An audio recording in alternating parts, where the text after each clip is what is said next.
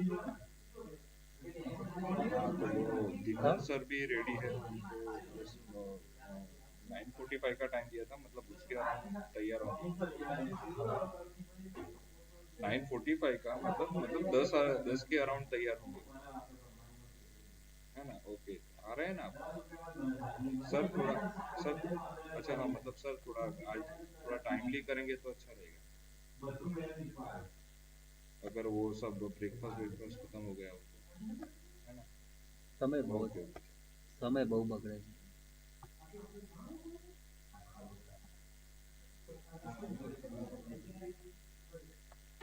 Live કરવા કીધું પણ અહીંયા છે જ નહીં તો આપણે કઈ, તો હમણાં કરીને હું કરવાનું? હજી તો એ ઘરેથી નીકળ્યો છે.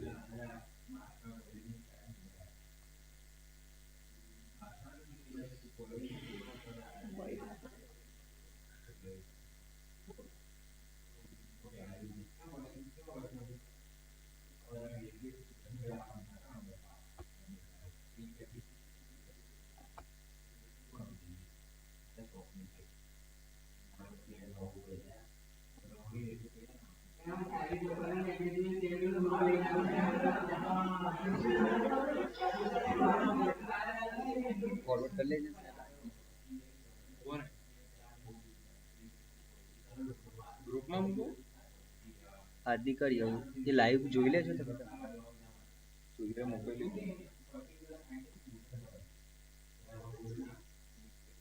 કીધું આ લોકોનો અવાજ અત્યારે બંધ કરી.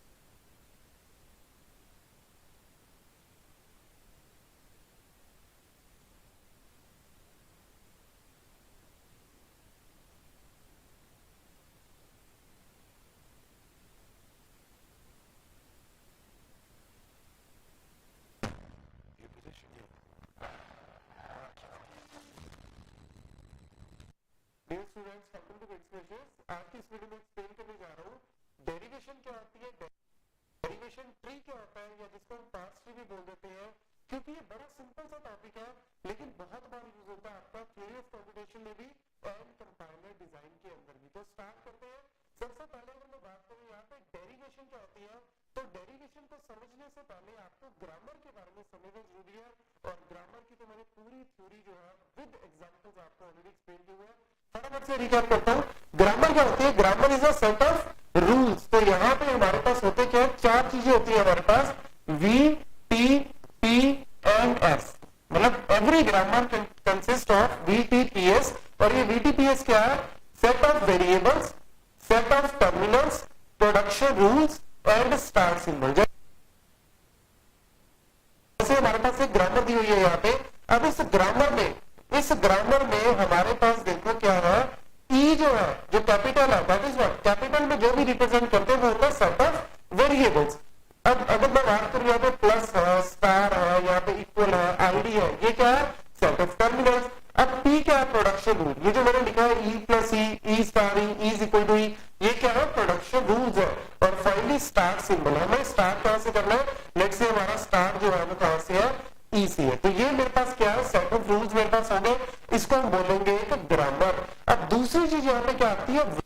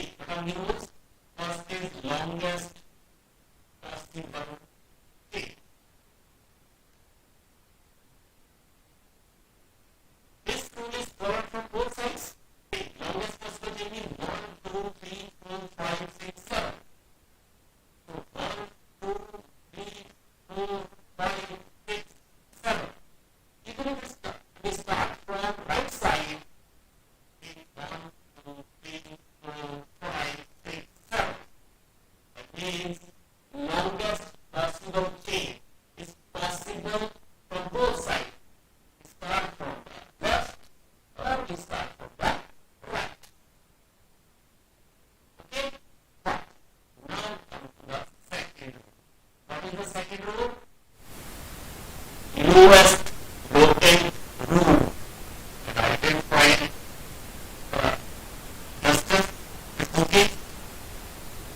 Lowest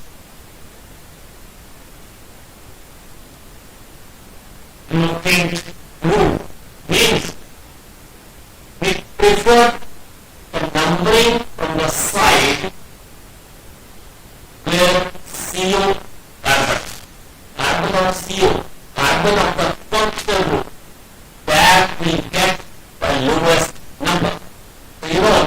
you start numbering from this side, CO will get number 2.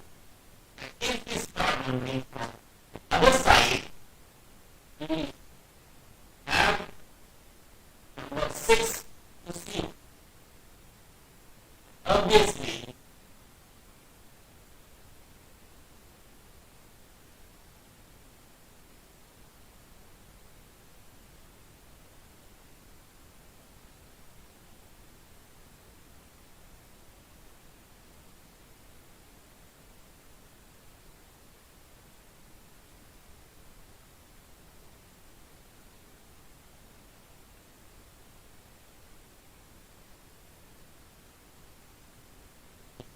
this is the right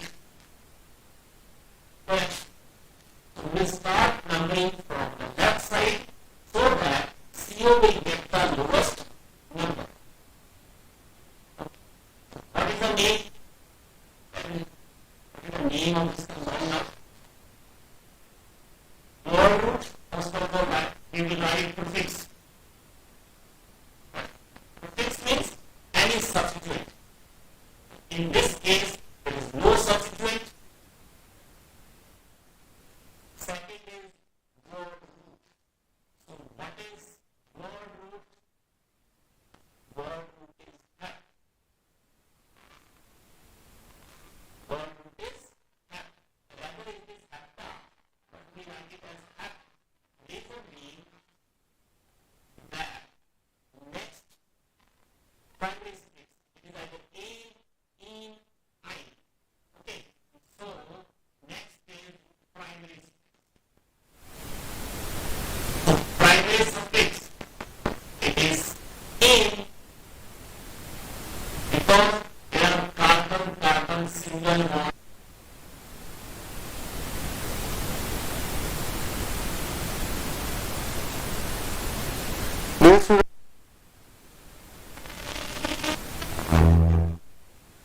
આપણો દેશ આઝાદીનો અમૃત મહોત્સવ ઉજવી રહ્યો છે ત્યારે જ MM કોલેજનો અમૃત મહોત્સવ ઉજવાઈ રહ્યો છે.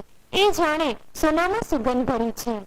આઝાદી પૂર્વેની અજમેરથી અમદાવાદ સુધીની એકમાત્ર ઉચ્ચ શિક્ષણની સંસ્થા એટલે MM કોલેજ.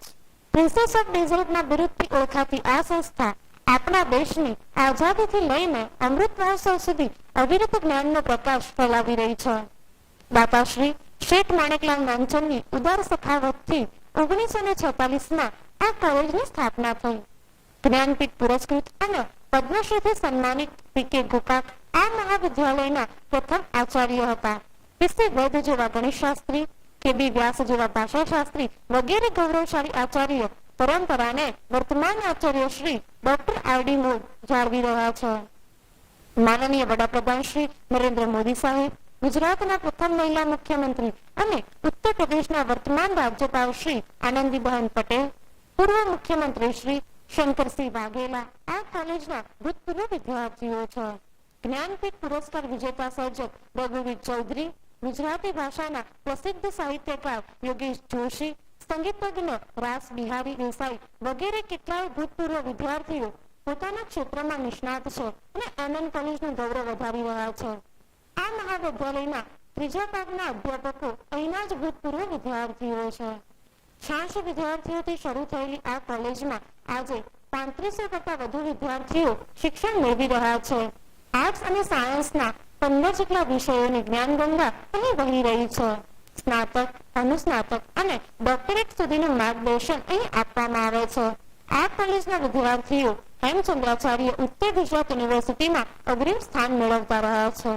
શૈક્ષણિક પ્રવૃત્તિઓ ઉપરાંત સહઅભ્યાસિક પ્રવૃત્તિઓ જેવી કે રાષ્ટ્રીય પર્વ, NCC, NSS, રમતગમત, યોગ, સપ્તધારા, SSIP, innovation club, CWDC, finishing school વગેરે દ્વારા કોલેજનું વાતાવરણ સદૈવ જીવંત રહે છે.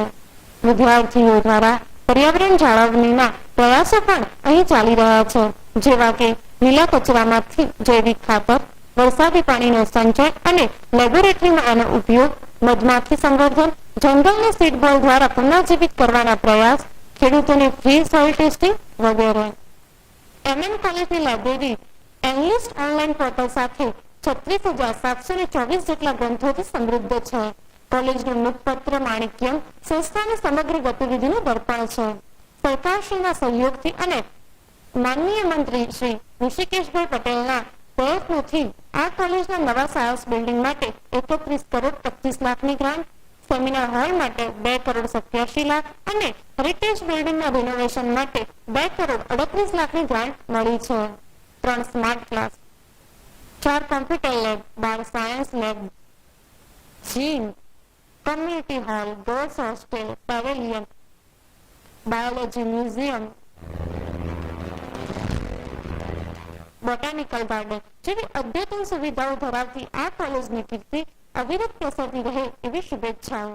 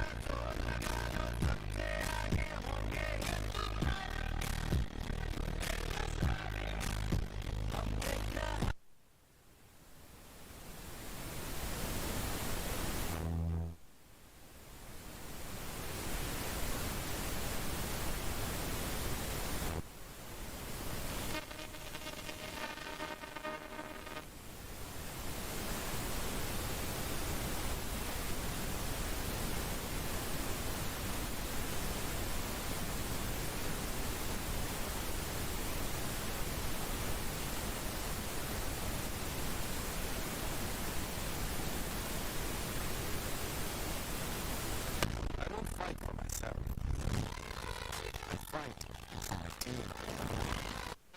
Previous video, we have studied the balancing of MnO4 negative to Mn2 plus and C2O4 2 negative to CO2 in acidic medium.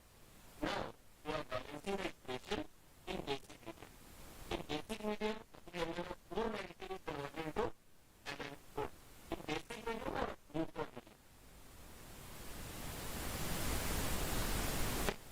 So, in basic medium, first step is this. We have to separate the reaction product into reactions. First is MnO4 negative. So, corresponding to MnO4 negative, what we write here? MnO2. Corresponding I negative. I. So, first point is balance the atoms other than oxygen and hydrogen. So there is manganese, one manganese, and other side is also one manganese. That means they are already balanced. I negative, I already balanced. Means we have to balance oxygen. Yes. So in acidic medium, what we do? We add H2O to the side. And formula of the side, we are OH. But in this case, we add H2O to the side excess of then double OH negative hydrogen. Because basic medium has excess of OH. In acidic medium, we have excess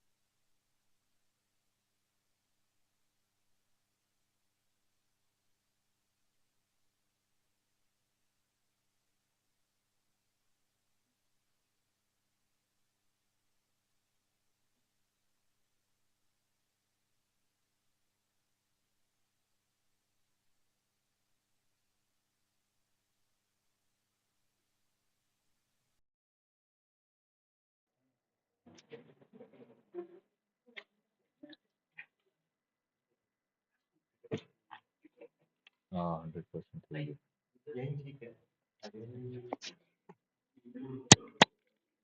બંધ કરી દો ને એ walker છે હે fit walker છે હા એક જ છે બીજું કઈ રોકર છે આપણી પાસે મારું રોકર નથી બોલજો હેલો આમાં લે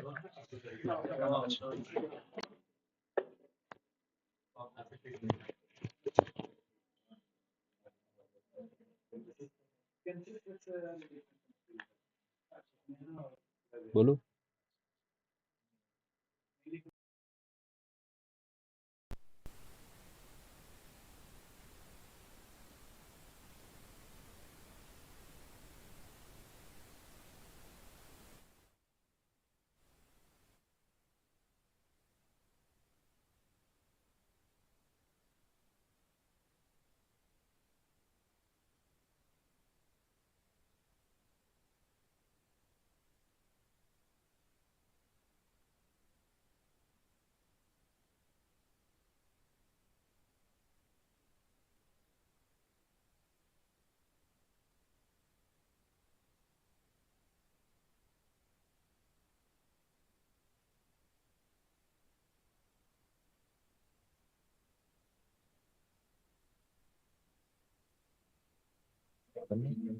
hello hello this is mic testing 1 2 3 hello hello hello હે ને?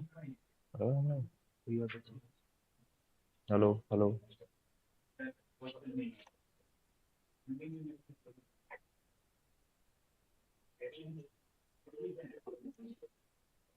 આવે છે ને બંધ કરી દો ને.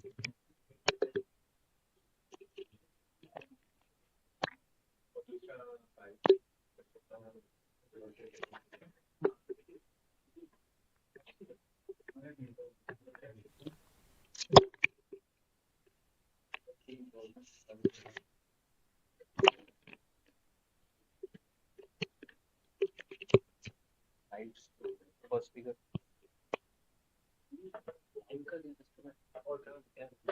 लाइव का तो फिर वायर ना मतलब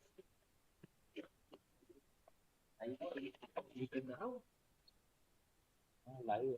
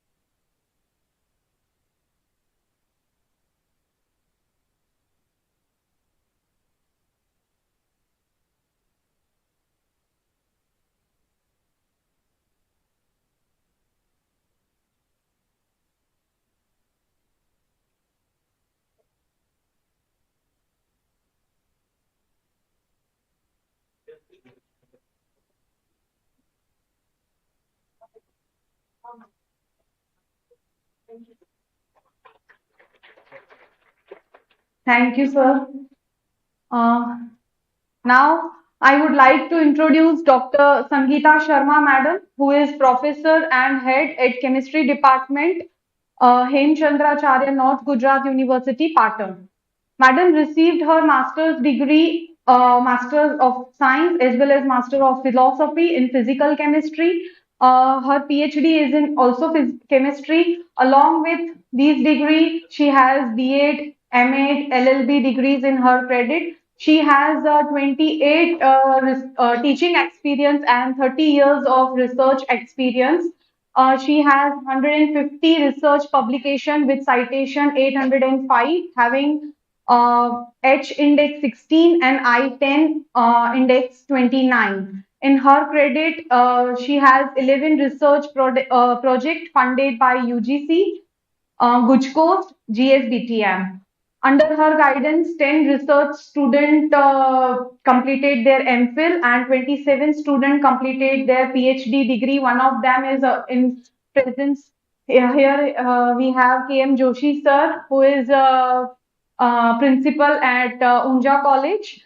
Her research area of interest are computational chemistry, thermodynamically calculation, solid state study of complexes, electroanalytical technique, chemical kinetics, corrosion studies, etc. Above all, she is the chairman for University Industry Linkage Cell Committee Against Sexual Harassment, NEC Assessor, Nodal Officer, NEP 2020, IQAC Coordinator. She has organized more than 50 seminar, workshop, conference, debates, etc.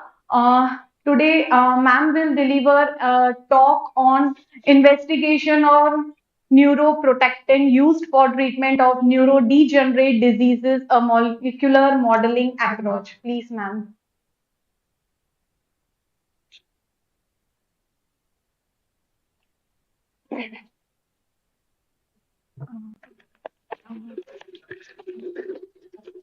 Ma'am, for online, we had this one. Now this is for offline. Ma'am,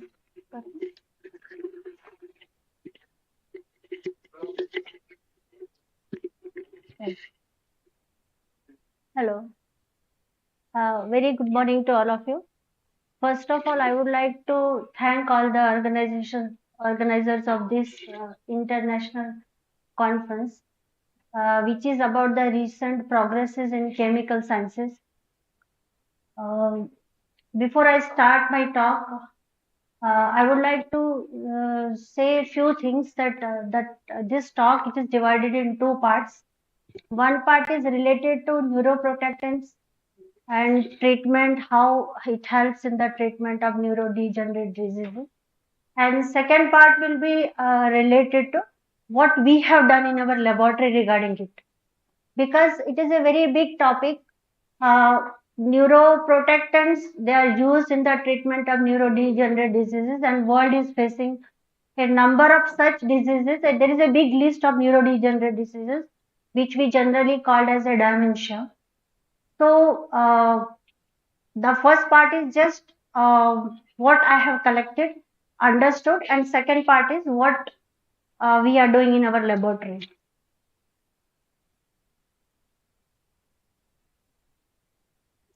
This is what I have shared as abstract for this conference. Now, what I am going to cover today, that what is neurodegenerative disease and its causes, why herbal medicines they are used as neuroprotectants, then what is the present world scenario regarding these neurodegenerative diseases, and what are the physiological changes that are taking place due to these diseases, and safety of herbal neuroprotectants, and then how molecular modeling can help us to understand the phenomena regarding these diseases. So this is very common definition which everybody knows, that what is a neurodegenerative disease. It means a disease that leads changes in our brain, that neurons and brain cells which are responsible for transmission of signals. These signals, when they get blocked in one way or another way, we get a disease called as a neurodegenerative disease. Now, what are neuroprotectants? A general definition is that if those which protect these neurons or neurological cells, it can be a medicine, it can be a herbal medicine, or any type of protectant which can protect our cells from the injury or damage which is taking place in the brain. If we look at the scenario at the world, there are 40 million people worldwide which are facing such type of diseases. We may know it or we may not know it, but many people, they are facing these diseases. The level may be different. So some of the common diseases which come under neurodegenerative diseases are schizophrenia, Alzheimer's disease, Parkinson's disease, depression, sedatics, and hypnotics. So I think many of us know about schizophrenia, Alzheimer's disease we have heard, Parkinson's disease we have heard. But all these diseases, they are also together known as dementia, because they help. These diseases mostly are responsible for damage in neurological systems. Now, some of the symptoms which I have written over here, how can you say that person is suffering from this type of a disease? Now, first is that memory loss. Now, presently, student at the age of 21 also says, "Madam, yaad nathi rehto." We are not able to remember. So, do we consider it under this? Second is emotional unpredictability. Many times we get emotional without reasons. There are mood swings. This is also one of the dementia diseases. Then taking time for routine tasks. There are people who take like doing simple job, they take hours to finish.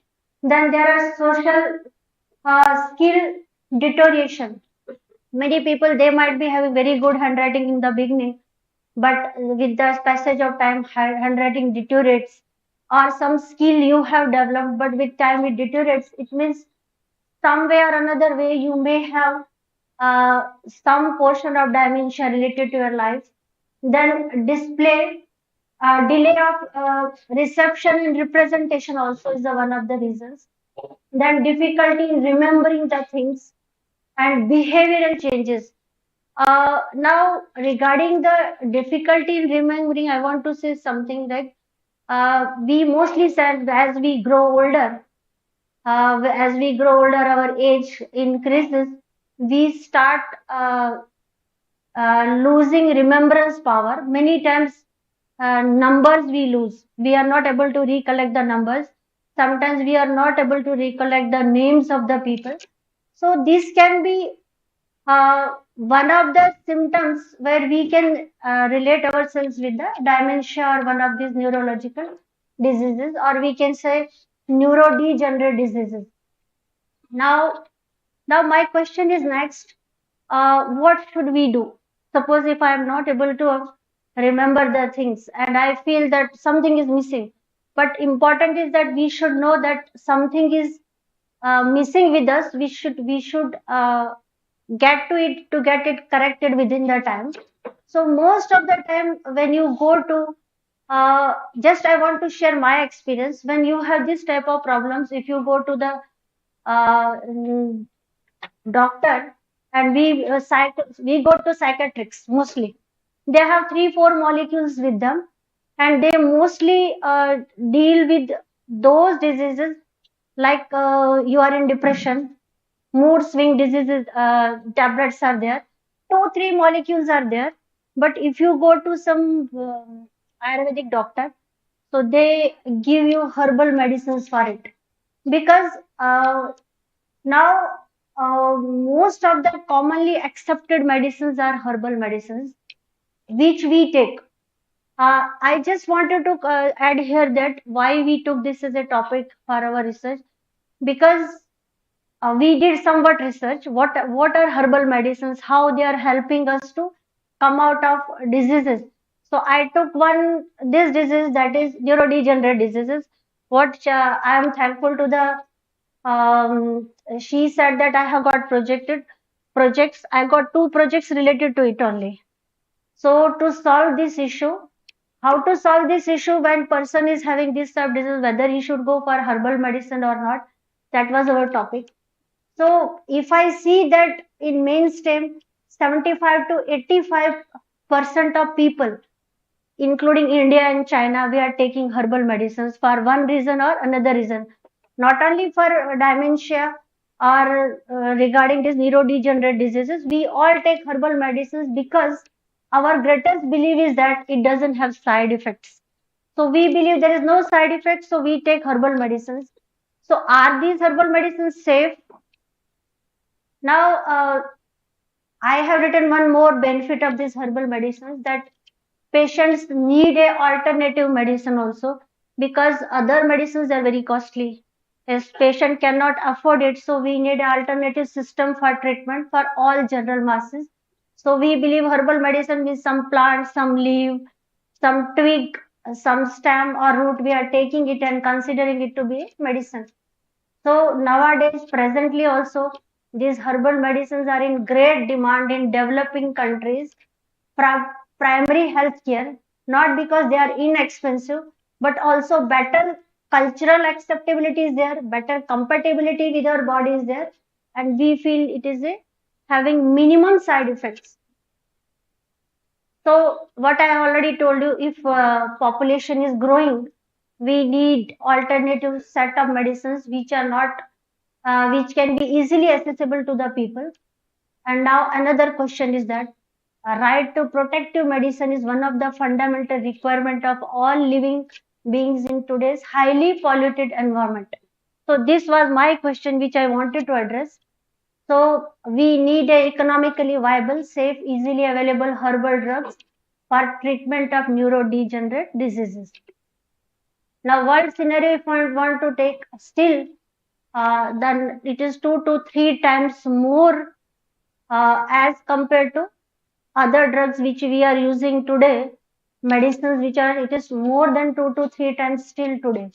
Now, advantage which I have already said, that is, it is minimum cost, potency and efficiency is that, enhanced tolerance is there, more protection is there, and fewer side effects are there. So if I take now, I have shown a slide to show that Indian scenario.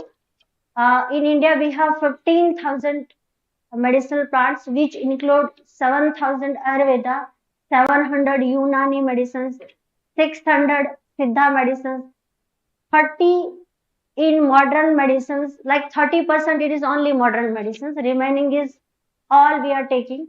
Herbal drugs used in cardiovascular diseases, it is 27%. Respiratory disease, we are taking 15.3%. For digestive system, we are taking 14.4%. For hypnotics and sedatives, we are taking 9.3% till today. So miscellaneous, there is 12%. So it means this much is the usage of herbal medicines every year. So my target is this 9.3%. If I see the global market, this is $5 trillion. It will be up to 2050. This is estimated, which I have taken the data for the herbal medicines. Indian annual production of herbal medicine is 1,000 million, and it is anticipated to be more than NRI 55 million. The exported value is not impressive because we are not exporting any herbal medicine except some of the medicine from China. Remaining are from our area only. So if I see Gujarat scenario, I have added Gujarat scenario. We have several medicinal plants growing in different regions. We have 37 nearly traders and manufacturers of herbal plants which are selling 100 these herbal products. Herbal products are produced in many cities of Gujarat like Vadodara, Gandhinagar, Surendranagar, etc. But what I mean to say, ki the product is number of, I think, uh, for neurodegenerative disease, what I could find out from the website and even talking with the traders, there is one component called as ginkgo biloba. So ginkgo biloba product is selling like anything in the market, and ginkgo biloba capsules are there.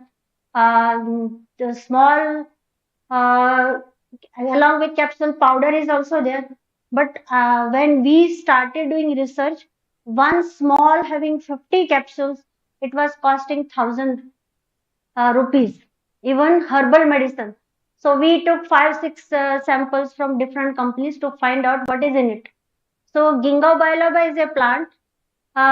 Its leaves, they are also sold. It is stem is also sold. It is bark is also sold. It is roots are also sold. So all it is different. Yes, ma'am. Ginkgo biloba. It is ginkgo biloba is the name. Hindi मुझे मालूम नहीं ma'am, but I have purchased, it is selling in the market by the name of ginkgo biloba. Abhi, this is one I have shown slide. Now, what can be the cause of this neurodegenerative disease? So I have put a slide. There are like general causes that people say nobody knows exact what is the reason behind it, this neurodegenerate. But these are some of the reasons. People say those who are taking tobacco and excessive alcohol, they can be more is prone to this type of disease. And then those who have already history of some earlier diseases, they can also be more prone to this. Daily diet is also contributing. Your earlier like heart attack, kidney problems, if you are taking lot of drugs, medicinal other drugs, they also can have this type of neurodegenerative diseases. And most important thing, they have found it that there can be a genetic reason also.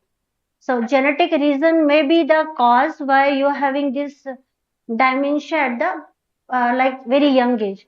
Now, if we search out the data, we can find out that most of them, we say if you grow up above 60, so you have loss of memory, you have loss of thinking, your body becomes like more less receptive to other things. But I have seen many young people also, because of their like daily habits, getting up late, eating late nights, they also have the loss of memory issues. Now, do you think or do we believe that they are having neurological problems, or their brain cells are not working properly? So it was very difficult to relate these things with the studies. Even when we went for medicinal, I went to some doctors, I asked them, what is the reason behind it that this is happening? There are so many theories, but nobody exactly knows what happens. There is no testing. Can we have a testing that he is having, if a person is having schizophrenia, or if he is having Parkinson's disease or Alzheimer's disease? There is no testing. Only behavior changes are the only symptoms. They are taking symptoms as a diagnostic factor. So what we in our chemistry, we thought what can be done at our level. So again, safety of herbal medicines containing neuroprotectants was the issue. Now, why I'm talking about ginkgo biloba?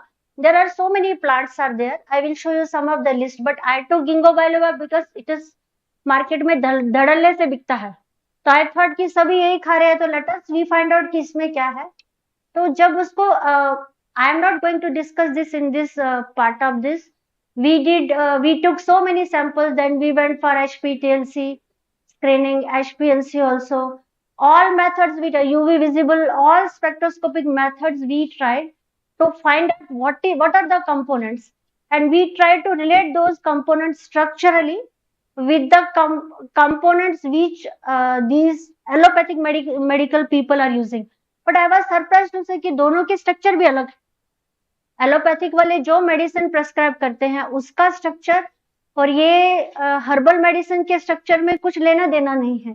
इसका मतलब ये हुआ कि जब brain cell में there receptor is there ना, so when they are connecting with the brain cells, what should be the binding facility, how it can protect our brain cells, that was our one of the targets. So we took all the samples, and recent findings में से हमने क्या देखा कि we all know that if there is a plant, it will have so many number of components. So components will be major component, minor components, flavonols they are there, flavonoids are there, ginkgobialoids are there, A, B, C, D, G. There is bialoids are there. Now then again question was there, if there are 50 compounds, out of 50 compound, which compound is responsible for stopping this disease? Because in allopathy we are giving only one medicine, there will be on one medicine which is treating it, but here we have a combination of 100 components which are being used for treatment of this disease. So when we got it checked, but many of them products were having one component, missing all the others. Taking a tablet, analyzing it by methods which are analytical methods available, we could find out that many of them are not having the components which are required in that and which are listed in that. Some are missing, suppose 10 compounds are there, 7 are missing, only 3 are there. And for that we have taken all measures, but we couldn't come to a complete conclusion कि ये bottle हम लाए, फिर हमने 10-10 tablet का भी mix किया कि एक बॉटल में से 50 टैबलेट है, तो we took 10 tablets, then we tried to find out what should be the concentration. Again, what was expected, it was not there. So now my question was that is why I have written that ki what if we are taking or spending this much of money on the herbal medicines, there should be some guidelines, there should be some regulatory body, so that we can get that amount of thing which we wanted to have. But Again, I had a problem. I went to Ayurvedic doctors. I asked them how many ginkgo biloba tablets you are like suggesting. Contacted many of the doctors, but even they were not able to tell us how many people has taken these tablets and whether they are cured or not. What was their early stage? What was their later stage? So this already we have done. Now again I am showing you this is Alzheimer's disease table showing that this is red, green. This is see in this is they are showing इस area में लोगों को high है, यहाँ पे लो है. ये एक table I have taken from the data showing that कि the number of people who are suffering from this it is not low, it is increasing day by day.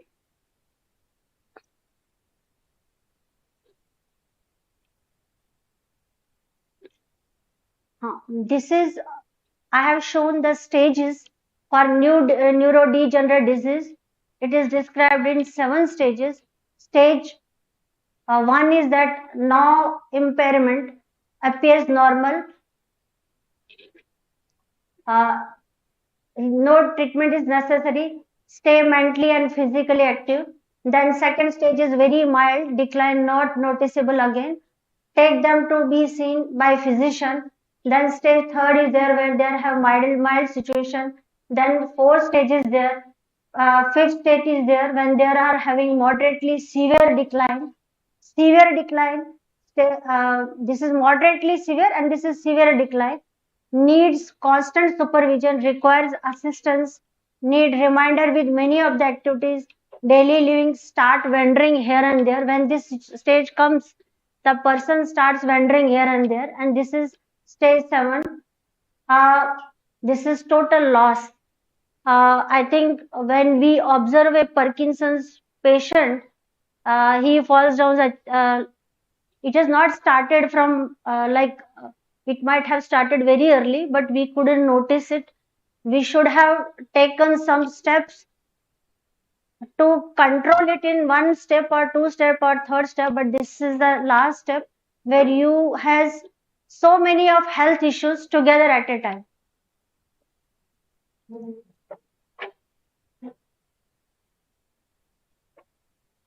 Now thoda sa I would like to discuss regarding brain cells and neurodegenerative disease. So we all know that there are 1000 billion neurons found in brain, and for network and communication one neuron connects with the other neuron, and neurons specialize to support the neuron and nourish the other cells for different things which our body does. Neurons also process and store an information and communicate with other cells. Now what happens when the patient is having dementia? These things happen. Protein plaques are there. Protein tangles develop in the brain cells, which lead to the death of brain cells. Now these plaques are deposited of protein fragments called as beta amyloid that build up in spaces between the nerve cells. Triangles are twisted fibers and another protein is called as tau that build up inside the cells. Why I am showing this slide? Because this is not related to chemistry people, but when I go for modeling, I need a receptor, so receptor will be these only. So what I could say ki when their plaques are developed, you get affected by beta amyloid, and tau protein is also that which is getting affected when you are having this type of a problem. Now autopsy when has taken place with the Alzheimer's disease, so these some proteins has been detected from the autopsy taken by the people for finding out the reasons behind Alzheimer's disease. So one of the reasons behind these beta amyloid plaques and tangles, it can be once a person is having brain stroke. So strokes also damage the brain cells. So now question is that when there occurs a stroke in a brain, which area is damaged? Accordingly, a person loses his capacity. Some people, they are normal after brain physically, but they have eye problems, they have lost some eyesight. Some after brain strokes, they are physically okay, you will see, but they lose the memory. They are not able to remember their people. So because of these strokes and damage to brain blood cells, this can happen. Plaques and beta amyloid tangles can be developed. So they can lead to dementia, out of which I think Parkinson's, Alzheimer's disease, even schizophrenia, they can be seen among the people. ये मैंने एक picture रखा है. Picture is not developed by it. It is taken from some data bank. How these look like. This is role of plaques and tangles in neurodegenerative disease. This is A beta. This is a protein. A beta plague is there. What I said, plagues and tangles. तो ऐसा हो जाता है. ये ऐसा होना चाहिए. ऐसा it becomes like this. AB plague is there. This is also like, these are good. This is like this. This is tau protein. When it, see, this is tau protein and this is plagues. Tau protein is basically, it should be like this. But when there is a damage, so what we try to predict from our data, because we are not biologists, we are chemists.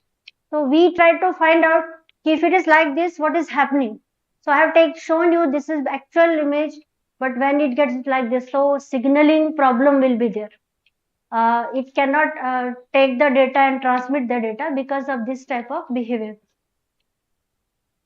Now, why should we study? Now, why should we think ये Alzheimer's disease है या डायमेंशिया है या neurodegenerative disease है? तो why should we concentrate on it? Because only 9.3% I showed the data that 9.3% people are taking this medicine. This is one of the table again we have taken. See, they show this is data not taken by India, but they say this is $305 billion. If a person, total costing of a Alzheimer's disease, दुनिया में patient को लेके Alzheimer's disease में कितना खर्चा होता है, ये उसका एक टेबल है कि medicine, if he is taking this much of medicine, this is $1.158 51% he is taking medicine, 17% he is taking medic aid he is taking, out of packet he is doing this much, and other he is spending this much. So total in the world, this much amount has been $305 billion amount of dollars spent every year on the patients who are suffering from this type of disease. अगर ये बीमारी ना हो तो we can save this much of. और ये इधर मैंने ये दिखाया है funding of research chart from 2017, क्योंकि इतना सारा दुनिया में wastage of money, I can say this is we are spending on a disease. So if we can save it, then again we have to go for the research. This I have shown a research table, 2007 to 2019, the different amount of they are spending on this funding on this disease worldwide.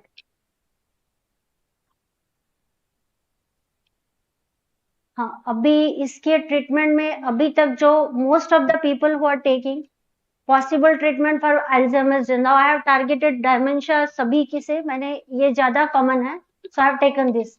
So one common truth is that people are not taking medicines for Alzheimer's disease. In the treatment which people are taking, that are taking for the effects of the Alzheimer's disease. They are not taking any medicine for a brain.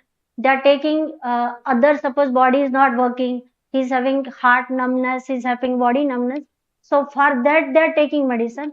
But mostly Ayurvedic therapy is commonly people are taking for this type of disease. Herbal medicine they are taking, homeopathic medicines they are. But this portion medicine, directly taking a medicine for Alzheimer's disease, there is no medicine available. They are treating for different organs which are suffering from this disease. Now this we have to like co-curricular activity therapy. So person who is having this type of, to make his body active, different parts active. So art, music, dance, they are also using to cheer up the person. And alternative activities like specific yoga, asanas, pranayams, meditation for stress management, eating healthy food, fruits. These two are also very commonly adopted by the people and their family members to help the persons who are suffering from this type of disease.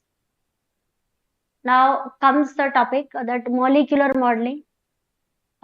With a few lines I would like to say about molecular modeling.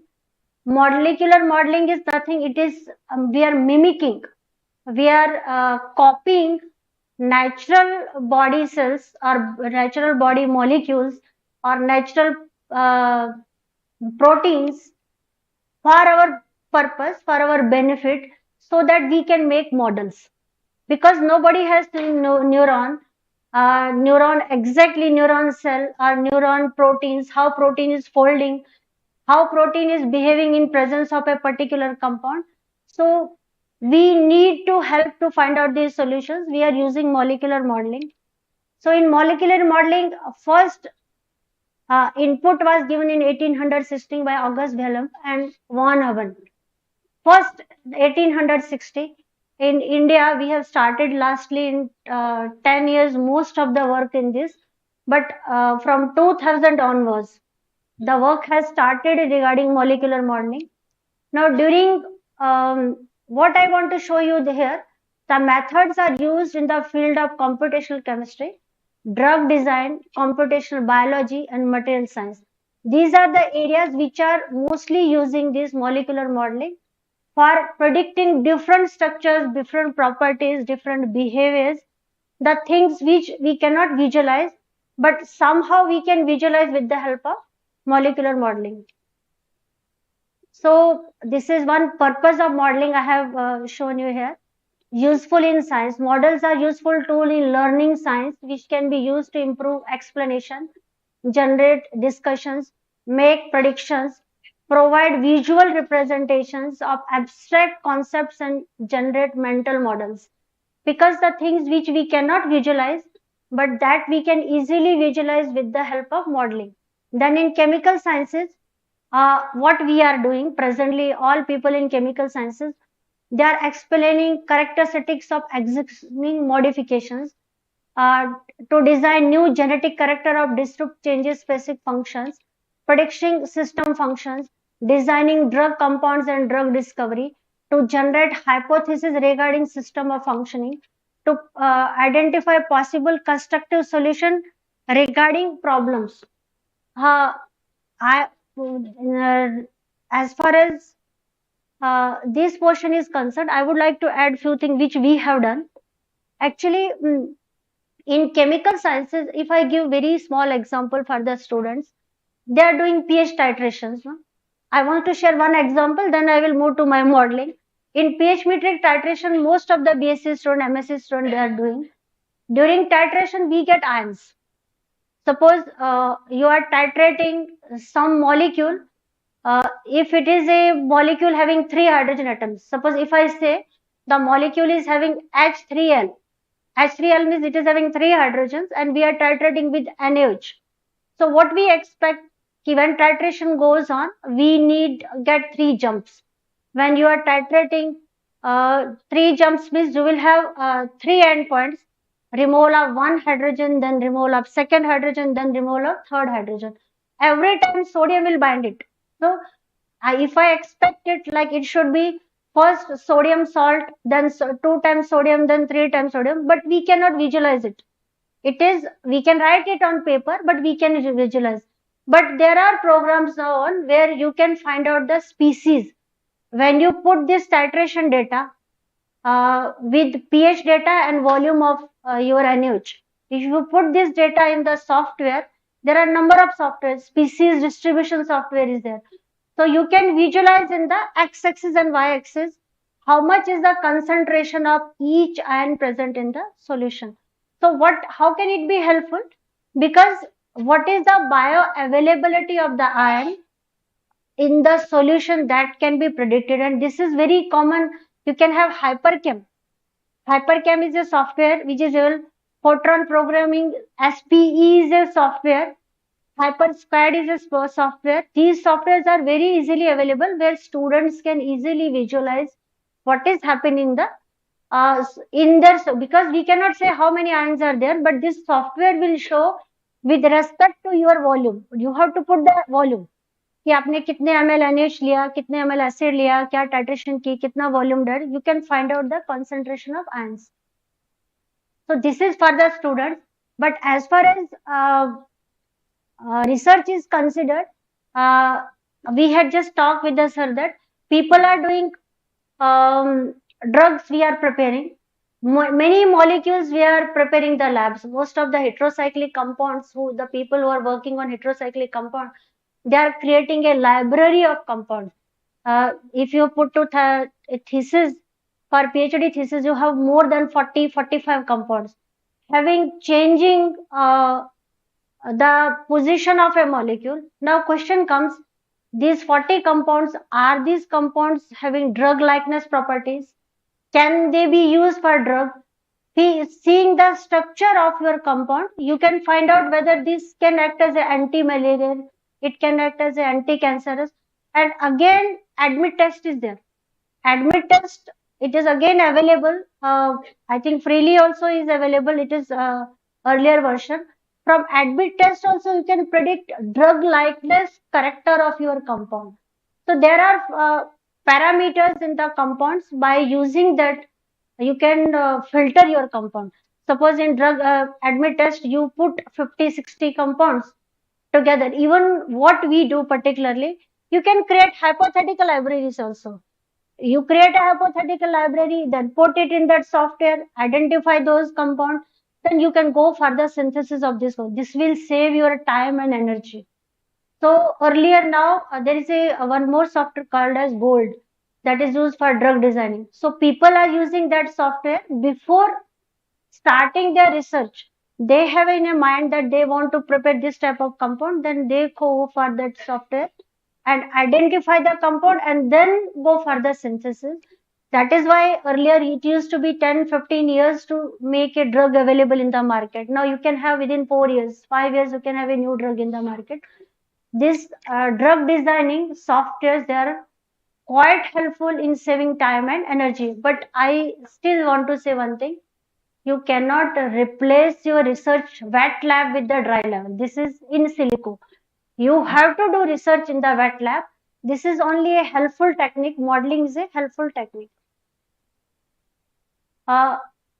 Regarding models, if you develop models, we have this type of 4 types of models are available.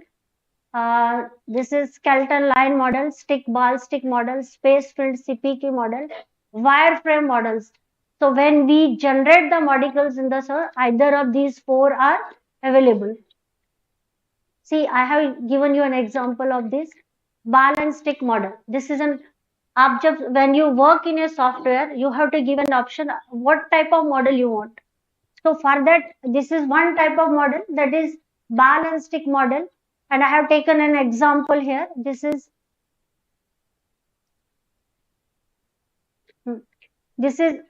Xantec ranitidine molecule is there. See, when the molecule changes, this is nitrogen, this is the color also you can choose. This is white is hydrogen, see gray is carbon, blue is nitrogen, red is oxygen, yellow is sulfur. So these colors are already inbuilt in the software, but you can even change the colors also. So this structure, if you show to the students, they can immediately say what is the exactly, and you can even rotate these structures also there. This is CPK model. This is C. This is showing how molecules are packed together, and this model was developed by Corey, Pauling, and Colton. And again, same ranitidine molecule is there. This is shown. This is again your choice. How you want to show this? This we use. This is mesh surface rendering model. See here you have orange color, red color. This is, see यहाँ पे this is written as Roy G. Bean. This is red, orange, yellow, green, blue, indigo protocol. This structure, when you develop this mesh on the basis of electron density and charge, this mesh comes. So by using these values, and we can find out where the binding can take place. Now थोड़ा सा background में ये computational methods for molecular are developed. So what software you get, it is on the basis of classical and quantum mechanics, Huckel molecular orbital theory, extended Huckel molecular orbital theory, and ab initio techniques are there, which are used to develop these methods. Now, when MSc student comes to me, कि madam आप quantum नहीं फालतू हो. In MSc 1, we have a quantum chemistry portion, 2 units are there. UGC has put it there in the syllabus because of this, because future will be there only. Because we want save time, energy, chemical, glassware, everything we want save. So you have to concentrate on this only to understand these computational methods for molecular modeling. You should know, and this is there in the syllabus itself in MSc 1. So for the students, I have advised that you should certainly read it with your heart and mind so that you can do something in computational chemistry. One more advice to the students who are doing project work or doing like preliminary type of research. You can take this computational software and do wonders with these softwares, but you have to learn those softwares. Now, next, what I wanted to show, what we have done in our lab, HNGO lab, what we have done. So my objective was first to find out presence of neuroprotectants in herbal medicines. So when I did the survey, I found this is choline is there, folate is there, B vitamins are used, ginkgo biloba, then omega C polyhyd. These are the compounds which are mostly found in neuroprotectants. So I found a library of compounds. This is found in fish oil. This is rhodolite is found in this plant. These are the list of the compounds which are commonly available in most of the neuroprotectants. आप कोई भी न्यूरोप्रोटेक्टेंट use करें, इनमें से कोई एक तो होगा. ठीक है. उसके बाद now this is common compounds which are used by Alzheimer's disease in herbal formulations. So again I made a library and I could find out ginkgo biloba. Ginkgo biloba has main components at terpene, trichlorides, gingolides A, B, C, G, biloba. This is a list of compound and more than 100 compounds. So to find out where should I start and which compound, because being a chemistry person, I cannot say roughly कि ये सारे के सारे bind होते हैं और all these can join together to protect a disease. So again I did one more survey and tried to find out, this is schizophrenia disease, this is allopathic medicine, this is herbal medicine. Then I tried to find out the structures were not relevant. Now what to do? Then again I had an option only to go for molecular modeling. Which of these structures can bind with these which I told you, tau proteins, AB proteins, beta amyloid. So for that again I have to go for the again this is, I am showing you one flavanol. In this flavanol, see R1 and R2 and R3. These, by changing these R1, R2, 3, we are having this much of compounds. Only by changing R1, R2, R3, these are the name of the compounds, and these compounds are also present in ginkgo biloba and having, I can say this can be a major compound even.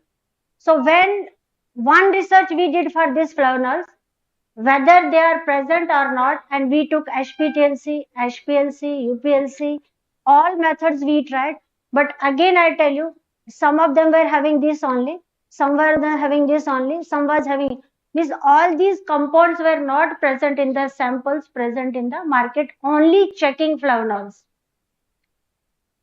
Now what we do?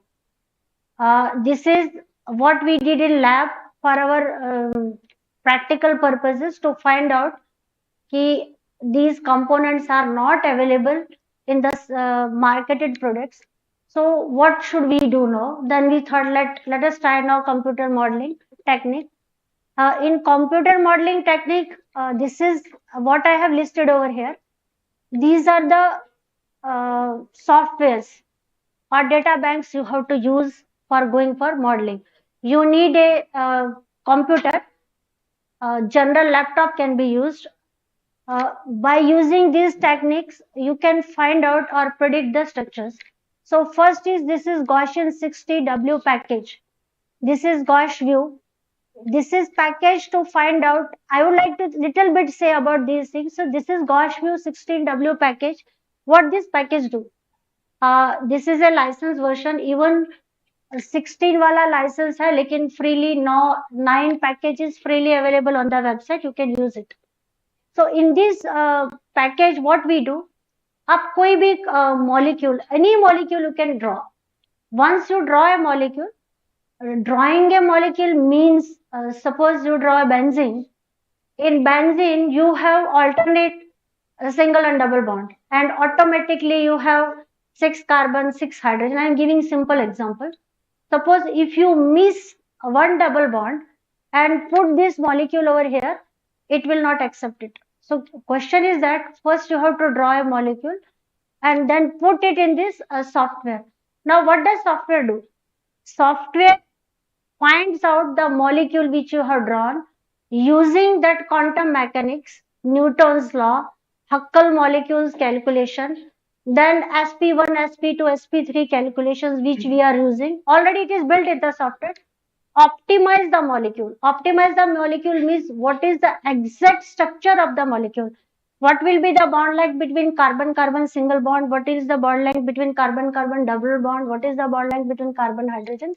That software builds itself. Even angles are, what is the angle between these structures? That is also decided by this Gauss view. Gauss view. Now in Gauss view presently, you can, if you have a molecule, you can take IR. You can take NMR also in this Gauss view. आपको IR NMR लेने के लिए sample भेजने की जरूरत नहीं है. आप Gauss view पैकेज में मॉलिक्यूल को ऑप्टिमाइज कीजिए. वहां पे ऑप्शन है take NMR, take IR. Now what we do in our research, we optimize the some molecule. Just I told you flavanol, one of the flavanol we took, we optimized it, then we take it as IR, and that IR we match with the IR which is available on the website. क्योंकि बहुत सारे known compound के IR NMR data bank में available है.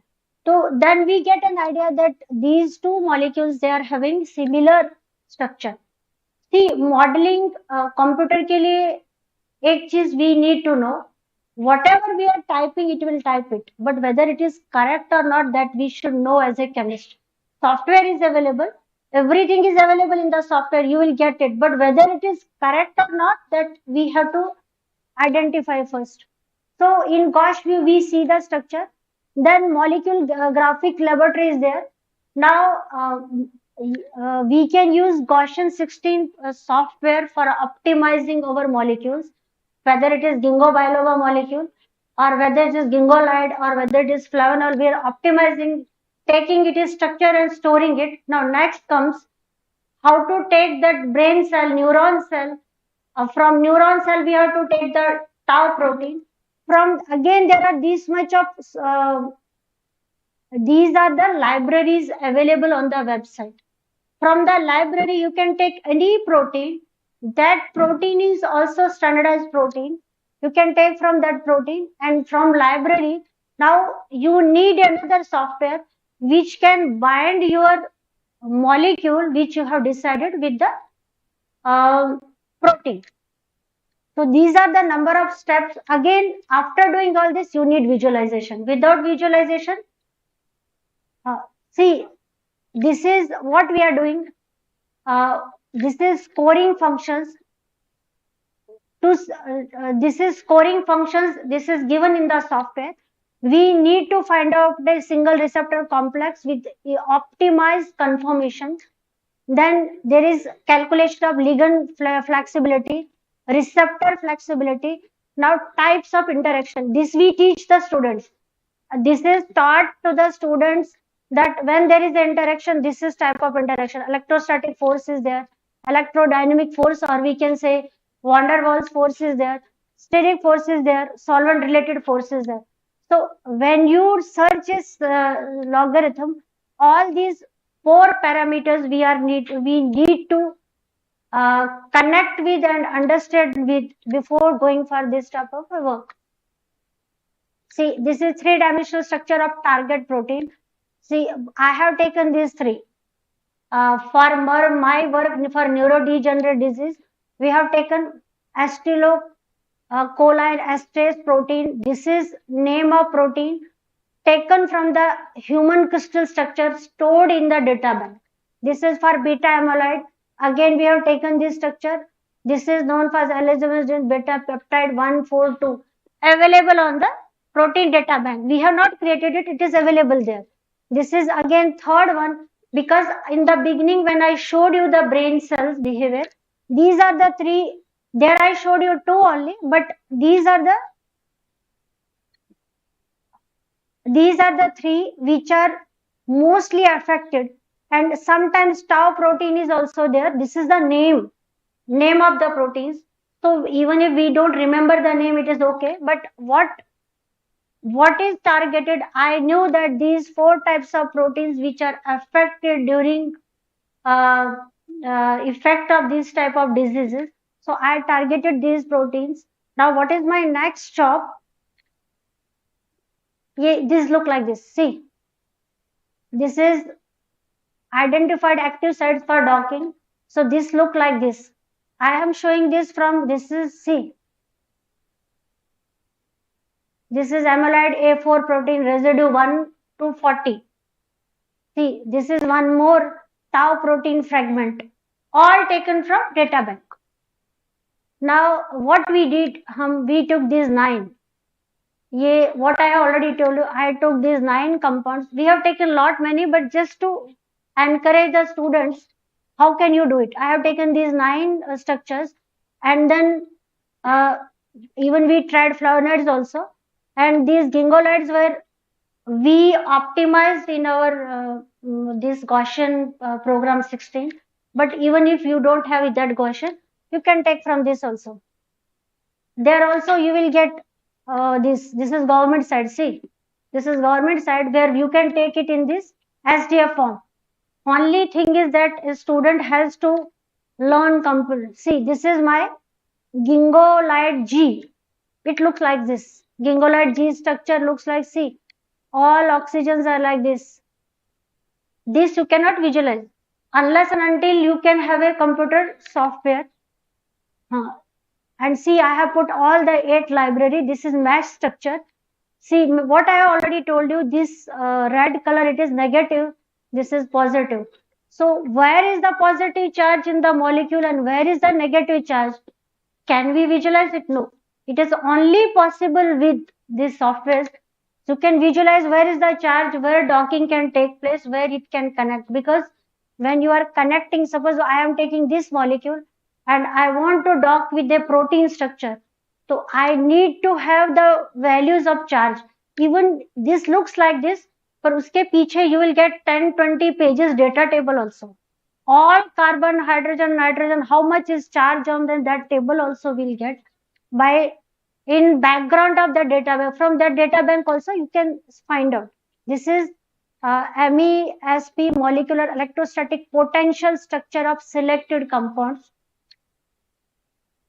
Then we have, now just I wanted to say something about this docking software is available, freely available.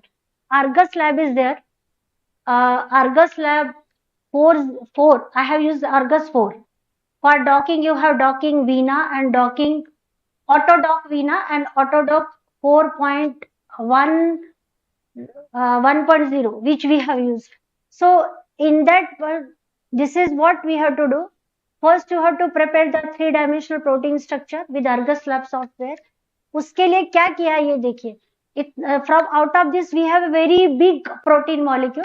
From that big protein molecule we are selecting in a box this much, 30 into 30 into x-axis by using this much of angstrom. It is, we are selecting a grid of this and then we will dock our molecule with this structure.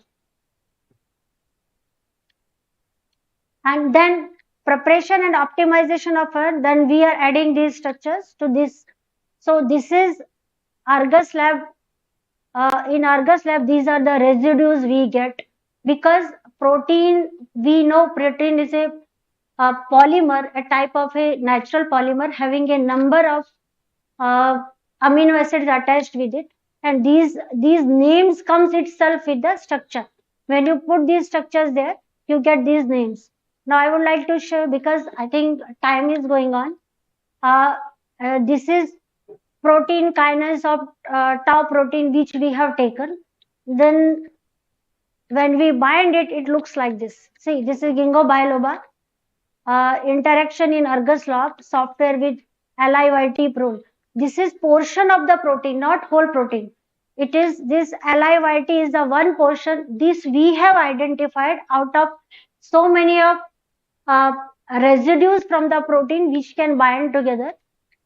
Now this is docking analysis. This is the result I have shown one molecule. We got this. So epigenin was the one compound in which we got minimum energy -8, -7 for these two residues. See, this is beta amyloid. These two we have identified out of several.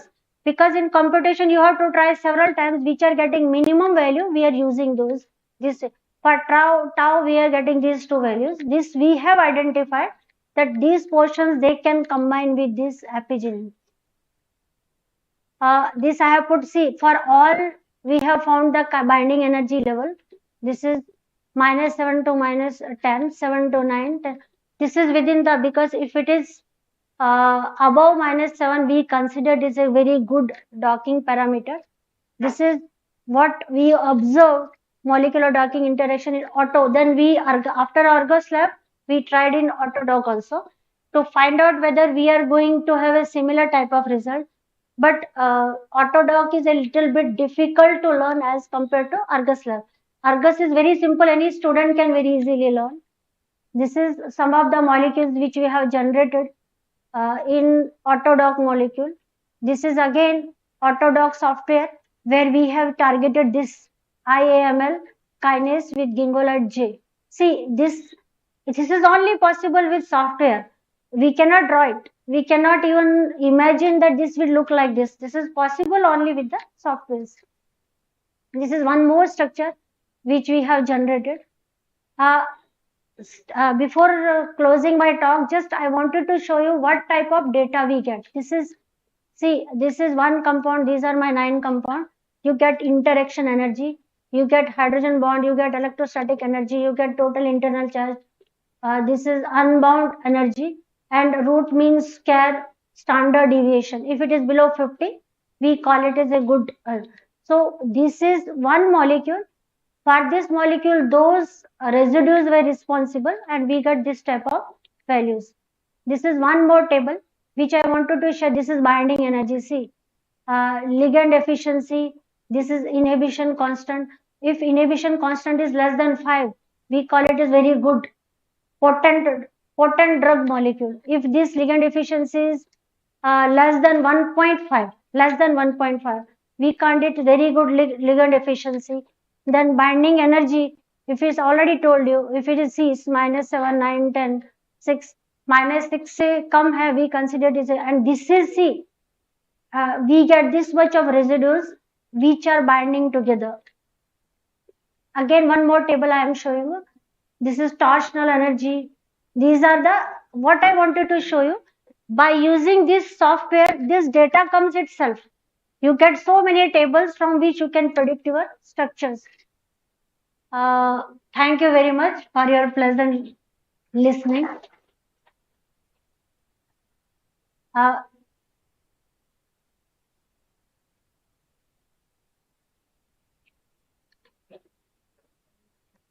Questions? Thank you, ma'am, for your wonderful talk. Is there any question from audience?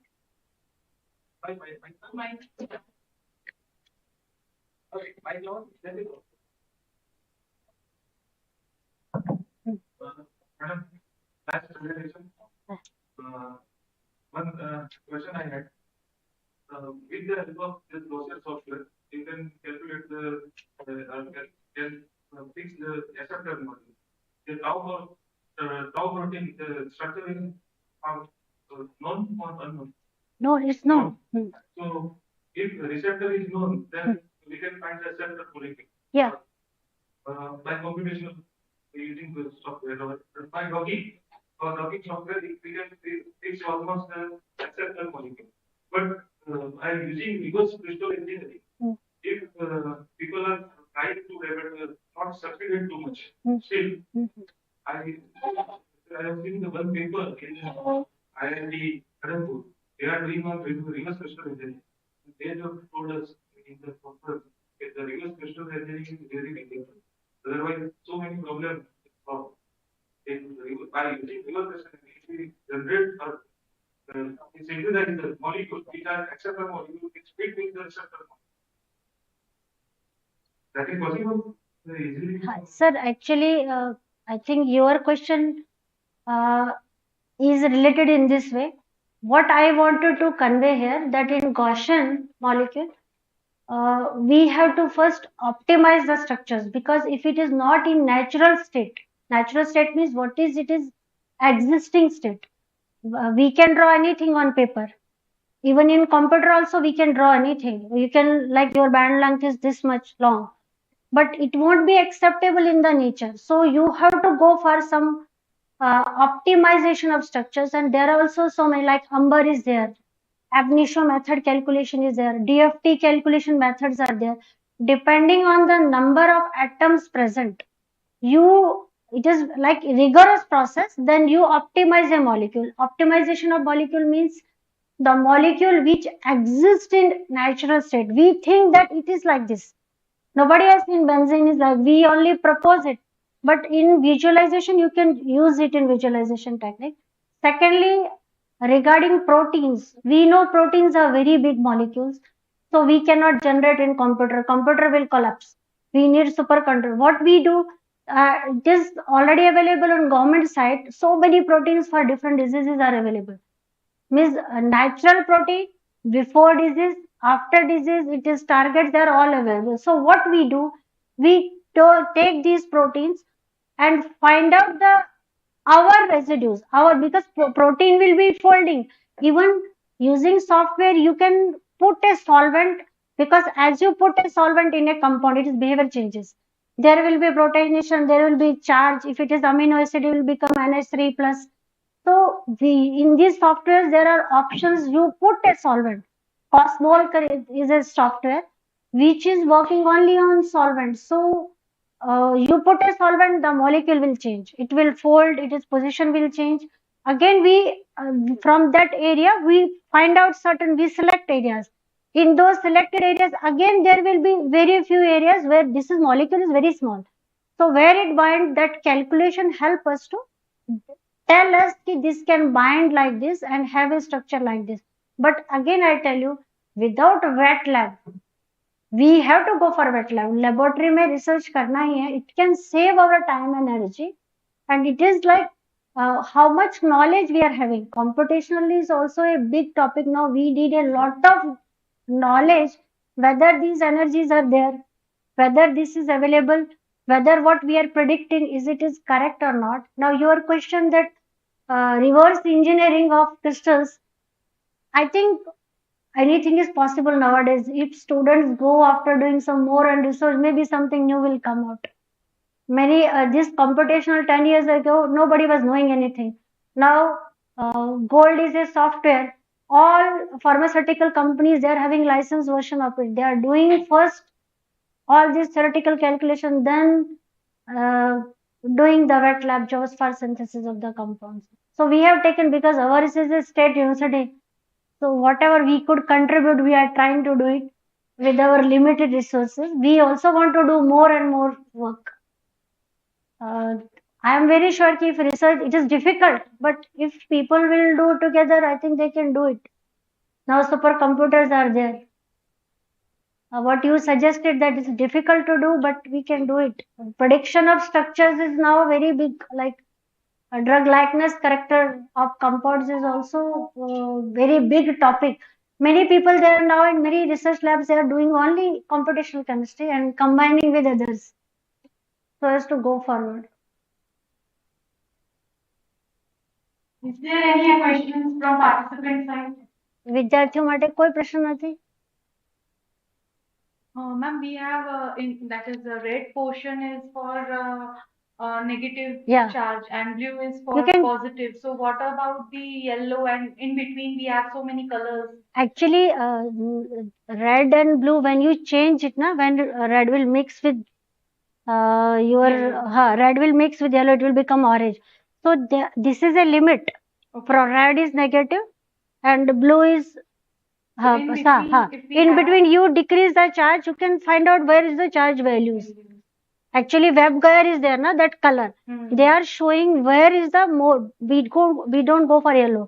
We only think about red or blue. Yeah. Regarding charge, so that charge transfer can take place depending on the structure of the molecule. So thank you, ma'am. Thank you. For explaining neurodegenerative diseases and molecular concepts. So now I request Dr. R.D. Moore sir to explain Dr. Momento and certificate of application.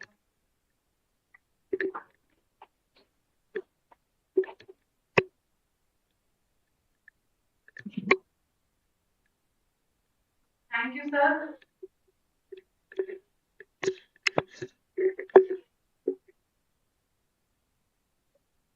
Now I request Arvind Sudhar sir for chairing the session on topic 9. Okay. Dr. Govind Kumar Rajesh sir will be the session chairman for Dr. Rakesh Kumar.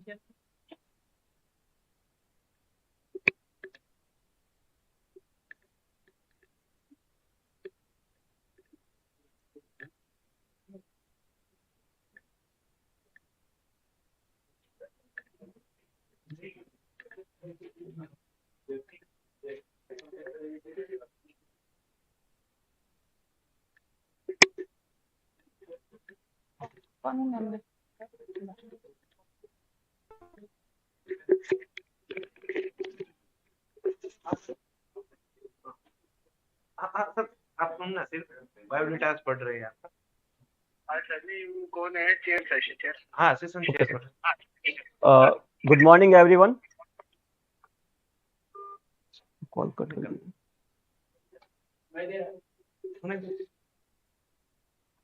Good morning everyone.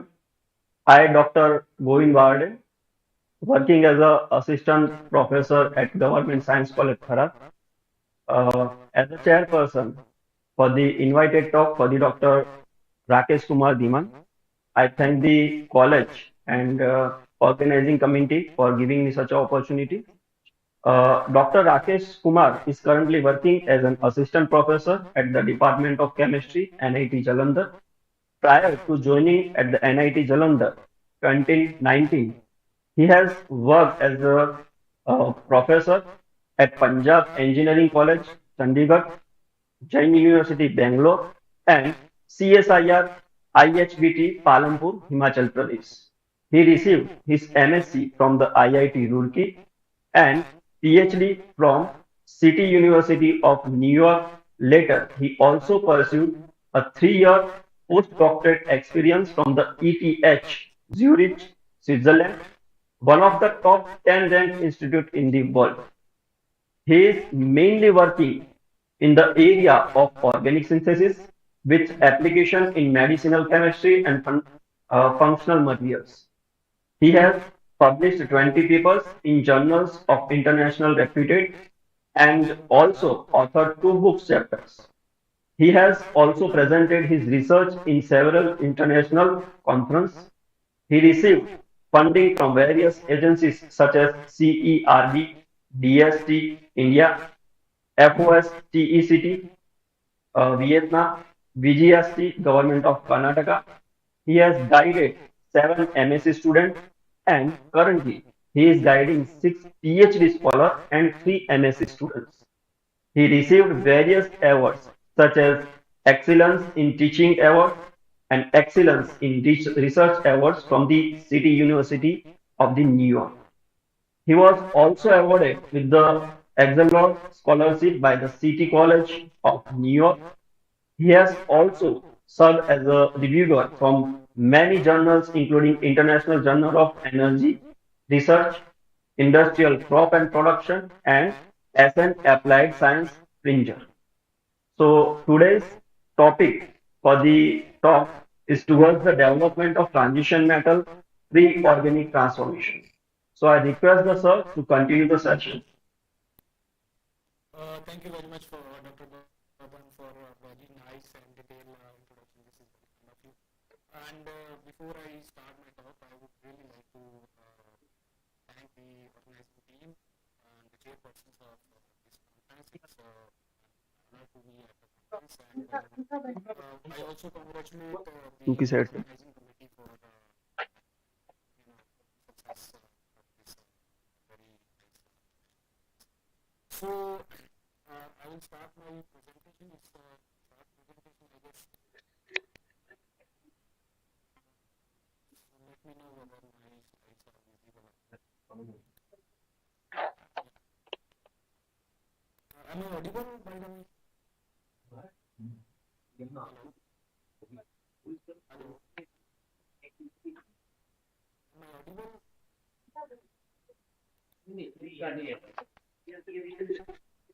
Hello? Am I audible? Hello? Dr. Pradhan, am I audible?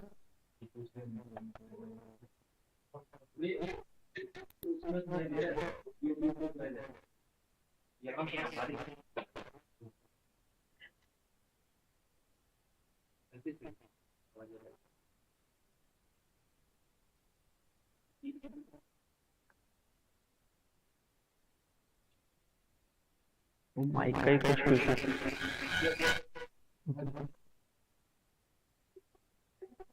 Hello hello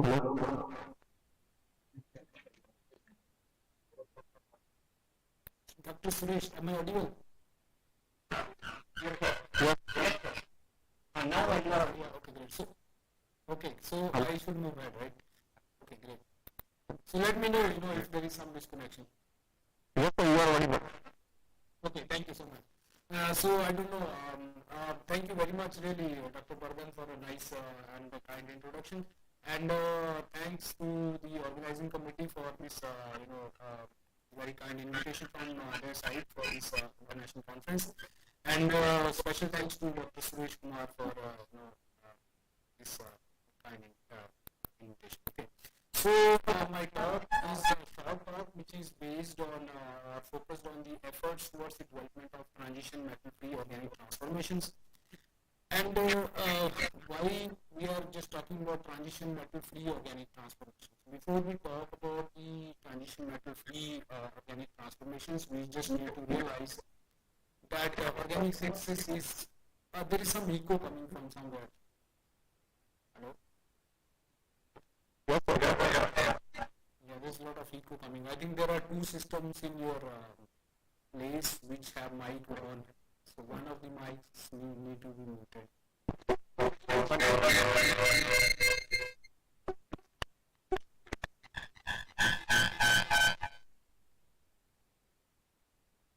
Hello. Am I audible now?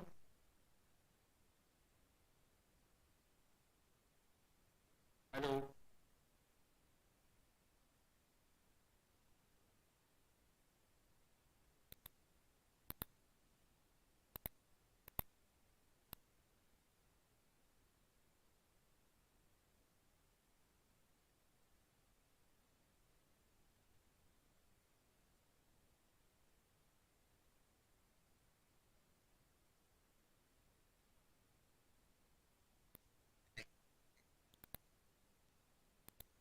So yeah, before I talk about the transition metals in organic synthesis and why do we need to really do the reactions without the transition metals, or we need to develop some approaches wherever possible we can avoid the transition metals. And before that, I would just like to focus that organic synthesis is basically a very important area of chemistry, and I think most of you would agree with that.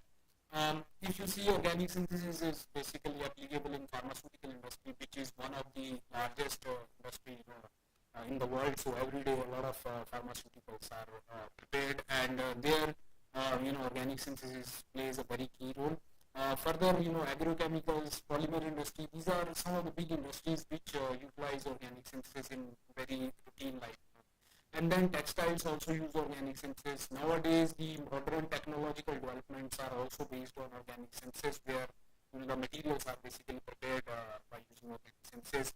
Solar cells or these functional materials such as optoelectronic devices, new LEDs, or you can say these new LEDs or some other devices, energy devices such as supercapacitors or the batteries. They also utilize to great extent organic synthesis. So organic synthesis is really one of the major parts of chemistry, which has interdisciplinary interest, and interdisciplinary approaches are used for the synthesis of different type of organic molecules, which are used in different sectors of life. Okay. So what about the transition metals? Now transition metals are basically core of organic synthesis. That is what I would personally think, because transition metals have very broad applications in organic chemistry, and the major areas where transition metals are very commonly used are cross-coupling reactions. I hope most of you are aware of cross-coupling reactions. So cross-coupling reactions is one area where transition metals are very routinely used for coupling the two partners. And I would like to mention that cross-coupling reactions are very vigorously, or you can say very routinely used in, especially in pharmaceutical industry. And the metals that are mainly used is, palladium is very much commonly used in cross-coupling reactions. But apart from palladium, there are also other metals such as nickel, copper, cobalt, gold. These metals are also not to great extent, but they are used in cross-coupling reactions. Apart from the cross-coupling reactions, transition metals are also used in the CH activation and functionalization approach, which is a relatively newer approach than the cross-coupling reactions. And in this particular approach, the metals that are used are ruthenium is very commonly used, rhodium is used not very commonly, however it's still in use, and palladium is also used very commonly. And apart from that, there is another area which has emerged very recently. Last 15-20 years have been really very there are a lot of publications, especially coming in this area of photoredox catalysis. This basically is based on the use of solar energy for carrying out certain type of reactions. So in this case, ruthenium and iridium are the most commonly used transition metals. So there are a lot of transition metals that are used in routine organic chemistry. So why there is a problem? Why I told that there has to be transition metal free organic synthesis, or there has to be development of certain strategies. So you can see there are a lot of papers coming on catalysis, which mainly uses the transition metals, and you can see I have highlighted these metals here, and this actually data is taken from this paper.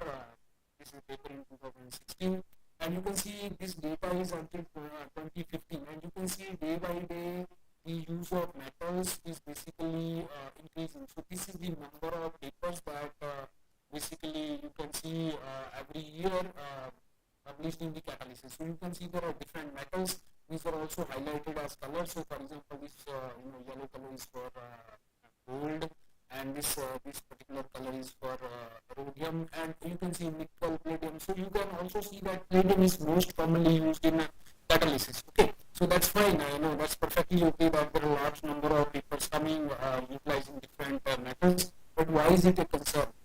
So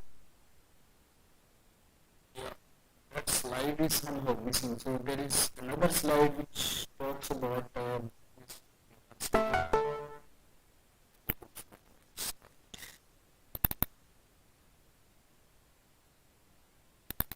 yeah, that's a very important slide which actually tells you yeah, it's unfortunately missing. So, apart from that, when we are saying there are a lot of papers coming on catalysis, but there are also a lot of papers coming on the toxicity of these metals. You can, if you go through this paper, I recommend that you go through this paper. You will see that In 2015, nearly 7,000 papers were published which were citing the toxicity of different transition metals that are used in catalysis. So slowly people have started realizing that transition metals also cause toxicity to human health, and they are also toxic to environment. Okay, because after the catalysis is done or after the organic transformations are done, mostly these metals are not isolated, these metals are not separated, and these basically either go to water bodies or they are discarded as such, and then they can have the health effects as well as they can also pollute the environment. How these metals, transition metals, can actually cause the toxicity, or what are the sources where they can actually go to the environment or they can be go to the health system. So you can see during the catalytic cycle, so you use reagents and solvents, and then you use the catalyst. Of course, the reactants are also there, and you get the product which may also contain trace metal contaminations. And this is very, very important, that if your product contains metal contamination, especially in the case of the products which are going to be used for the biological assays, this can be a problem. And there are reports on this. Trust me, there are reports where there were false results obtained in the biological data, where the biological activity was coming because of the metal contamination. So the product that was synthesized or that was targeted for the biological activity was not actually active. However, later on it was found that this mixture was active, biologically active, and the activity was not because of the organic compound, but it was just because of the metal contamination. I should have cited that paper here. So this is one of the area, this is one of the sources of toxicity that can relate to the health issues. Further, the solvents which are used in the organic reactions also may dissolve these metal species, and eventually these solvents, when if they are not properly discarded or they are not properly managed, then these can also cause the environmental related problems. And then there could also be leaching of metal ions, especially when we are using metal nanoparticles. They can also leach out, and eventually there can be contamination. And when there is a separation of the, in many cases we also try to separate the catalyst. So if you can really efficiently separate and recycle the catalyst, that is perfectly fine. But generally, let me tell you, this is not a very common practice. Once the catalyst is used, people don't really like to separate it and recycle it. I guess I think 70%, 60%, 80% people don't really like to separate and recycle. So eventually, where does this catalyst, which is a transition metal catalyst, where does it go? It goes to the environment, okay? And that has effects on the environment. That is basically leading to the pollution, environmental pollution. So what are the alternatives? What can we think? So you see, one of the methods or one of the approach could be that we try to develop the reactions or transformation which are metal free, which do not utilize the transition metals. And this I would like to say wherever possible. Why I am saying wherever possible? Because it's almost impossible to replace or to avoid the use of transition metals. There are certain reactions which really require transition metals. Okay. For example, cross-coupling reactions really require transition metals, so you cannot really eliminate the metals. Okay, but wherever possible, we can try to find the alternatives. We can find out the reactions which do not utilize the transition metals. And the other option is that we can switch to organocatalysis, which does not utilize the transition metals. So, in particularly in our group, what we are trying to do is we are actually trying to do certain organic transformations which are metal free transformations. So here we are trying to do the annihilations of the heteroarenes. You can see these are nitrogen in the heterocycles. So we are trying to do the annihilation at this position and this position without using the transition metals. Okay, and so this is one of the areas where we are working, and the second area is use of organocatalysis, where we are actually utilizing fullerene materials, C60 and C70 carbon materials, for carrying out certain type of transformations. And I'm happy to share that these these particular transformations do not require anything else but the molecular oxygen, which is abundantly available in the environment. Okay, so these are the two areas where we are actually trying to eliminate, or we are trying to use or minimize the use of transition metals in organic synthesis.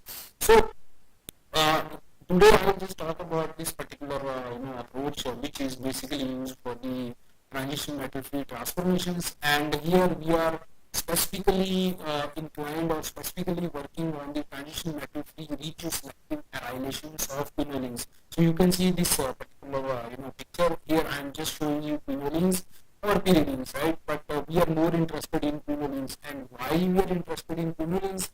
There is a reason for that. Quinolines are actually prevalent in many of the natural products and many of the pharmaceutical agents. Let me tell you.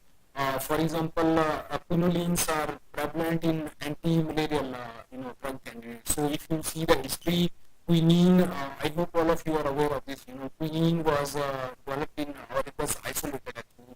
Quinine was a simple molecule and it was isolated from a plant in India, and that has served nearly 100 years. It was isolated in 1814 somewhere, and it served 100 years as an anti-malarial drug for different parts of the world. Later on, there were other drugs, anti-malarial drugs, which also had quinoline as the scaffold. And so quinoline has a history of anti-malarial, but there are also anti-cancer drugs or antiviral drugs that are based on quinolines, and I'm sure all of you know about chloroquinoline or hydroxychloroquine.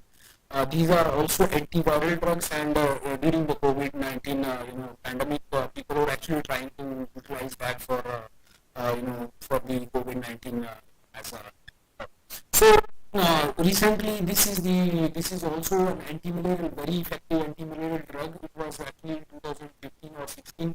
This was cleared by the agencies as a drug for malaria. Okay, but apart from that, you can see so the quinolines are extremely useful. But what about aryl quinolines? So why are we interested in the annihilation of quinolines? And you can see if you look at this slide, there are aryl quinolines. For example, there is aryl group here, there is an aryl group here. You can also see there is an heteroaryl group here, and you can see all of these structures have either one aryl group or more than one aryl group, and all of them have certain applications. So you can see these particular compounds are bioactive compounds for different type of diseases, and you can also see that these are also very important materials in functional materials. You can see these two compounds are basically used in light emitting diodes, iridium based complexes, and this particular complex, iridium complex, is used as an efficient photocatalyst for the water splitting. So there are a lot of areas where aryl quinolines are extremely important scaffolds. Okay, so therefore there is an interest in synthesizing the aryl quinolines, regioselectively arylated quinolines. So the very common strategy that is used for the synthesis of aryl quinolines is basically again cross-coupling reaction. I also mentioned previously that cross-coupling reactions are very important area in organic synthesis, and this is also a very important area for the annihilation of quinolines. But if you look at the cross-coupling reactions, there are a lot of drawbacks. What are the drawbacks? You can see there is a need for the pre-functionalized quinoline. You need to have either a bromo or iodo group or chloro group. Chloro doesn't really work very nicely, but you need to have either bromo or iodo group on the quinolines. And if you don't have a particular chloro or iodo quinoline, then you cannot do the cross-coupling. And the second part is that you need an organometallic reagent. For example, you need stannins for Stille coupling, you need boronic acids for Suzuki coupling, you need zincates for Nageshi coupling, you also need Grignard reagents for Kumada coupling and all that. So depending upon what coupling you want to do, you need organometallic reagents. And let me tell you, many of them are not very easy to prepare. For example, zincates, for example, Grignard reagents are easy to prepare. However, stannins are not easy to prepare, and once you prepare, stannins are also toxic. So you don't want to use them, you don't want to really spoil your health just for making aryl quinolines, right? And generally, these are air and moisture sensitive. For example, Grignard reagents or organozinc compounds, they are all all moisture sensitive or air sensitive. So there you need special air to maintain them or to store them. And more importantly, palladium catalyst. So you mostly in this particular coupling reaction you use palladium, as this also I mentioned previously, and there is a toxicity associated with the palladium catalysis. And if you are really wondering what kind of toxicity is associated with palladium catalysis, I recommend that you go through this paper. Okay, you can really go through this paper. It has mentioned the toxicity of most of the transition metals that are very commonly used in organic. Okay. So then you also need inert atmosphere. Most of the cross coupling reactions are done under either under argon or they are basically done under nitrogen. Okay. So what are the challenges? We need aryl quinolines because they are important scaffolds, but we don't want to toxify the environment, or we don't want to toxify human beings. So what are the challenges? So first challenges, can we really replace the pre-functionalized quinolines? We really need this more iodoquinoline. This is really important. And you see, when we see the substrates, we simply see the substrate. We don't go back, what that means is we just see bromoquinoline, we just see iodoquinolines. But let me tell you, bromoquinoline or iodoquinoline does not exist as such. Somebody has to prepare them. Somebody needs to install bromo or iodopropanquinoline. And that also costs a lot of money, that also requires a lot of reagents, and eventually some toxic, if not toxic, at least some chemical waste is also produced in that case. So can we really not replace these pre-functionalized quinolines? Do we really need iodo or bromo group? That is one challenge. Second, can we replace these organometallic reagents which are difficult to prepare and which are generally air and moisture sensitive? Can we replace them with something which is not air sensitive or which are easy to prepare? Okay.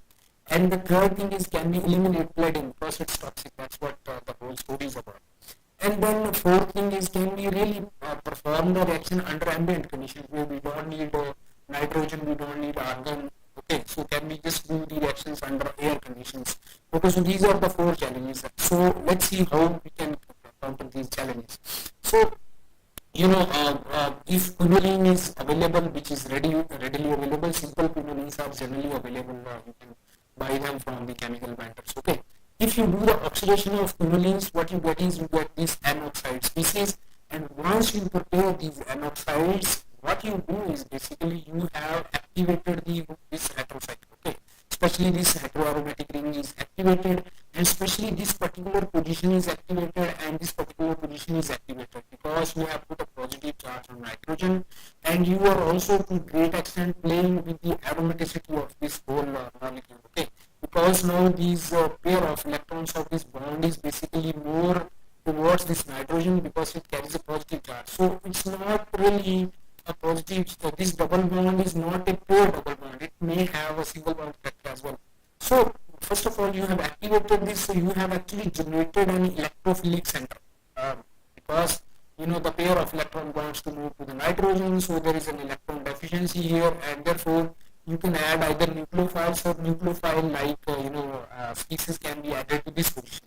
And this also has an effect on this fourth position. So this is C2 position, this is C4 position. So these are two activated centers. But let me tell you, once you prepare this N-oxide, it's not that you have only activated this position like this, but this you have also generated a 1,3 dipole.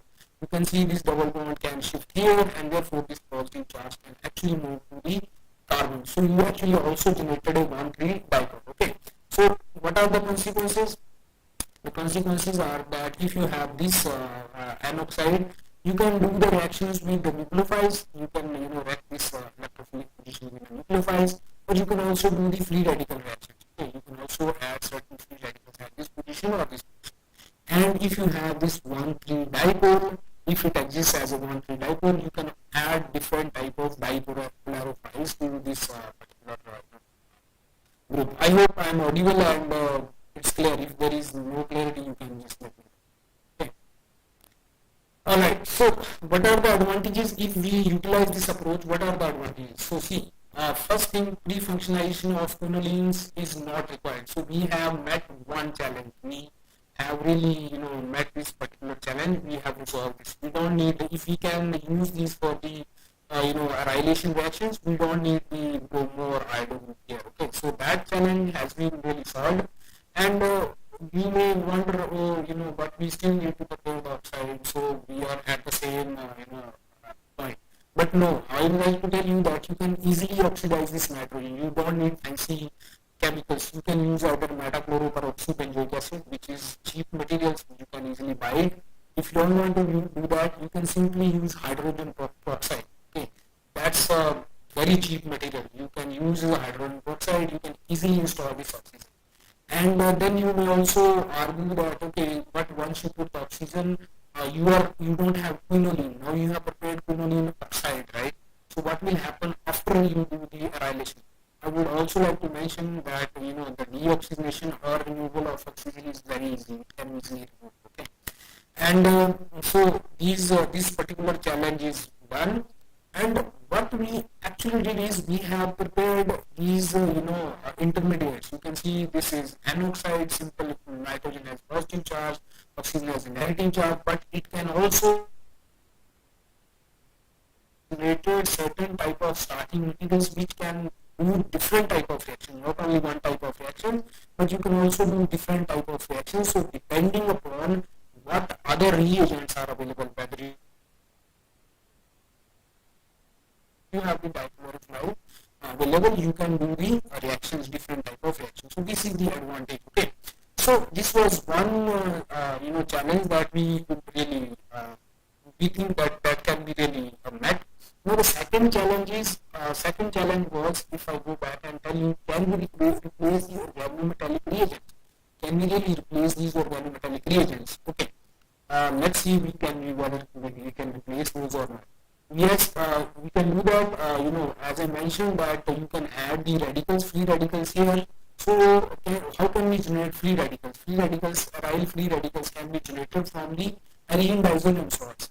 And arene diazonium salts can be easily prepared if you have anilines which are commercially available. You can buy variety of those. You can buy 100 or 200 types of anilines from the chemical vendors, and you can easily prepare these diazonium salts by simply adding hydrochloric acid or some acid, and then you can either add tertiary butyl nitrite or you can simply add sodium nitrite, and you will have the arene diazonium salts, and they can, under certain condition, either under heating condition or under light condition, they can simply generate the aryl radicals. So that's fine. We have also the strategy, or we also have the design for the replacement of the substrate. So that way we can also resolve the second challenge. So this is one way we can add, we can add aryl radical, but as I mentioned, we can also add dipolarophiles. So what are the dipolarophiles? If we want to do the arylation, let's say we want to get the aryl, if we want to install the aryl group here, so what can be the dipolarophile in that case? Yes, so that is also solved. You have arynes or benzynes, and you can easily prepare them from anthranilic acids, which are also generally easily available. But nowadays there is a special type of reagents which are called Kobayashi reagents, and by using these reagents you can prepare aryl intermediates under very mild conditions, and I will explain how we can do that. So this is what we thought, that we can utilize these two aryl radicals and arynes as the substrates in order to encounter our second challenge. And so if we do that, if we can take the arene diazonium salts, and if we can take the quinoline and oxides, if we can generate the aryl radical from this, then we will be able to get this arylation of N oxides. Okay. But what we get is quinoline and oxide. So we started looking for this, and based on what was reported in the literature, what was available, we started our reactions. We took simple quinoline and oxide and these commercially available diazonium salts, just to see how they actually react. Okay. And very nicely, they actually gave these products. You can see two arylation of the quinoline and oxides, but we also had some side products, either 3 arylation or 4 arylation. Okay. 3 arylation is not very much possible, because I mentioned that once we have the oxide put here, we have this position activated and this position activated. So what we expected, or what we anticipated, that we have actually 4 position related. So we optimize different conditions, and I will not go through this table, but I would like to tell you that we found out that we can use sodium methoxide as a base, and we can also use sodium acetate as a base in acetonitrile, and we can get a reasonably good yield. So you can see 71%, 66% yields we can get. Okay, and so we took those conditions, and these reactions are actually carried out at 50 degrees to 70 degrees centigrade. If you carry out these reactions at 70 degrees centigrade, 10 minutes, that's it. So within 10-15 minutes, you will have the product. Okay, and that's nice. So furthermore, I would also like to mention something very important, that these reactions are highly atom economic. Okay, you don't lose anything from quinoline. Quinoline has nothing here. There is nothing that you can use. You simply put the aryl group. So if you look at the quinoline as a substrate, basically there is very high atom economy. All the atoms are embedded in the okay. I hope all of you are aware of atom economy, which is one of the 12 principles of green chemistry. So this approach is a greener approach, I would say. Okay, no metal used. You can see there's no metal used, and atom economy is extremely high. So then, by taking this, the optimized conditions, we took sodium methoxide and we took these tetrafluoroborates, and we did these reactions with different quinolines. So you can see there are simple quinolines and different these tetrafluoroborates. You can see there are different tetrafluoroborates. So these are aryl groups, but at the same time you can also do the heteroaryl. So you can see we have pyridine, we have this benzothiazole, and then we can also do these reactions with the substituted quinoline. So you can see there is a methoxy substituted, methyl substituted, there is this fancy quinoline anoxide, and you can see there is extended quinoline. So all of these gave us reasonably good results. The yields were not very high, but I mean, under these conditions, 10 minutes, I think these are okay. Okay. And then the next thing was that we claimed that we can actually prepare the diazonium salts from amines. Okay. So can we really do that? I mean, amines are prevalently available. You can buy a lot of amines. So we started doing this, and what we did was we took simple aniline and added hydrochloric acid and tertiary nitride in acetonitrile. In 20 minutes, we could get these diazonium salts, and later on, quinoline anoxide was added and the base was added. So we added two bases, potassium acetate one time, and in another reaction, sodium acetate. And what we found out was that reactions were quite efficiently, no problem. We could also get the crystal structure of the product. So we had regioselectively C2 position annihilated in the quinoline anoxide. Okay. So by taking this approach, starting with the anilines instead of starting with the commercially available diazonium salts, we tried different substrates, and you can see the yields were also improved dramatically, 76%, 59%, and different aryl groups. And I would like to mention here that even the anilines which has the subsequent the ortho positions also reacted very efficiently. You can see there was a fluoro group here, bromo group here. These are also kind of deactivated. If there is a fluoro group, this is a deactivated amine. Okay. You can also see there are two CF3 groups on the aniline, and that also works very efficiently. You can also see different quinolines also work very nicely. So if you have substituents on the quinoline side, you can see there are different quinolines. So there is an electron-rich quinoline, there is an electron-deficient quinoline. All of them react very efficiently. You can see there were a lot of substrates that could undergo these reactions very efficiently to give us regioselectively two evaluated quinoline anoxides with a very, very high atom economy. Okay, and no transition metal used in any of these reactions. So then we wanted to do the investigation about the mechanism. What is actually because we were claiming that the reaction goes by we were proposing that it's the radical, aryl radical that is involved in the reaction. So we wanted to really prove that. Okay. So what we did was we actually did the reactions in presence of the radical squenger. This tempo is radical squenger, and so tempo has one oxygen here, but this is oxygen has a radical species here. And when we did the reaction in the presence of tempo, what we found was that we also have this product formed. Okay. So this was formed, but this was also formed, and this will only be formed if the reactions go by the radical mechanism. So this was confirmed that the aryl radical species are formed from the diazonium salts. And then we wanted to see, whether the CH bond breaking was involved in this process as in the rate determining step or not. So we did the kinetic isotope effect studies where we took this quinoline anoxide which was all deuterated. So all the hydrogens were actually replaced by the deuterium. And we did the reactions again, and what we found was that there was not a significant kinetic isotopic effect, 1.1.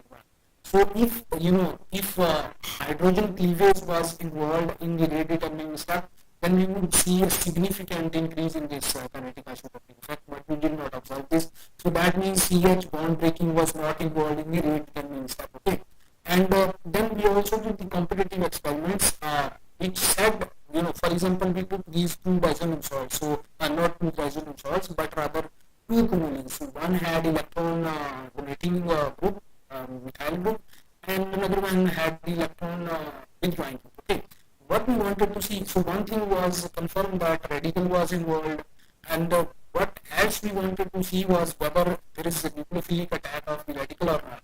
And how will we prove that? So if there is a nucleophilic attack of the radical, what will happen is the electron deficient quinoline should react faster. Okay, because that way we are producing more electrophilic position. You already have an electron withdrawing nitrogen here, which has a positive charge. But if you also have the nitro group, that will also make this particular position more electrophilic, right? Because of the electron withdrawing group. And so what we observed that we actually had this product as the major product. Ratio was 1 to nearly 2. So you can see that when we have the nitro group, this fraction was even more efficient. So that tells us that radical actually makes an attack at this position because this is electron deficient positions. Okay. So based on that, we proposed a mechanism which was that if you take the diazolam salt and if you add sodium acetate, you can actually the acetate can bind to the nitrogen here, and that undergoes breaking. If you heat this material, as I mentioned, the reactions will carry out at 70 degrees. So if you heat, you will have the nitrogen elimination and you actually generate acetate radical. And I would like to mention you that you can actually see this reaction. So when you perform the reaction, you will see the bubbles coming. If you keep the reaction in the vial or flask, you will see a lot of bubbles coming. So if there are bubbles produced, that means the reaction is proceeding. Okay, and at the same time, you will also have this aryl radical produced. This aryl radical will now approach this position, C2 position, and obviously one of the electrons will go here. So you can see there is a radical cation generated at the nitrogen.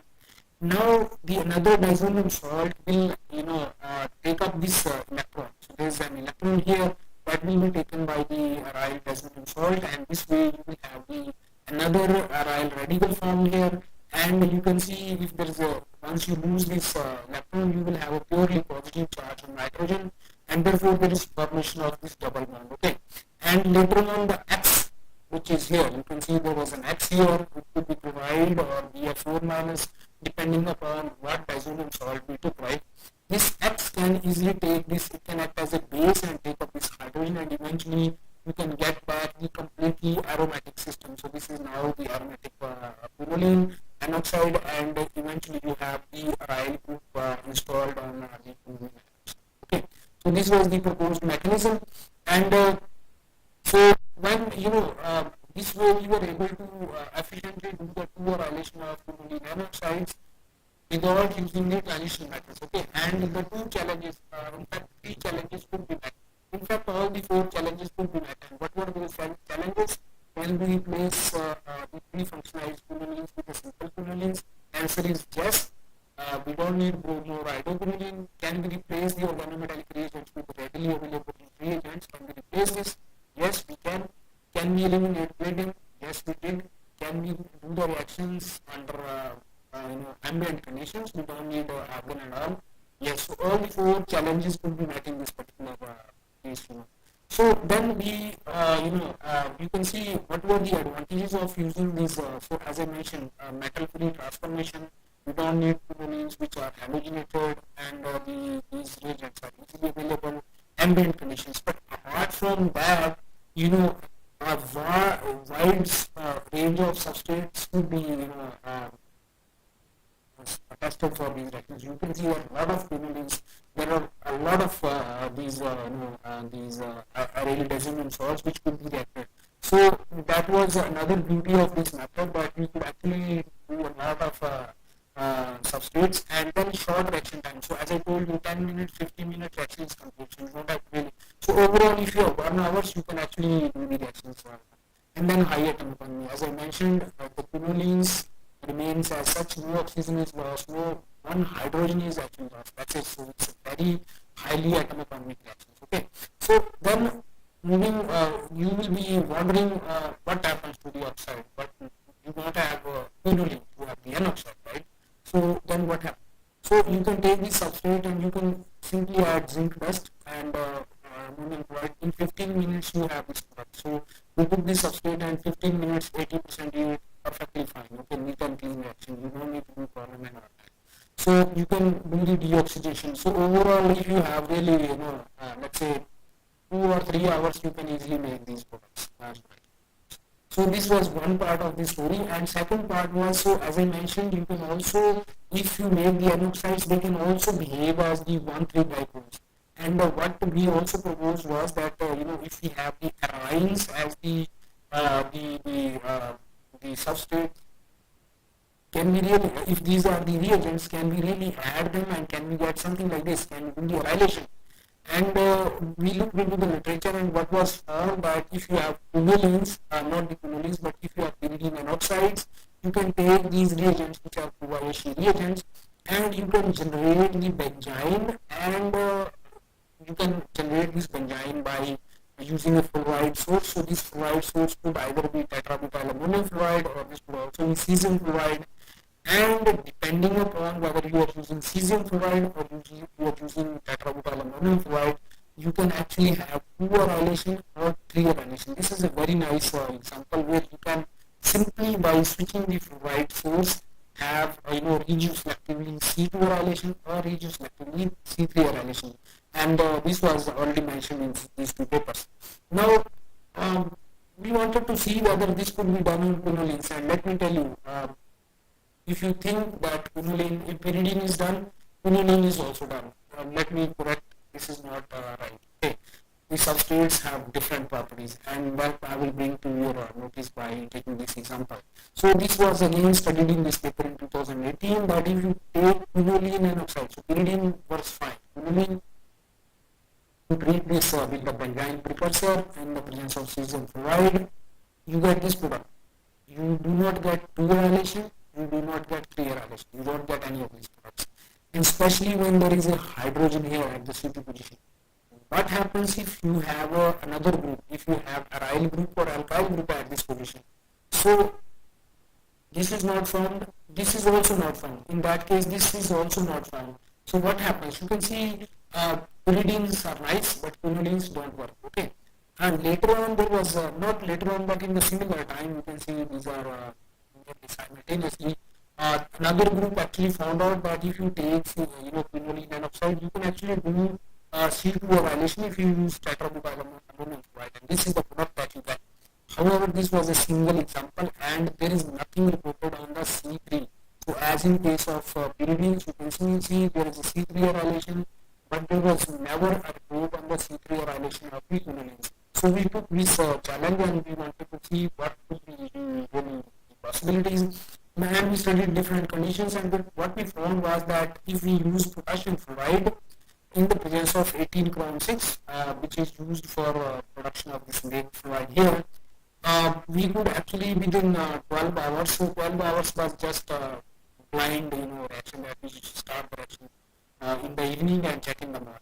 We could get 84% yield of this C3 arylated product when we had this C2 position already occupied by a phenyl ring. Okay, and that was nice because we were already preparing these substrates. So you can see in the previous, this is what I showed you, that this is what we were preparing, something like this. So we already have these compounds, and we thought, okay, let's give it a try and see what happens.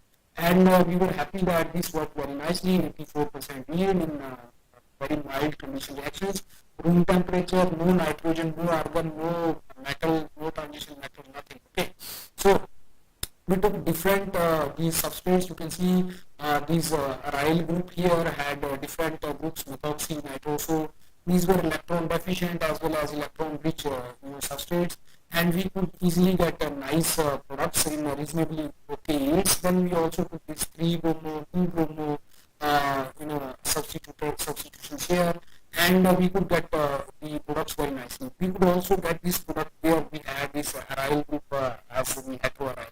Okay, so we were also able to get a reasonably good yield, 73% yield of this product where we had this compound. And why this compound is nice? This is very important compound because you can see there is one nitrogen here, there is one nitrogen here. If you add certain metals, they can chelate. They can form a nice complex. Okay, and if you form these complexes, you can actually utilize them for different applications. Okay, so in any case, so this was what we got in this case. Now we had, you can see in this particular case, we had aryl group here. We just wanted to see whether aryl has some specialty, or we can also study other groups here. And we also studied the methyl group, and we could get the product. However, the yields were a bit lower. So you can see in this case we had 22% yield, this was 44% yield, and in this case we could improve the yield to great extent. I don't have any explanation why this happened, but all I can tell you is that when we start the reactions with this 2-methyl quinoline oxide, it immediately turns blue. Okay, and when we isolate the product, only small amount of product was isolated. Okay, so that was fine. Now you can see that what if we have chloro? So you can see in this particular you have hydroxy group coming at this position, right? And if there is a leaving group at this position, let's say if there is some leaving group, what will happen? So that's what we wanted to study. So we took a chloride, chlorinated this chloromethyl anoxide, and we started these reactions with these two substrates of benzene. And very nicely, very happily, I can tell you that these underwent cyclation, so we could actually get these bromine type compounds. These are, bromines. These are called bromines. And otherwise, if you look at this, if you look at this compound, how will you actually prepare this compound? It's difficult. And I would also like to mention in this particular case that there were 4 bonds formed simultaneously in all these reactions. If I show you, simultaneously 4 bonds are formed. There is a bond formation between this carbon and this carbon. There is a bond formation between this carbon and this oxygen, and this oxygen comes from the oxide, anoxide. And similarly, there is also one bond formed between the oxygen and this hydrogen. So one reaction, 3 bonds, absolutely fine. Okay, and so in this case also you can see there are 3 bonds formed, but these bonds, formation of bonds leads to the formation of these cyclic compounds. Very nicely, although the yields were not very great, but you can imagine reaction forming 3 bonds and giving 40% yield. The yield per bond is really high if you consider the yield per bond. Okay, so then we wanted to see whether the other benzene reagents would also be suitable for these substrates or not. So we took this 2 phenyl substituted quinolines. Sorry, it's a phenyl here, it's not okay. And we took different benzene precursors. So you can see dimethoxy, monomethoxy at this position, methoxy at this position, and methyl group at this position. And we could get the products in a reasonably good yield. So you can see this reacted very well. This is unsymmetrical benzene. So you can see there will be a benzene from here. So that will be unsymmetrical because there is nothing at this position. But I would like to tell you that this gave exclusively one product. This was the product. Okay, and you can also see this is also unsymmetrical, benzene precursor. So if there is a benzene from here, we have methoxy at this position, but there is no methoxy at this position. So this gave us a mixture of 2 isomers in the ratio 3:1, and similar was the case with the methyl group here, which will also provide you unsymmetrical benzene, and we could get these 2 products mixed of 2 products. Okay, so you can see, as I mentioned previously, that we could resolve certain issues by using the diazolam salts. Similarly, we could also get, okay, so before that, we had previously studied that if you take an oxide and you can do the reaction with the diazolam salts, and you can actually prepare 2 arylated compounds. And that is what our substrates were. So you can see this is what our substrates were, right? So the question is, can we do this reaction in one pot? What does that mean?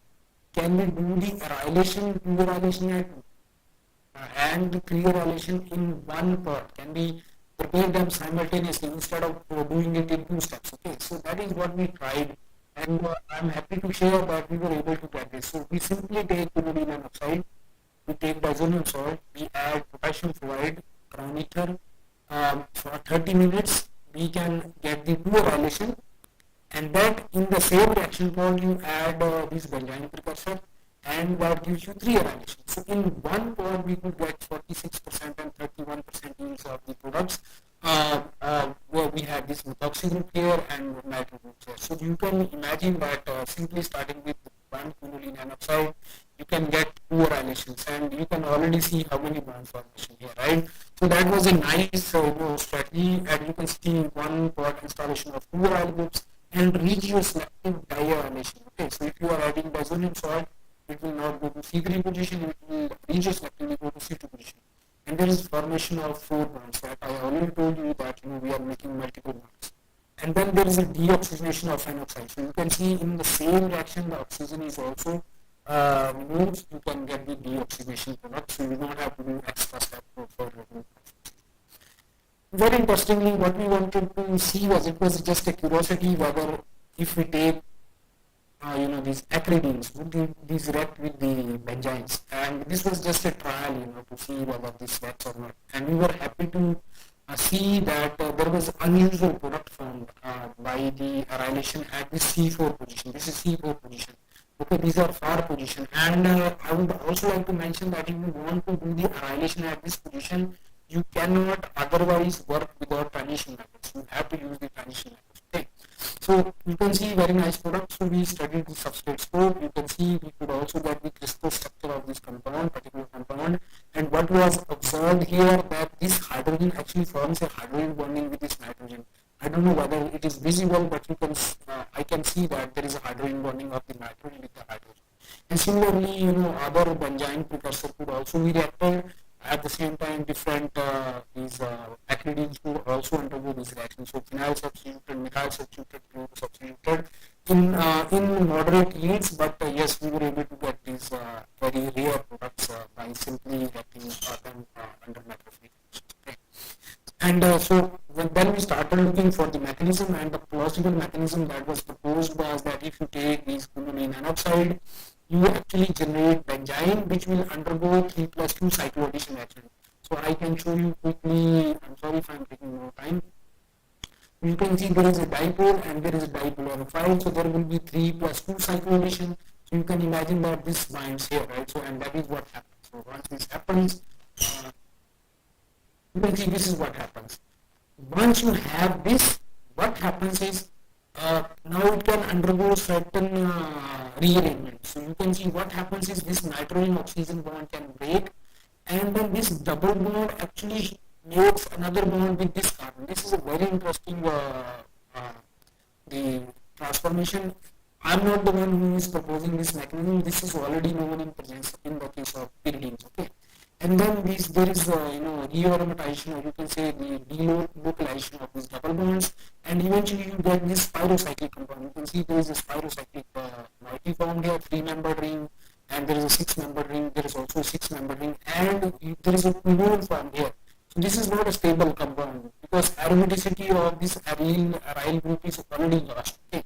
So it immediately undergoes rearomatization, and this chloride source will take up this hydrogen, and by hydrogen abstraction and rearomatization, this eventually gives you 3-hydroxy quinolines. Okay, so the oxygen is also shifted. You can see in the whole process, this oxygen is also shifted to the phenyl ring. Okay, you can see this. Similarly, this mechanism also was applied to the pyridine, the acridines, because no other mechanism could be applicable. We tried different type of other mechanisms, but what we finally concluded was that there is a spirocyclic intermediate form that eventually undergoes the rearomatization by the loss of this hydrogen, and eventually you get these 4 arylated acridines. So very recently, what we found was that just taking the advantage or taking a lesson from this particular reaction, that if you have a leaving group at the side chain, you can do the cyclation. So what we thought was that, let's say, instead of having a chloride here, But if we put a chloride on the quinoline ring, what will happen?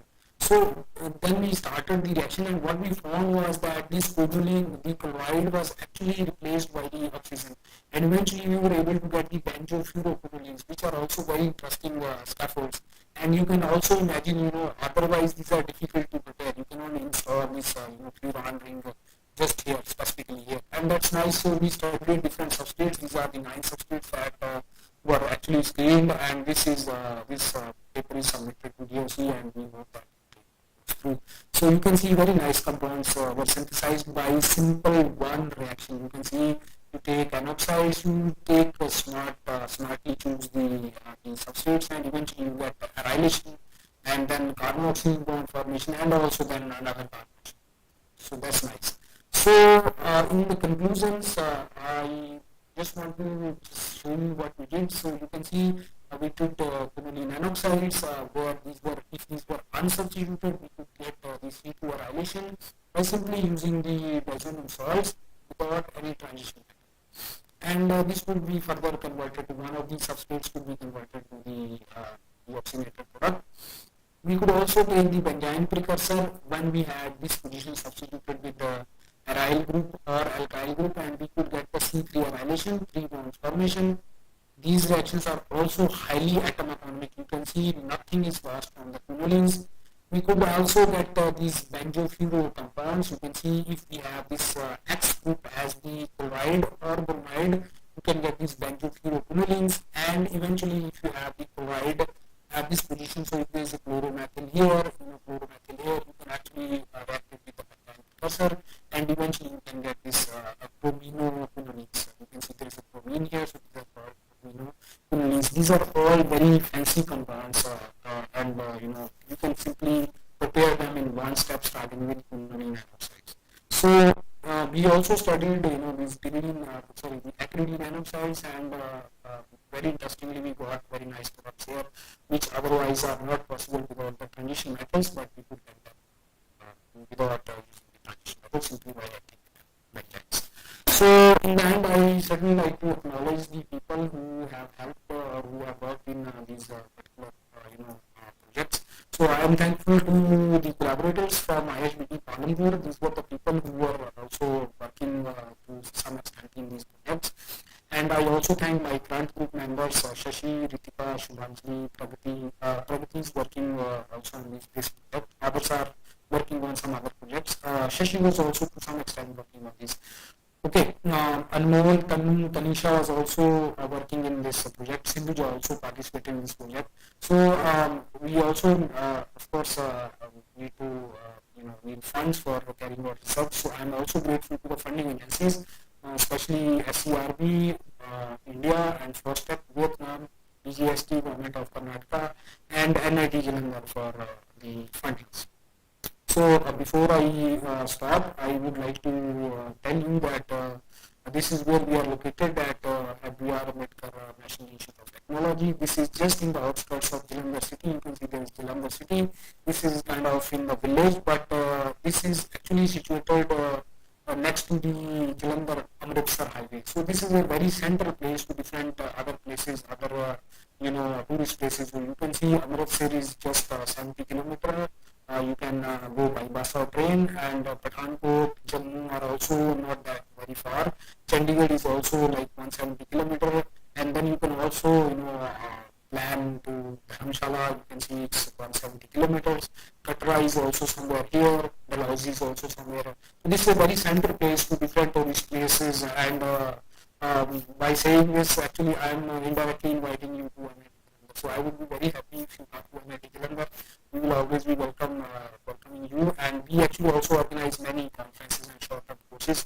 So if you have the opportunity, please take the opportunity and avail this opportunity to come to NIT Jalandhar, and then you can also go. Okay. So in the end, I thank you all for your patience, and again, I'm very grateful to the organizing committee for this wonderful opportunity, and many thanks to Dr. Suresh. Thank you so much. If you have any questions, please.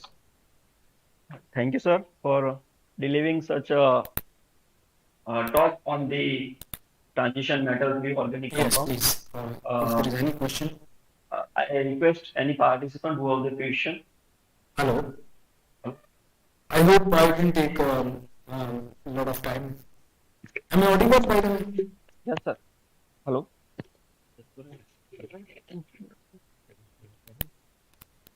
Hello.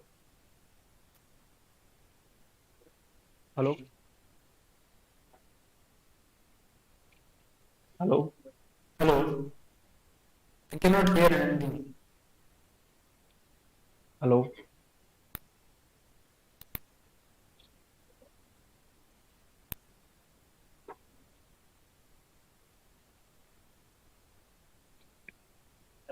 Hello. Hello. Hello.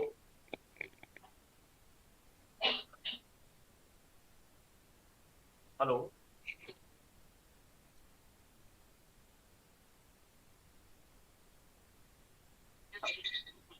Hello. Hello. Yes. Thank you, sir, for the delivering such a speech on the transition metals with organic compounds. And I request the participants who anyone is having a question related to the topic can ask. Anyone? So I think there is no question for the participant side. अगर there are no question या फिर मेरे तरफ से किसी को समझ नहीं आया there are two possibilities. But anyways, if you have any questions, you can also write to me. You can just call me. You can just take the number.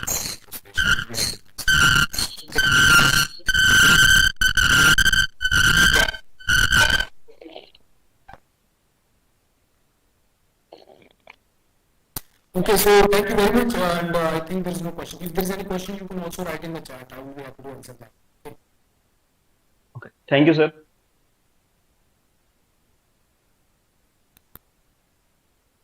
If not, then I thank all the audience and the organizing committee. Thank you very much. Thank you. Thank you for such a speech. And I request the Poonam madam for carrying out the program. Thank you. Thank you, Dr. Govind Kumar Gandhi, sir. Now I request Dr. Sangeeta Sudhar to facilitate some journey with booking. Meeting and कर दो ना PG sir Vyas, sir.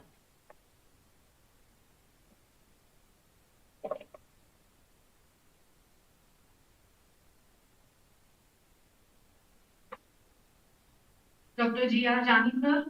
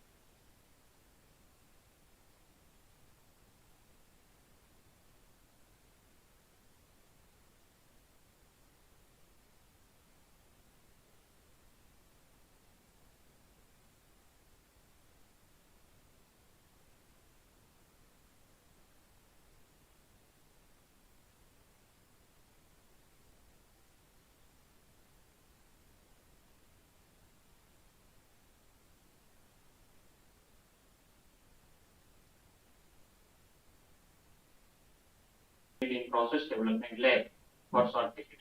In 2005, he joined Oxygen Healthcare Ahmedabad as a founder employee. From three-member team successfully developed a team of 200 scientists in a span of 7 years. Later on, the company was taken over by Piramal Enterprise Limited. He served as a PSO and director of chemistry operation at the Piramal Enterprise Limited. In October 2016, he joined Media Limited as the head of R&D API division for the development of separate drink oncology molecule. And since February 2021, working as a vice president as a vice president R&D at Ami Life Science Limited. He visited Japan, China multiple times for customer and supply her visit. So, such a great eminent speaker among us, I invite respected Tushar Mehta sir to take a session, sir. Over to you, sir.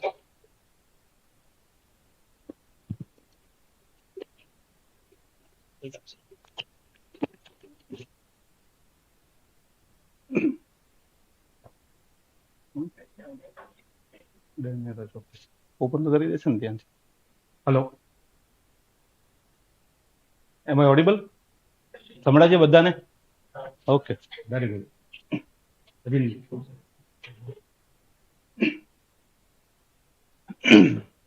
Okay, so let me thank you first, the organizing committee, for inviting me, and I feel honored to be here.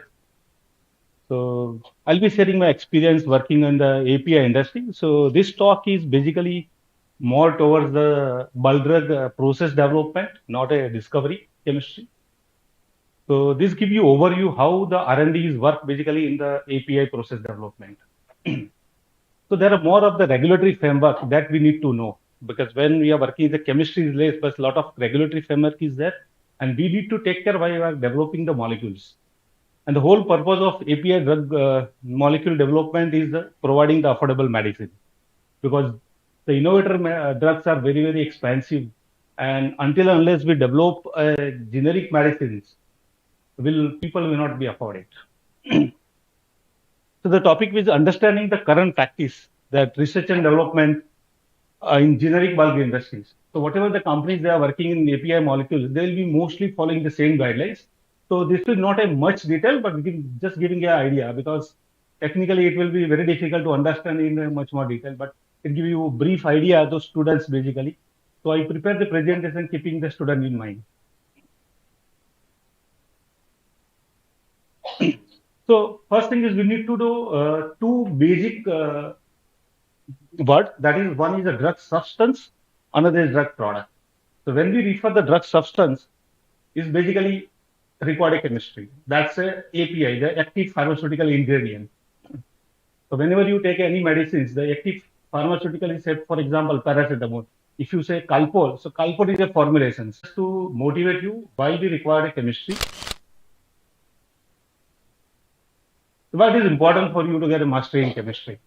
So I derive some analogy which will be probably the interesting to the student. So I'll be needing your input in this. Now tell me, what is the similarity between these three? Any guess?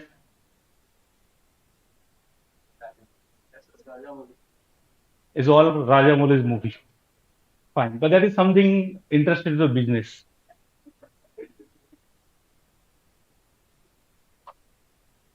Now, next guess, you can see the numbers. Now, if you can make out what is the similarity. Okay, let me take to the next one. Now, tell me what is the similarity between these three and these three.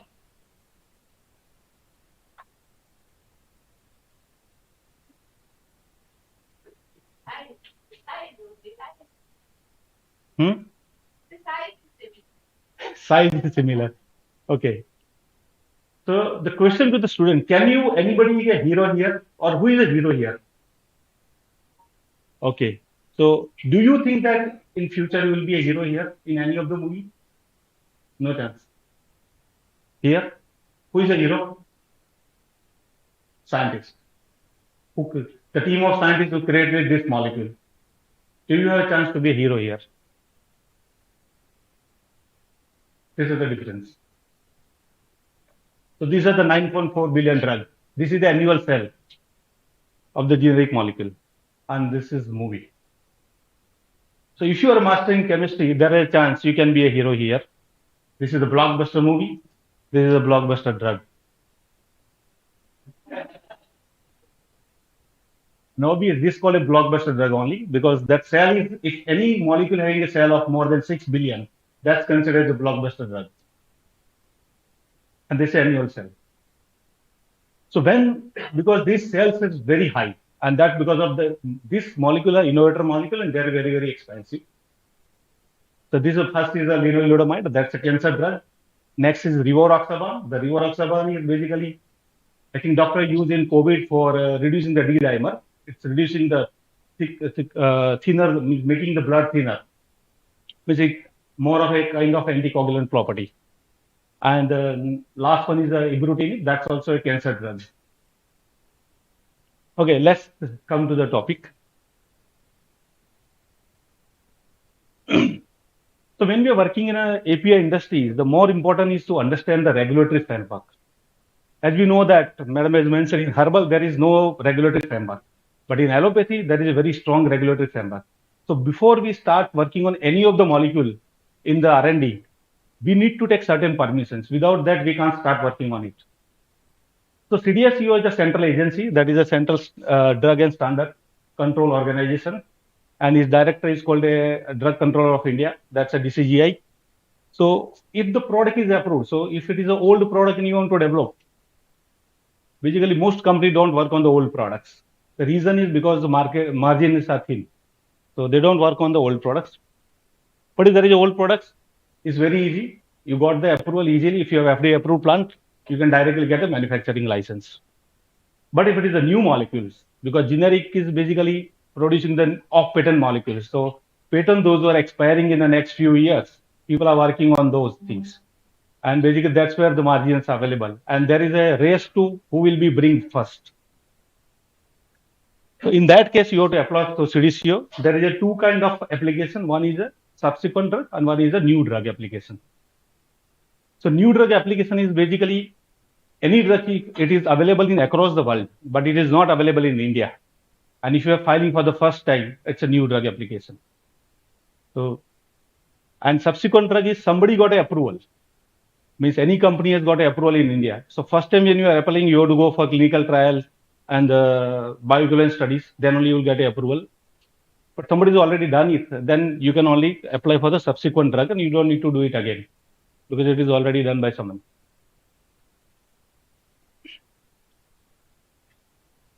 Now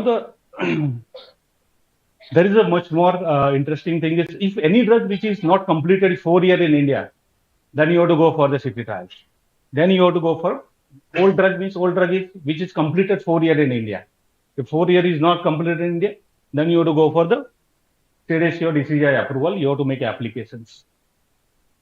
So application when you make, then it required a long time. There is a documentation required. So you have to develop the process. You are required. You have to take the 3 batches in the plant, and you have to put for the stability. So it required 6 months. So it required a work of almost say 9 months to 1 year before you apply. There is an opportunity basically because you understand who makes these documents. This is all chemists. So may not be understand means when you are working, when you are studying, then you feel that it is only chemistry we do, but there are various departments in the company. And this is all chemists who are working. Of course, they join as a chemist, they transfer into documentation department. These are the same people who are making this documentation. So this is one of the areas where you can make your career also. R&D ecosystem. So basically, when we are working in R&D process development, then there are various departments. So one is the synthesis department where they do synthesis regular basis. There is a analytical development. So analytical method need to be developed because when you are developing, you need to know how much reaction is progressing. And in a drugs molecule process development, it is very important that you have to have a measurable. TLC people do, but when you go to the plant, the production people do not know. You have to give a measurable method. Then there is a DQA that is called developmental QA. So whatever you do in R&D, whatever the document you are preparing, so that document need to be checked and reviewed by the developmental QA. Then there is a supply chain. So supply chain is also important. There also the people those who are working, those who are scientists also working there. The reason being, in a drug molecule, when you find out the KSM, the key starting material, so there is a ICH guideline how to decide a key starting material. But then whatever the vendors are there, you have to approve the vendors. So vendors are also approvable. Means we have to audit them. We have to see whether they are following the GMP. The reason the drugs we are using means what we are going to prepare, that going to use by the human being. So there is a lot of impurity to be controlled, and many of the impurity coming from the starting material.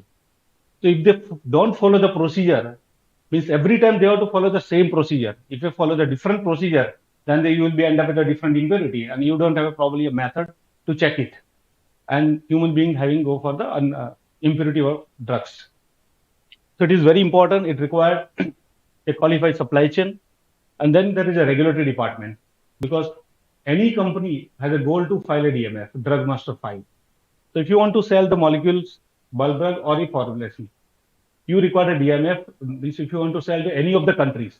So like my company, Rami Lifestyle, is exporting in the 40 different countries, and you have to file the DMF to the regulatory agencies. So there are Brazil, they have Anvisa, like Carifa, that is in Korea, like MHRA in UK, Europe, there is a EMA, EDQM in US DMF in USA.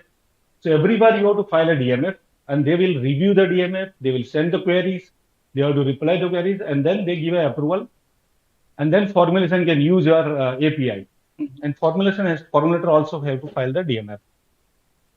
The point is, these are all DMF where all required organic chemist or chemist. So this is a lot of opportunity available in the industry. Only thing, you may start with a chemist, you can move to the different department. There are a lot of courses going on for regulatory or analytical. You can always move around. It is not required at the time of starting the career. You need to know this. Later on also you can add into portfolio. So for any API molecule when you are developing, there is a stages you have to follow. The first is we have to pass to which molecule to be developed. That is the most important thing and more difficult task. So generally that R&D don't decide. Mostly the marketing team, product portfolio department, they decide based on the volume data, cell data, and what are the patient populations, what are the similar drugs are available, what is their pricing, what would be the profit pricing, and what is the cost. Based on that, decide that this molecule you want to develop, because any molecule when you are developing takes 1.5 years to go to the market, because you have to file a DMF. So once you spend 1.5 years, and if you don't know at the end it is not useful, or you are not able to sell it, or it is not going to the market, then it is not useful. So it is very important they they spend enough time to identifying the right molecule to be developed. So when we first we have a development, then you have to go for feasibility.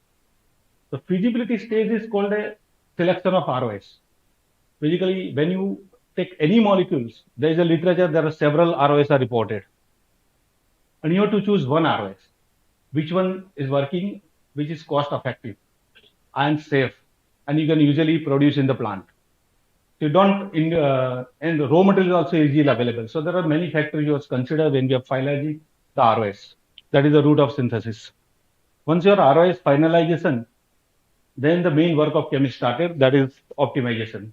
So optimization is nothing but just finding out each stage and various parameters to be checked, and optimizing the process and make it possible to which is workable on the plant. Then there is a control strategy. This is the main crux of development. So control strategy, when you develop, we have to follow the ICH guideline, and there is a WHO guidelines. So the whole point of control strategy is every time you make the API, it has to be of the same quality. So when you have plant, there is a 5-step synthesis, 6-step synthesis. In plant, there is a various utilities are there. When rate of addition is different, rate of heating may be different. It is very difficult to control exactly same thing when you are adding reagents. Then you require to find out how to produce the same API every time. The impurity profile should also be same. If it is little bit different, then it's considered out of trend. And then you have to take the validation. So whatever the process we develop, then you have to take lab validation followed by the plant validation. So we have to take 3 batches on the plant. and you have to produce the same API. So it will confirm that the process is valid. Then only it is considered as completed, and then at the end we have to make a document that's called process development report. It's a huge report, having a maybe page of running in maybe 300, 400 pages report, and it covers everything what we have done in the research. So even in initial feasibility, you have to go for first is a patent. So IPR is the one field where you can make your career. So if you are an MSc, then people go for a intellectual property rights study. So there are also IPR courses are there, and we have a separate IPR division. And what they do when we select any molecule, they go through all the patents reported, and they give us in different countries. So for example, any molecule if you take, sometimes it expires in India in 25, but in US it may be expired in 29, and Europe probably in 25 only. So you have to decide which country you want to go. So based on the country of need, you can develop the molecule or you can choose the molecule. If patent is there, you cannot follow that process. You have to avoid that patent. And if you find any molecule, there are several patents. Means even the reagent use of they find a patent. So they will file a patent like you cannot use K2CO3 for this particular reaction. Then you have a trouble. So you have to find a way around it to find out how to develop the process. So for that, you have to take a several ROS. One ROS will not be sufficient because you don't know which one will work, which one will not work. You have to try everything and find out which will be the more feasible for your need. So firstly, then you procure the material for all the raw materials required for the different ROS. You carry out the feasibility study. So once you carry out the feasibility study, it is also important that you characterize each and every intermediate because you have to make a standard and you have to make sure that it is exactly what you need. Even the single position is different, it can be a different drug and can be detrimental. So it is very important to characterize the molecule you are making. The characterize not only happens on the structure, but characterization happens on the polymorph also, because different polymorph considered a different drug. And at the same time, it is also important to develop the method. So analytical division is also continuously working along with us, and they have to develop the method to monitor the reaction at this stage, whether how much reaction is progressing and how much impurities are generating. So this is one example. This is pomalidomide is a one drug, which is an anti-cancer drug. So there are 5 routes reported in the literature. If you see, this is the first original discovery route. So when the Celgene company, it's a product from Celgene, and they reported the first route, they have a 37% overall yield. The second route published by is 60%, the same company has reported. Then the third route having 84%, fifth 67%, 78% yield. So yield is different. So when we selecting the route, we find out the costing or price of each and every route because the starting material is different and the price is different. So even irrespective of the yield also, sometimes this may be costly because any raw material may be costly and may not be available easily. So you have to go through all the detail and exercise to find it out. So the skill is required. Basically, you need to know how to draw the ROS, making the Excels, everything is required. So even your fresher, this is the first thing when you joining the company, is come in picture. Somebody will ask you, okay, work out draw the ROS and find out the costing. At least you make the raw material costing based on the reported procedure.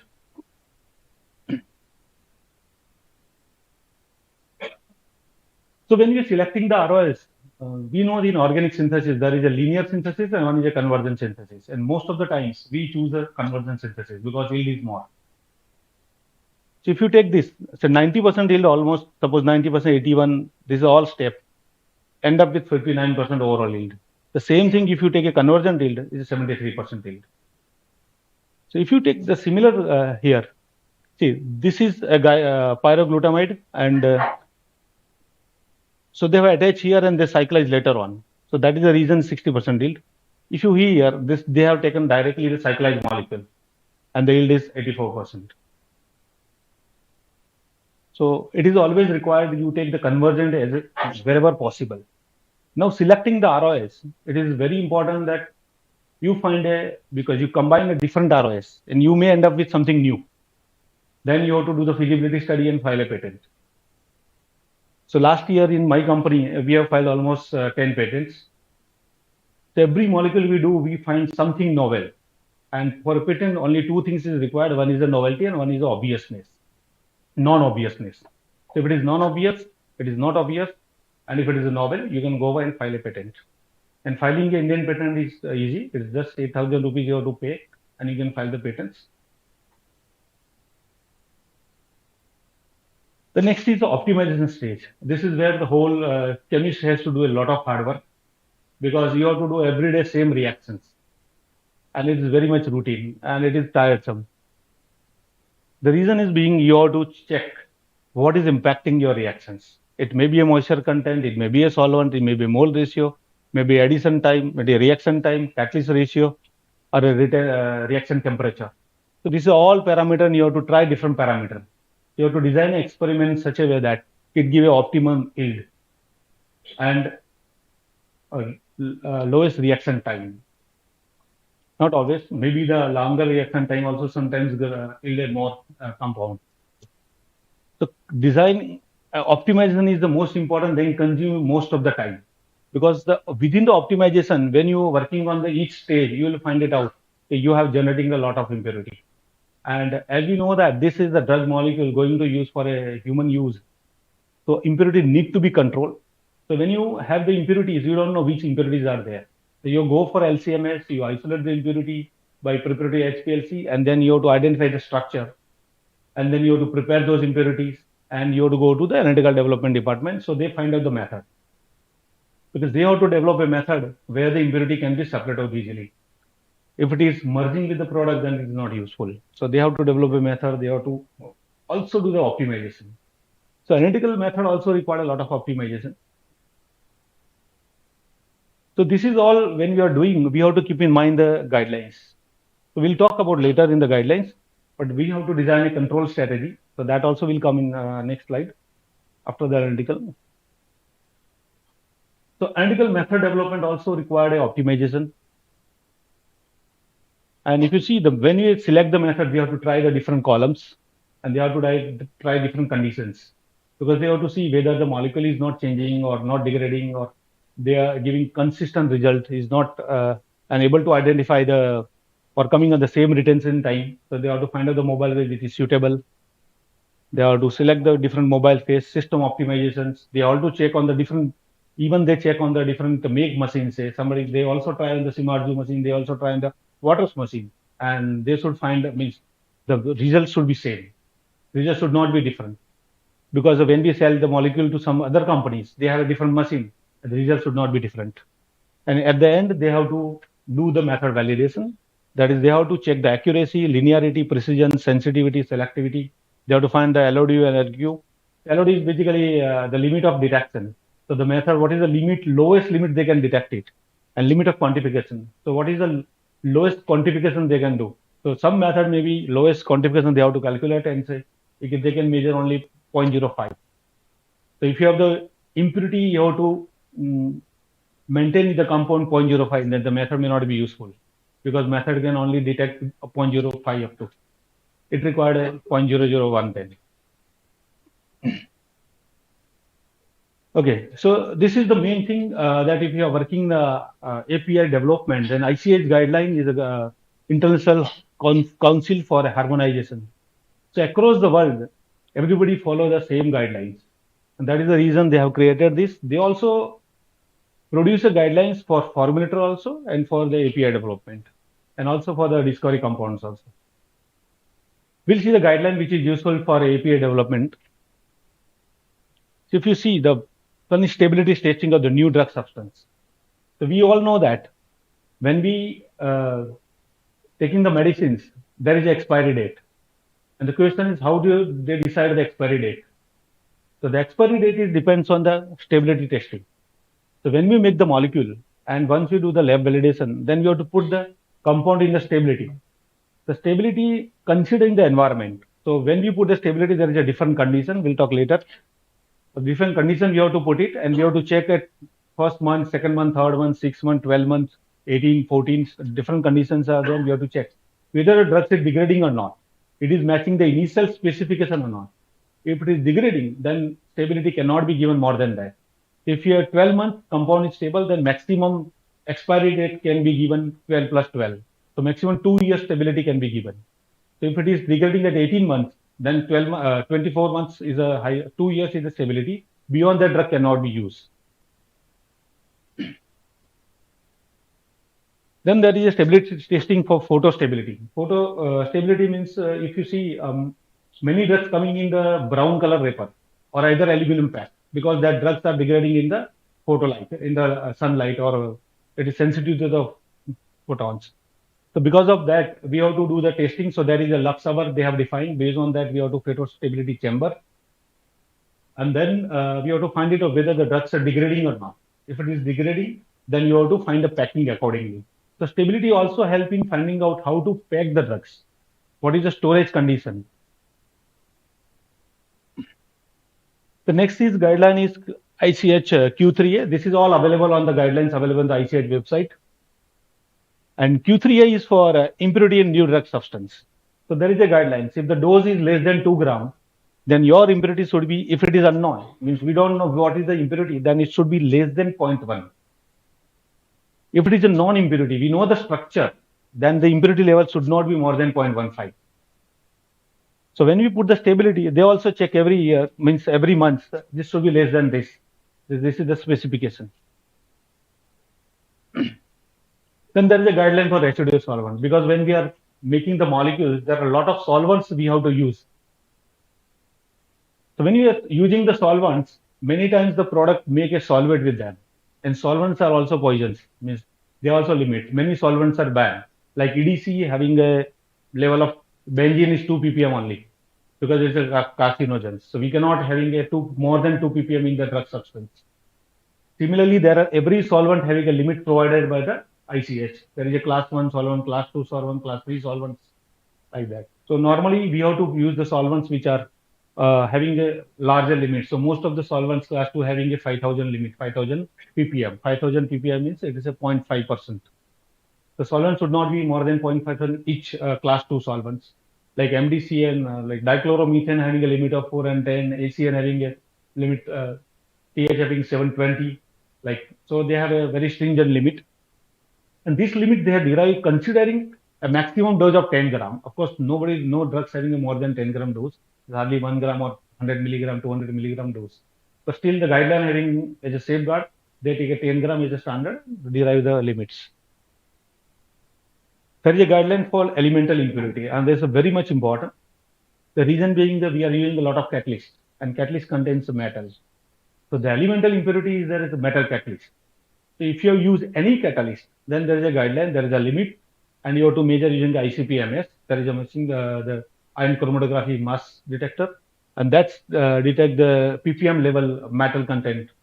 If you're using palladium catalyst, there is a 10 ppm limit for a oral substance. If it is a injectable, it's a 0.1 ppm. And this is where if you see the herbal medicine, this is a major problem, elemental impurities. Because no one checks the metal contamination in that. So metal contamination is a major issue in the Ayurvedic, because there is no guidelines for that. And here they recently come. Earlier there was a heavy metal content, so heavy metal limit of 20 ppm. Now after the European Pharmacopoeia 9, they have added the individual metals. So there is a class 1 and class 2 metal that's compulsory required to be checked. And rest, if you added any additional metal, that required to be checked.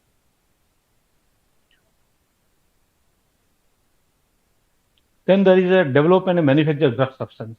So whatever I have described, how to develop the feasibility, optimization, selection of the raw material, starting material, there's all guidelines given in this. The development and manufacturing of the drug substance, how to develop and manufacturing. There is the analytical procedure development, method development. So what are the requirements? They have given the very detailed idea in that. The important one is the M7, ICH M7, that is mutagenic impurity. So this impurity generally damage our DNA. And so this will affecting the pregnant lady and their children. So DNA damaging is very dangerous, and this is the guidelines most of the countries are following. Still we are not adopted. When we are selling the drugs to outside of a country, we follow. Then India is still not come. So they have very stringent limit. Mutagenic impurity is of 1.5 microgram per day. And nitrosamine is another thing. Control of nitrosamine. Valsartan is a bigger case recently, which is a drugs for BP. And all drugs has been called off from the US. of course, in 2019, and there was major case of nitrosamine. There's very stringent limit of 0.03 ppm, and that require LCMS MS for identification of this impurity.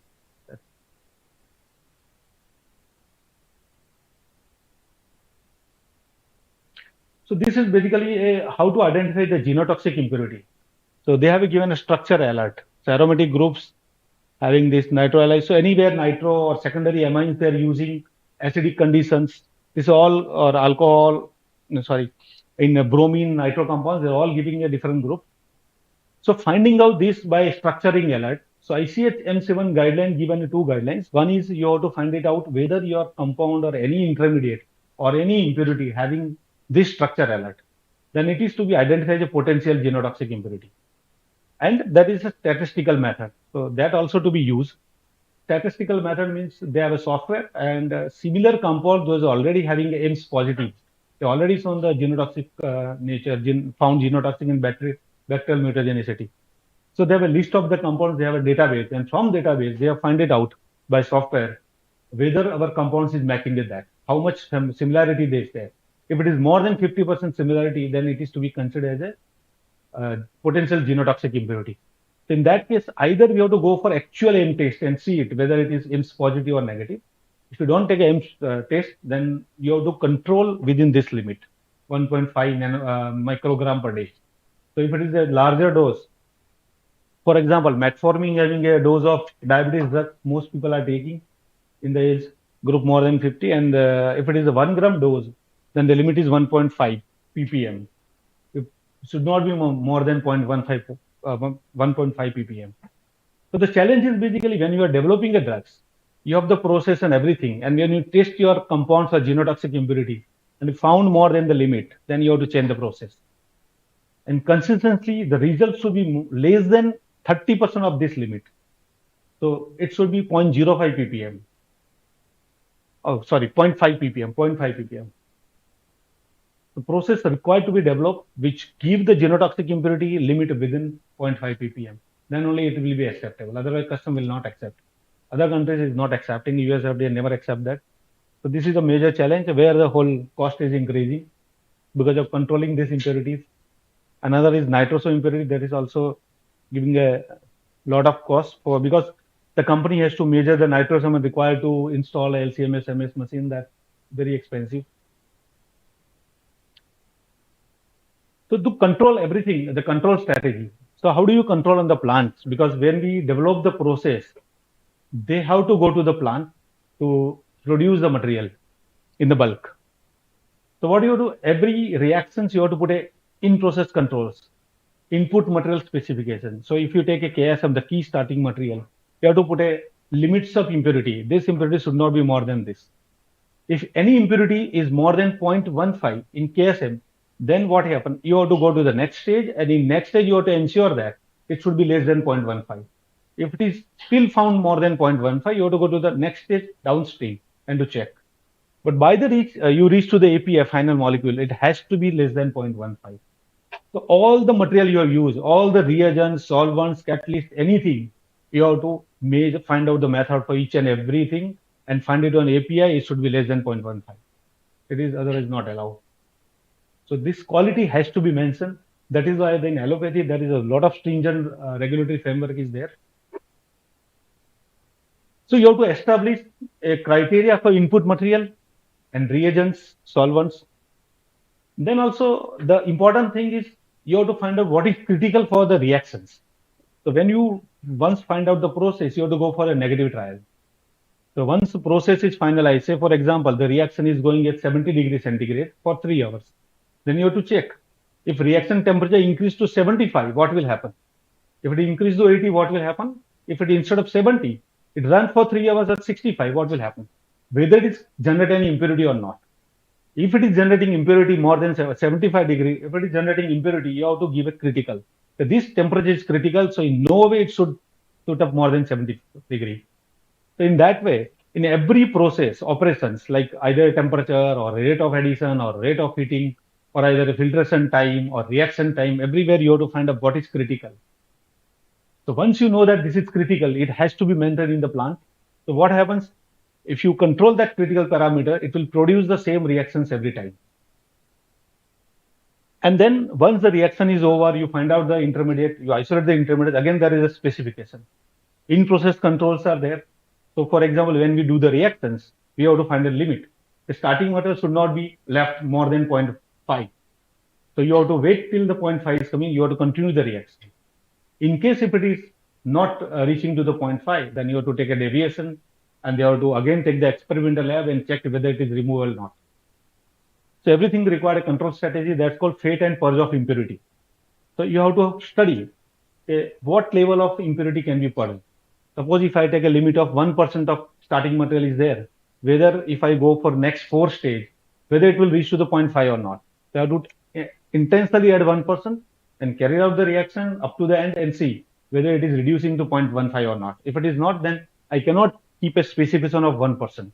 We have to keep lower than 1% in that case. So in that case, you have to develop the specification of each and every intermediate, your raw material, your reagents, everything that is required. So this is the lab validation process. Once it is over, you have to carry out the 3 batches and to prove your process. This is what the stability conditions. So India is falling into zone 4B. So generally we keep accelerator condition 40-70 degree. So if compound is stable up at 40 degrees centigrade and 75 relative humidity, then only we give you a 1 year half life. Then we have to do long-term stability, 25 degree and 60 degree, 60% relative humidity. Then we have to continue for years and the stability will continue up to 5 years. But until we have a stability up to 2 years is completed, we can give 3 years shelf life of the medicine. If it is completed 5 years, then we can give 5 years shelf life, not more than that. This is very important, polymorphism. So every time you make a compound, there is a lot of patent on the polymorph. So you have to ensure that you make the polymorph which is not infringing. And you have to either the freedom to operate if it is open or the innovator polymorph. Because polymorph is considered to be absolutely different drugs and have a different bioavailability and different solubility. So if it is a different drug, means different polymorph, it may not work as a drugs we like. So there is XRD and DSC that helps to find it out, and TGA, whether it's a different polymorph or the same polymorph. But XRD is the main tools which is required. So finalize. So once we develop the process, we have to make the process development report, technology transfer document report, the analytical method validation. We have to take the scale-up batch on the plant, and we have to see whether we can reproduce or not.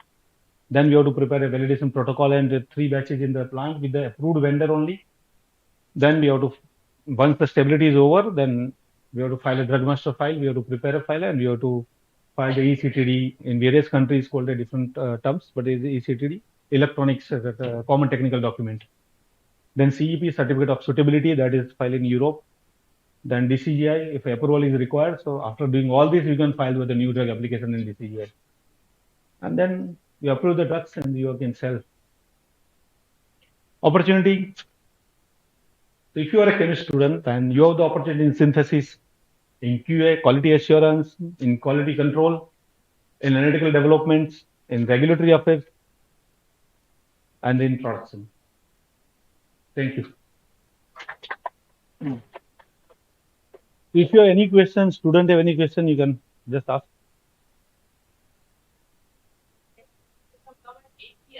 How do you decide the parameters of formulation? There are so many things. So how do you decide in some component formulation? So એનું content કેટલું હોવું જોઈએ? Container dose. નહીં નહીં નો API નો dose confirm થઈ ગયો મતલબ 10 minute લાગશે તો something API તો ખાલી લેતા નહીં there are so many other things. So how do you decide the other things? 10 gram, how do you make regulations of that? See, because like API dose, who decides? Innovator decides. Similarly, formulation also innovator decides. So formula are also available in either capsule or injections or a soft gel, anything. But that also decide everything. So there is a patents, and most people follow the same thing. They go here and there, they develop a new formulation, but formulation is not my subject. Basically, I'm a chemist. But mostly they follow what is given by the innovator.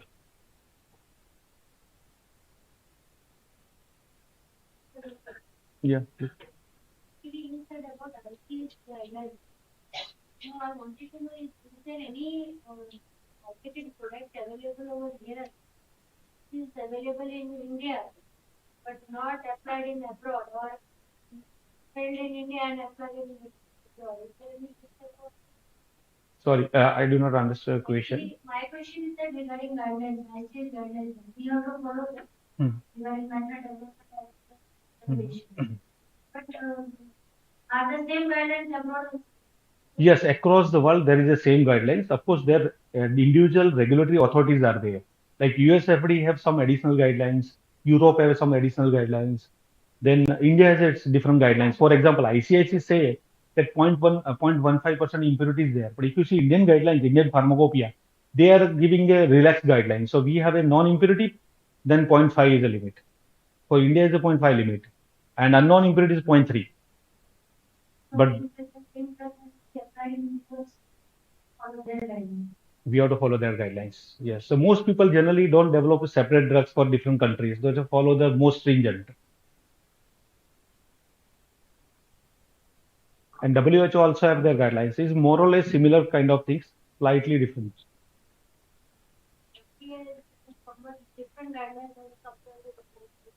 It is more or less development guideline is same, but they have some additional guidelines. Like for example, for stability studies, they have some additional because the country is different. Or for validations, they have some like photo stability. They have some different guidelines. Or for a development, say someone say you put a 3 injections, someone say you put a 6 injections. Japan has a 3 standards to be taken.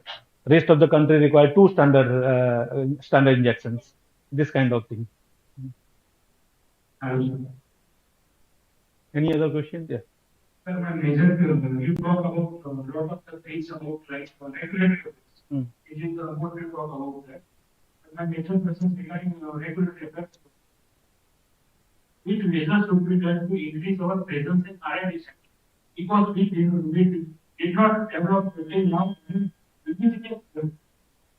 indigenous drug API. We did not develop any indigenous.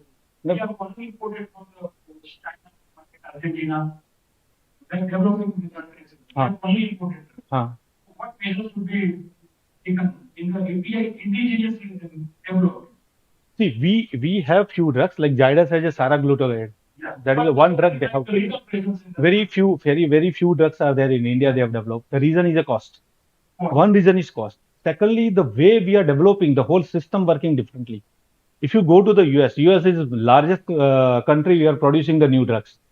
The reason being that they have the universities, they got a lot of funding from industry, and they develop the drug. And when we are working, like professor is working, and they find out the drugs, they don't have any ill intention because they are not working in industry. They are a group of people, they commit together, structure biologists, molecular biologists, medicinal chemists. They all two coming together and find out they have a virtual company and they apply for funding. They outsource their chemistry, they outsource their biology, they do only office works, but they outsource everything. But they review the data and find it out. Once they got to the phase 1 or the phase 1, then they sold the molecule to Pfizer. That is how it works. In India, what happens? The company comes and company recruit the people, find a like example, you take the one company like Piramal or any other company. So they have R&D head, okay, and they develop the drugs, means they design the molecules. So there may be the one lead chemist who design the molecule. There is a drug-like property. Now he got another offer, so he'll go to another company. Okay, now patent they already filed with this name.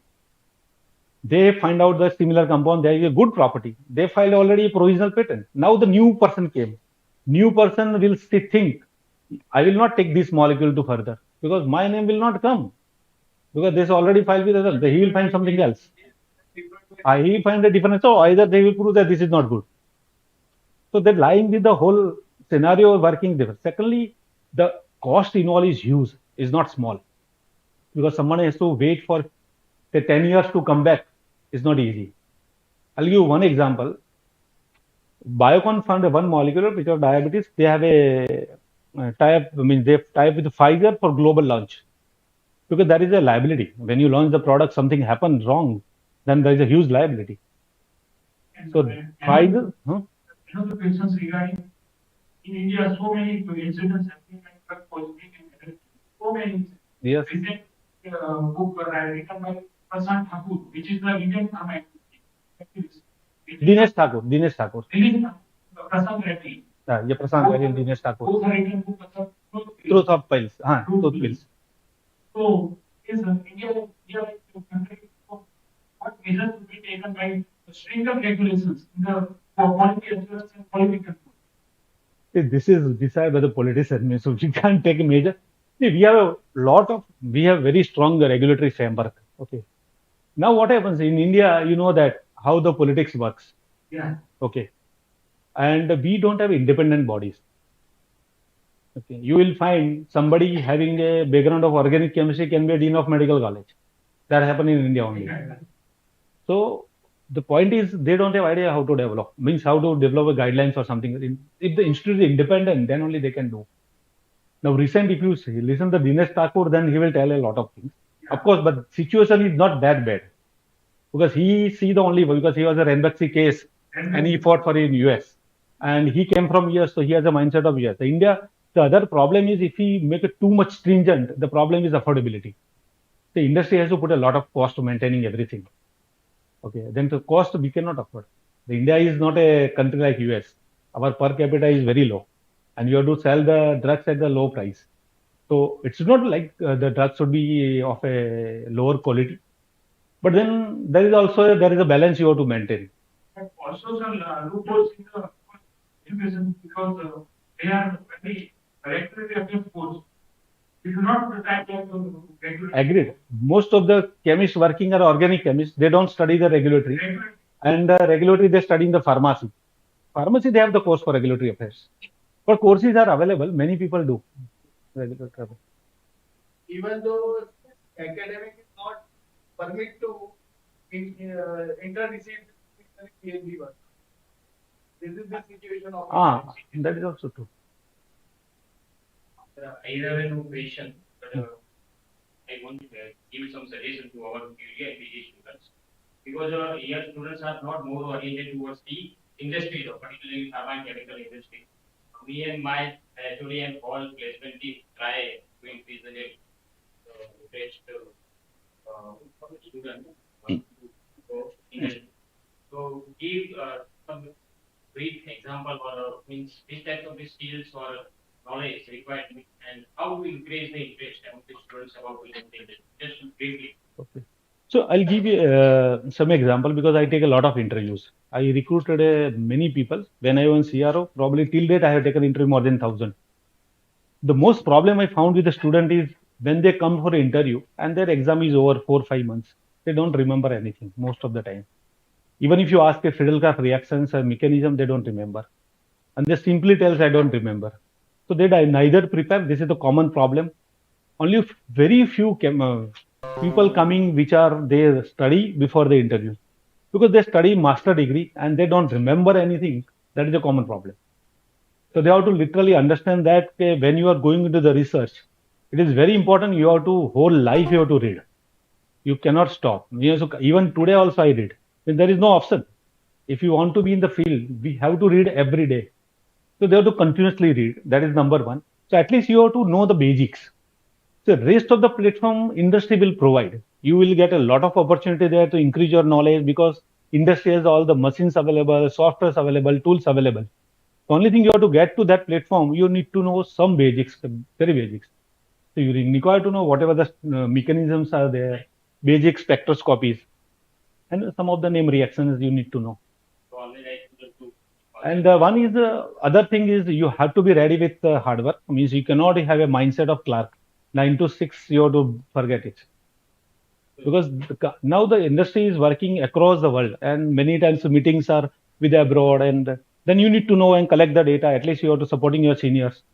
So you cannot decide always to go at 5 o'clock, 6 o'clock, you go home. Because most of the times people don't do anything at home. So it is very important they spend time in industry because if you spend more time in 20s, then you don't struggle as 40s.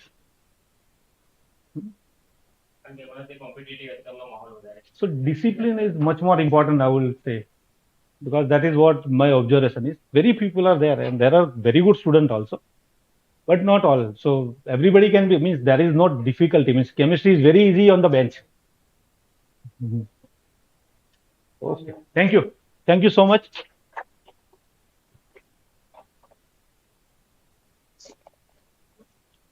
Thank you, sir. Thank you very much. So, through this lecture, we have tried to connect it both the academic and industry here. So, in this way, I think this international conference become a fruitful in both way, academic and industry. Sir talked a lot and explained well about the basic concept of R&D ecosystem and workflow and linear and convergent process and analytical method optimization, lab validation. Very well. Thank you, sir. Now I request RD Mode, sir, our principal, to present a memento and certificate of appreciation to Tushar Mehta, sir.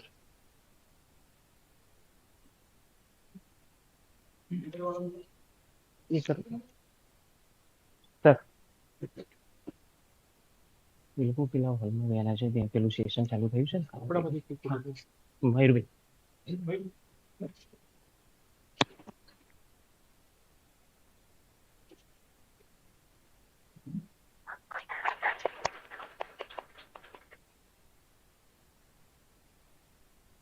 certificate of appreciation and key. Sir. Thank you, sir. So here we conclude this session, and now I hand over to our convener, Dr. Suresh, sir.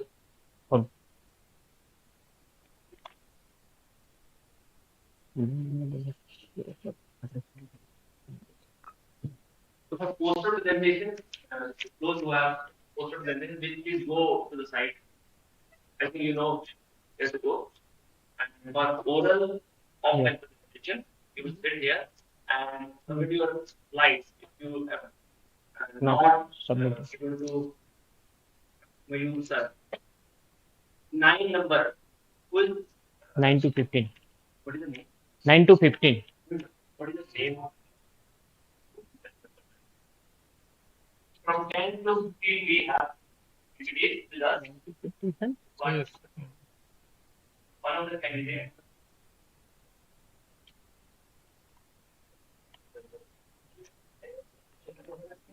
Patel નિહેલ Kumar Pravinbhai.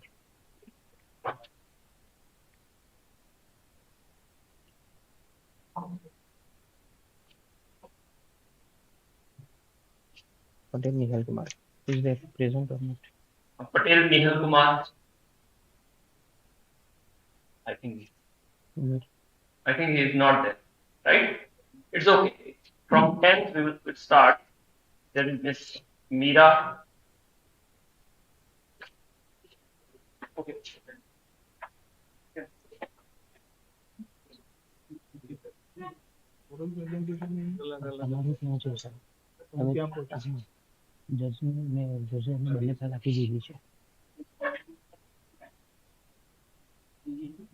સરકાર 8 થી 10 મિનિટમાં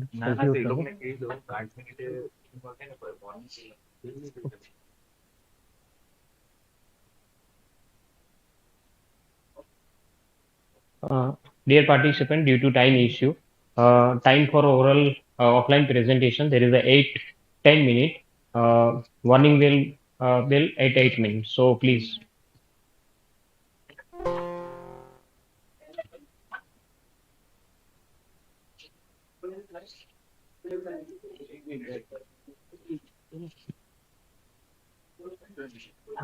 तुषार मेहता वो Zydus company में पिरामल में है sir. अभी तो यहाँ पे है, पहले पिरामल में थे.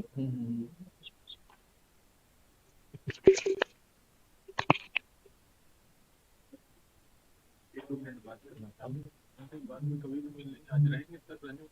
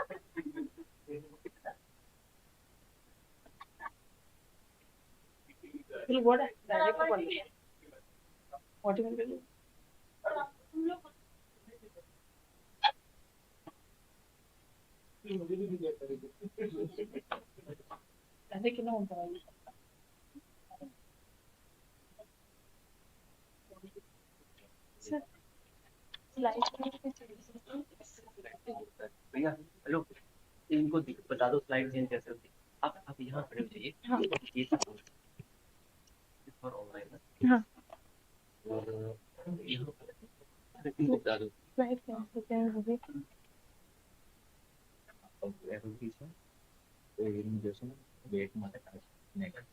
नेक्स्ट मारे थर्ड वन। हाँ पॉइंटर માટે આ છે ફર્સ્ટ વન ઓકે ઓકે હા નેક્સ્ટ માટે આ થર્ડ છે અને આ બેક માટે છે ઓકે તમારો ઓનલાઈન માટે છે તો કોલર માઇક આપે છે કોલર માઇક માં કોલર ચાલુ છે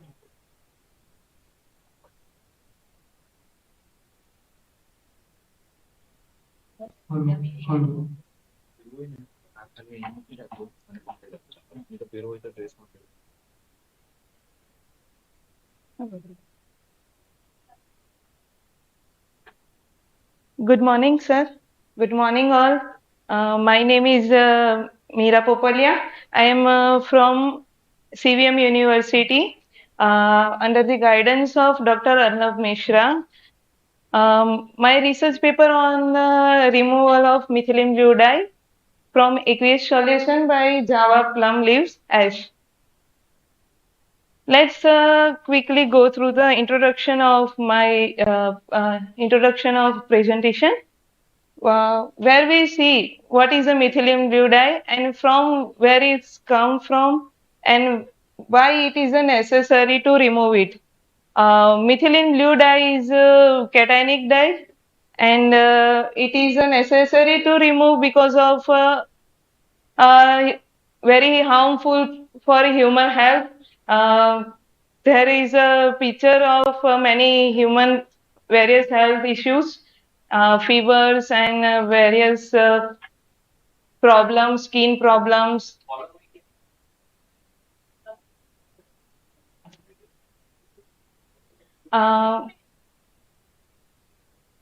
Methylene blue dye is released from the various industries like leather industry, textile industry, cosmetic industries, and it is a very harmful for human health. Material and methodology. There is a structure of methylene blue dye, and here I was used the raw material of adsorbent is Java plum leaves. Here we use all the analytical grade chemicals and distilled water was for preparation of adsorbent and adsorbate. This is a flow diagram of my research work. First of all, I collect the agri waste, jamun leaves ash from naturally falling down from tree. Then wash it by distilled water and dry it oven. And for calcination, for calcination, jamun leaves put in the muffle furnace. Then we put dye solution and in dye solution ash was put in and stirring in some condition. There are for adsorption studies we use the visible spectroscopy and all batches are at room temperature and there are four different graph of my batches. First one is effect of pH. Second one is adsorption dose. Third one is stirring rate, and fourth one is contact time. In every batch, we found a different result. In pH, we measured the 6 pH. High absorption was there, and absorption dose, where we increase the absorption dose, percentage of removal is also increases. Stirring rate, when we increase the stirring speed, like 200, 400, 600, in 800 up to 800, we increase the percentage removal is high, and in contact time, increase the contact time will increase the percentage of removal, which so that there is a characterization of my absorption dose research work. There is a EDX, same image of my adsorber before absorption. The structure is spontaneous and more porous. This one is the EDX data of my adsorbent before absorption. There is a many elements are present, like magnesium, calcium, carbon, oxygen present. After the absorption, we show that some dye loaded in the surface of adsorbent, and in EDX analysis, sulfur is present. Sulfur is confirmed that methylene blue dye is loaded on the surface of the adsorbent. There is a XRD analysis also. In XRD, there is a before absorption graph, and there is a after absorption of dye loaded. There is some new peak found. Is a possibility of dye is adsorbed on the adsorbent. Regeneration of cycle. In regeneration, 4 times reuse the adsorbent. We show that by reheating, regenerate the reuse the material. Ash was a reuse by 4 times. Conclusion. My research paper conclude that jamun leaf ash is a very cost effective and environment friendly and effective adsorbent. Absorption capacity of is 17.97 milligram per gram, and future study ash will be treated with chemicals, and we more effective capacity maybe shows. There is some reference of my papers, and thank you.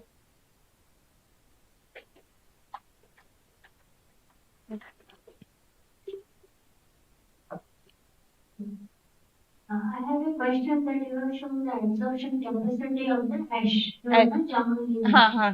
I have a question. Have you compared with preparation? Yes, ma'am. You have put the table over there. Yes. Because all carbon Forgot. they have absorption capacity. Yes, yes. All carbon. Most. So how you compare that are based on volume? Yes, yes. I forget the table. Yes.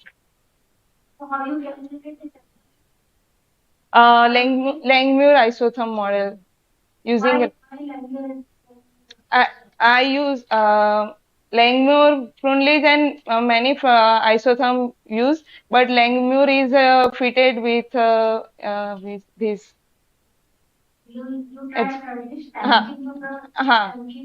Temkin, Frunlich, and Langmuir 3 isotherm will I use, but Langmuir is fitted. No, no. So what do you expect the absorption was? Or is the absorption or chemical absorption? Physical absorption. Physical absorption. Yes. Following Langmuir. No, monolayer. Oh, yes. Langmuir. Okay, okay. So thank you. What is the application of your work? Remove the dye from wastewater. So is there any other method? Yes, sir. Many other methods, nanoparticles also used for removing dyes, drugs, many zeolites, clays, many methods. Please go to your slide. Can you please explain this slide? The next one. This? Next. You were saying new peak is observed, and what is the inference you are getting from this? Sir, possibility, possibility, not confirm, but possibility, sure. तो edict से sure हुई थी but इससे possibility शायद हो सकता है यहाँ हमारा molecule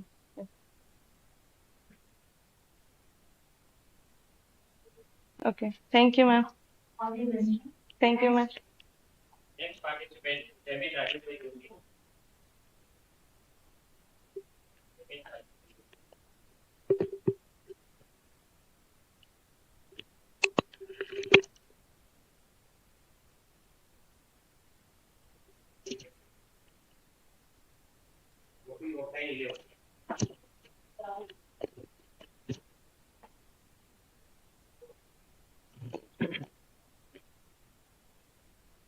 Good afternoon, one and all present here. Myself, Jamin Rajesh Bhai Joshi, research scholar from iStar Institute, CVM University. Currently, I am pursuing my PhD in the subject of industrial chemistry under the guidance of Dr. Jigar V. Patel. A part of my work I will explain here, which is chemical modification of waste cooking oil for biolubricant production through transesterification process.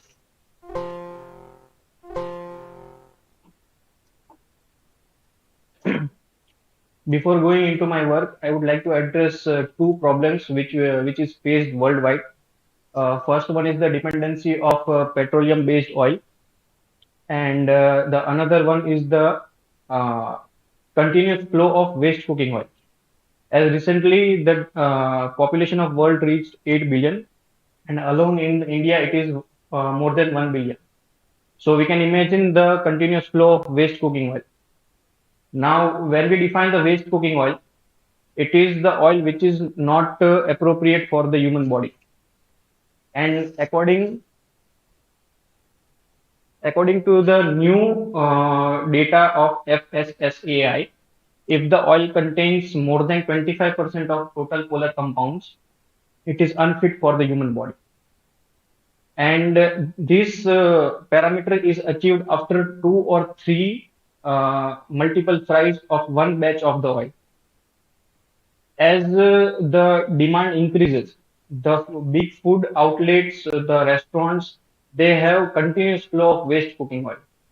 So the idea is if we use the waste cooking oil to synthesize the bio-based lubricant, we can solve two problems at the same time. And now the question also may arise that the work is done for many past years, but mostly edible or non-edible oils are used for the synthesis of biolubricants. If we use the edible oils, it hinders with the food cycle. And if we use the non-edible oils, the process of extraction from the crop seeds and its purification is much high. So if we compare it with the waste cooking oil, it is much cheaper if we use edible or non-edible oils. And why we require the lubricants is that by the year 2022, the lubricant industry has reached $68.5 billion. So we have to address this problem. This is my experimental design. I have collected the waste cooking oil from the food outlet in Vidyanagar. But the problem is that waste cooking oil cannot be used as such. We have to first purify it by physical separation, because after frying, it contains some solid particles which can hinder the reaction. And the waste cooking oil also contains the free fatty acid, which will divert the reaction in another direction. So it is important to reduce the free fatty acid content, and the parameter is it should be less than 5%. So after the purification, the treated waste cooking oil was trans-esterified with methanol. These are the optimized parameters. And after the first trans-esterification, my main product was my intermediate was fatty acid methyl ester, which is biodiesel, and my byproduct was glycerol. Glycerol can be used in various other industries like cosmetic industries, food industries as a solvent, etc. So it's not a waste. But here I have focused on fatty acid methyl ester, which is biodiesel. After its purification, I have again trans-esterified it with alcohol. The reason I will explain in the next slides. And I have used three different alcohols for the trans-esterification to synthesize the lubricating oil.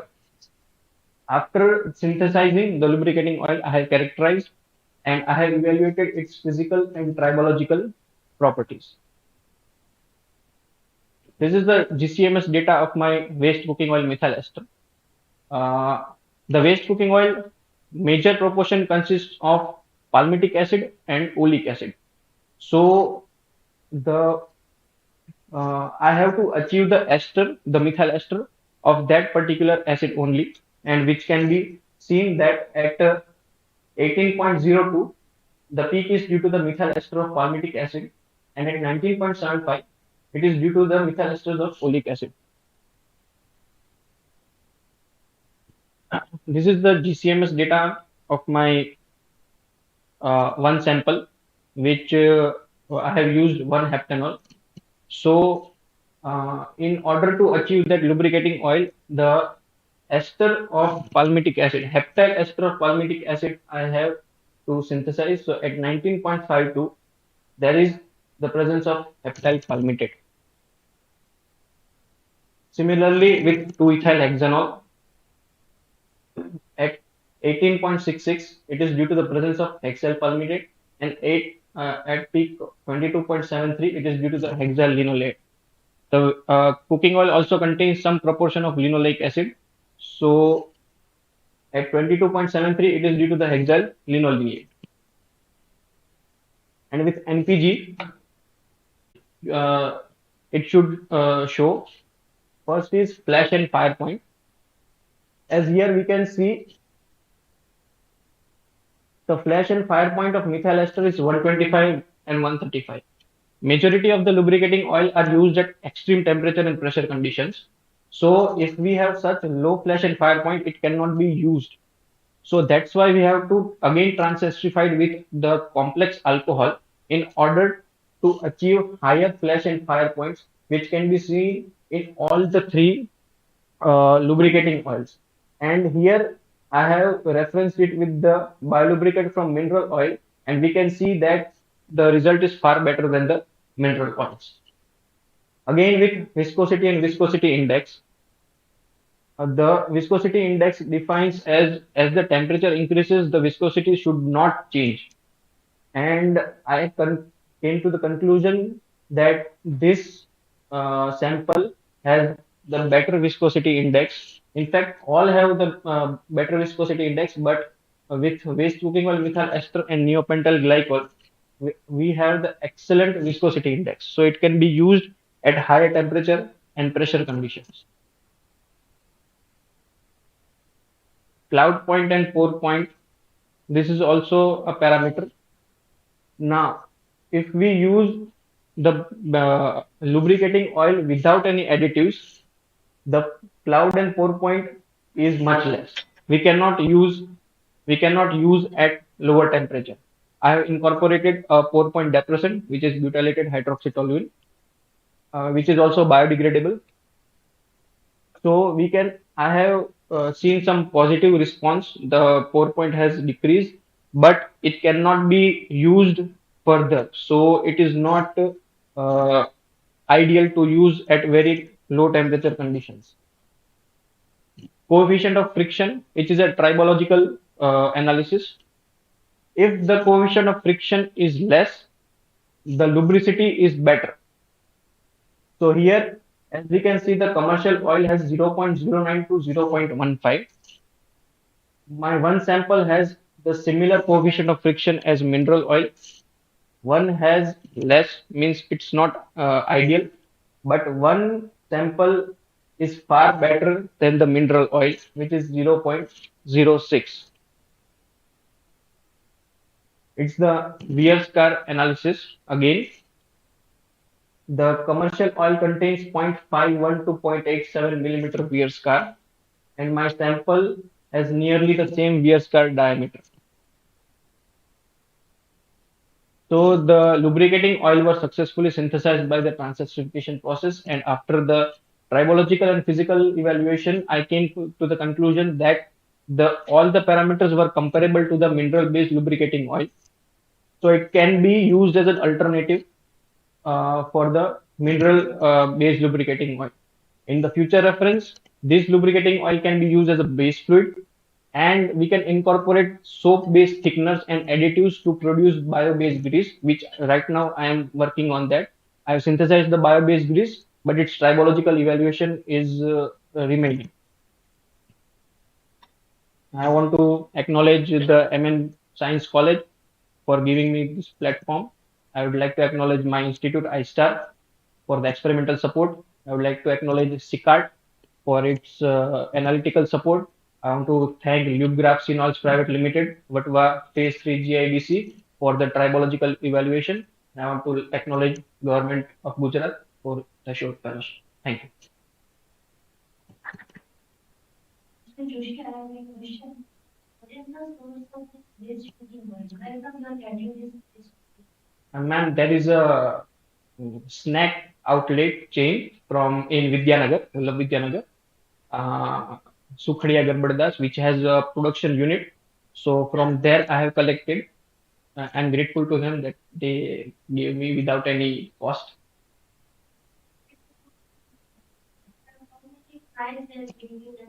After two fries, two multiple fries. But after the research, I have found that after two or three fries of same batch, the total polar compounds are at 25%, which is not fit for the human body. It is carcinogenic.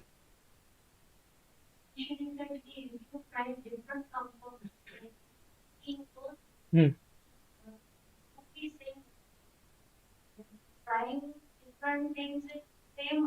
Hmm. Yes, the two to three multiple anything after two or three continuous fries, it will become more than 25%. It will become carcinogenic. Uh, Not per month. I take it in bulk. For I have. Hmm.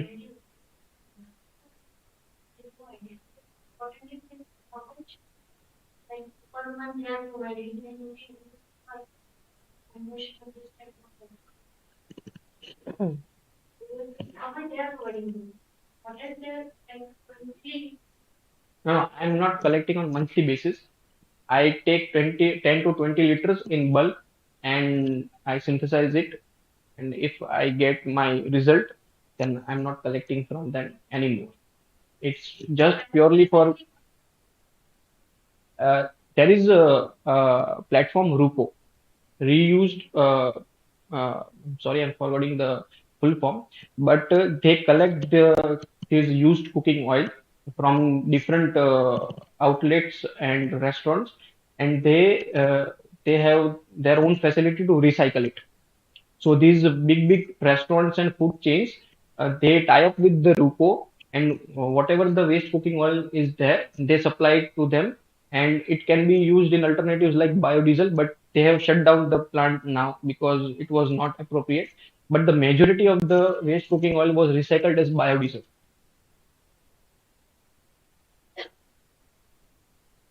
what are catalysts used for the synthesis of a biodiesel or for the transesterification reaction?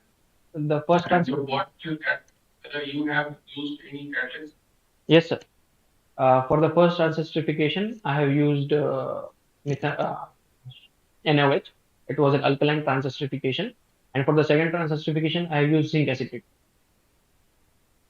You may also use clay as a catalyst, like amount like you may check. It may also give those, may also give the result for the transistor, and the cost will be cheaper. Yes, sir. Why do you use transistor reaction? What objective was your? Sir, it's a part of my work in PhD. I am using different methods for the synthesis of biolubricant only, but one of the part is transesterification. So that's why I have used transesterification. All the oils have some lubricating properties. Yes, sir. So if you use the transesterification reaction, what you want to achieve from the transesterification reaction? Because once you apply the transesterification reaction, that oil will be very thin and that. So what is your objective? No, sir. After the transesterification, its molecular weight increases. The hydroxyl functionality is added after the transesterification, so it can sustain the between the two surface. It can sustain more. And the coefficient of friction, it has a tribometer. One ball is at top, three balls are at bottom. Three balls are static. One ball is dynamic. So the a thin film is coated around it, and at particular time, temperature, pressure, and RPM, it is rotated. So it was rotated for 60 minutes at 1200 RPM at the temperature of 75 degrees Celsius. So the 0.06 Weir scar, which was achieved at by one sample, it is very good because it's a standard parameter. The mineral oil based lubricants are tested at the same parameters only. So if the molecular weight increases, it can sustain the friction better. And the byproduct is the glycerol. And what you are doing with that? No, sir, I'm not doing anything with it. I'm discarding only. I'm not working in that area. My main area is oleochemicals. How you purifying? What, sir? How you purifying that you are telling that how you purify? Biodiesel or biolubricant? Lubricant and how you purify? Sir, I'm not purifying glycerol. Then how you can say that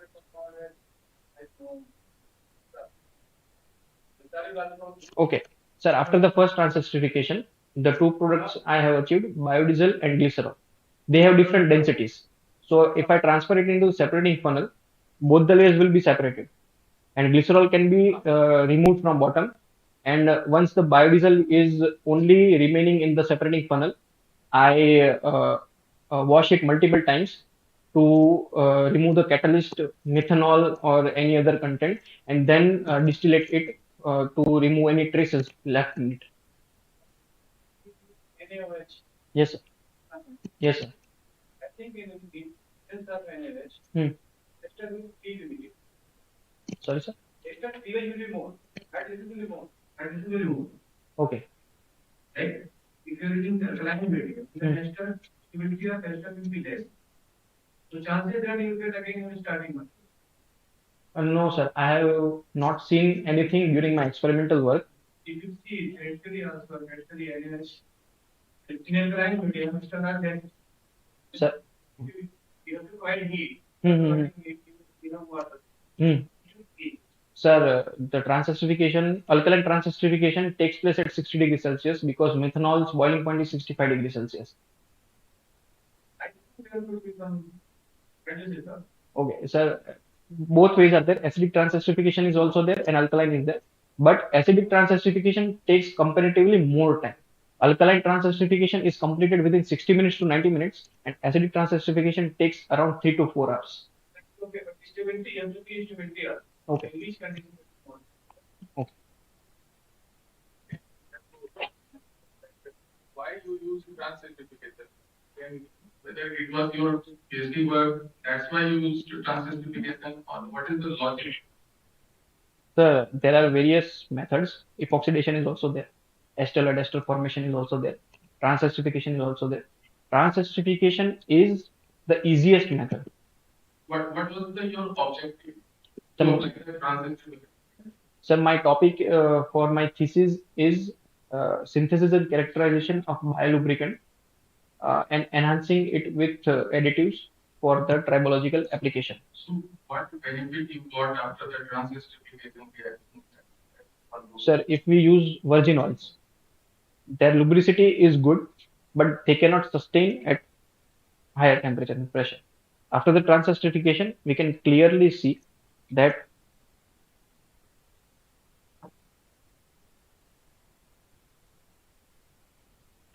sorry, I have not mentioned about only the waste cooking oil, but it was also less than the methyl esters of the waste cooking oil.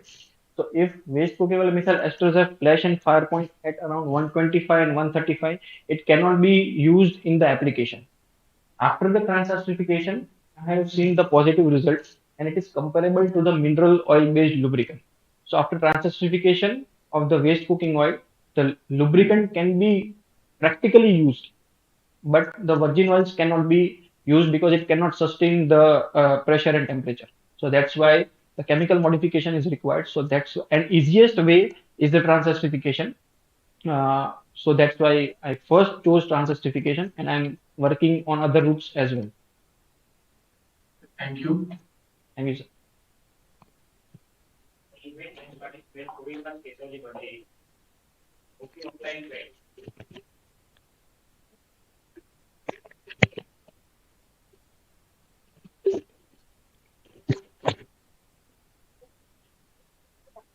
Okay.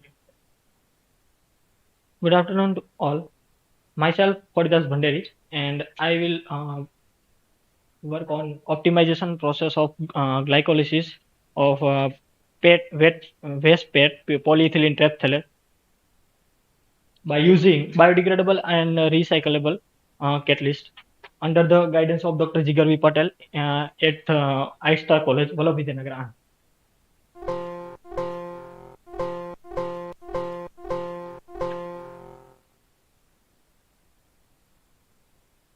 So everybody know we have used every day to day life plastic products in every space. So that's why after use of this plastic, we can throw out dustbin or landfills. So this was generated waste. So these waste are not used further. So we can use is a source for generating other materials from waste. So my work is based on waste PET, which is a polyethylene terephthalate plastic, which is generally used in packaging material. We can generally use in drinking bottles for synthesis of PET. So what is waste? Waste is around in our which is not usable for further use. So according according to statistical analysis data, every day for 420 million tons of plastics are generated and synthesis for in India or globally. Up in worldwide waste generated per person capita consumption is 0.11 to 400 kg per person, which is more than per person, which is dangerous to our environment and health because it causes generate pollution, land pollution, environment pollution also. So we can reduce waste by this process, reduce, recycle, recover, or disposable of this type of waste. Reduce means we can reduce the use of this type of plastic or reuse of this type of plastic number of time, or other is recycling of this type of waste plastic into converted into other products or other chemicals which are used in further modification to use other products.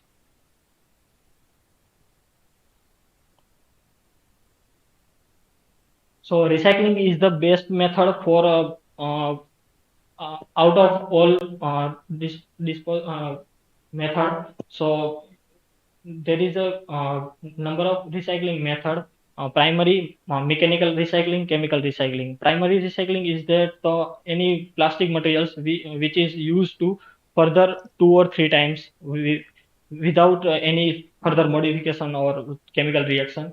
In mechanical recycling, we can extruded out this material by melting this type of material and remolding into other shapes like any plastic bottles are converted into other shapes materials is called mechanical recycling. And the third one is a chemical recycling. Chemical recycling is a good advantages out of other two recycling method because any plastic is reacting to some chemicals to derive intermediate products which is used for further preparation or synthesis of some kinds of useful products or plastics which is used in further any day-to-day life. So various other chemical recycling used in uh, used in research areas. Out of glycolysis is the best and most usable process, which is give intermediate products bed, which is known as bis 2 hydroxyethyl terephthalate out of PET. So this is my methodology steps of waste PET into PET synthesis. So first of all, I procurement of PET waste from uh, from waste area and cut into small pieces and remove the contaminants from the different cleaning process. After that, I put the reactions at reaction with ethylene glycol at 190 to 200 on Celsius and the presence of biocatalyst, which is no. I have used two types of biocatalyst. One is bamboo leaf S, and other one is a orange peels S, which is also waste and used as a catalyst in our my projects. And it is also reusable catalyst, so we can cut down our cost of our product. And after that, completion of my reaction, adding to for 300 to 400 water into extract our product, which is shown in that, which is a white color products, solid material. After that, it is freezing out at 24 hours and filter it out and get white products of PET, which is known as bis 2 hydroxyethyl terephthalate, which is used in a further synthesis of PET or virgin PET and other polyesters, drugs, no, dyes, polyesters, and polyurethane form various synthesis by other products from this. This is the process which I will explain. This is the optimization data which I have collected during my project working. So this is the changing ratio of PET and ethylene glycol, which is my reagent, primary reagent, and give uh, give highest yield at 1 gem 60 ratio of ethylene glycol, and percentage yield was 60.32 percentage yield was obtained at by using bamboo leaf S, which is biodegradable catalyst. And this data was another catalyst was used, orange peel says, and in this data 3 hours reaction time, I have obtained 45 percentage of yield, and out of two catalysts we have obtained highest yield in bamboo leaf S in 3 hours. And another two data was is catalytic ratio. If I increase catalytic ratio 1% to 2 percentage, some kinds of yield was increased, and in some cases, and sometimes was decreased. And this data was a number of recycling catalyst cycle was how much give yield in different catalytic cycles. It in this data, some kinds of yield was increased or sometimes is decreased because of some recycling of catalyst, and some kinds of unreacted PET was also present in catalyst. So this unreacted PET was using in another batch. So yield was percentage was changes. So this is the result and analysis. In my products, PET was confirmed by GCMS data by peak of 193 8 PET molecules, and this graph was bamboo leaf age product, and this was use orange peel cells product. Both have same result, and this is GC chromatographic data. And after my work, I conclude that the production synthesis of PET from waste PET at a 1 gem 16 ratio and get a 60.32 percentage yield. And this PET was used for further synthesis of polyurethane foam and polyester, biodegradable polyester, by further reacting of another compounds. Thank you.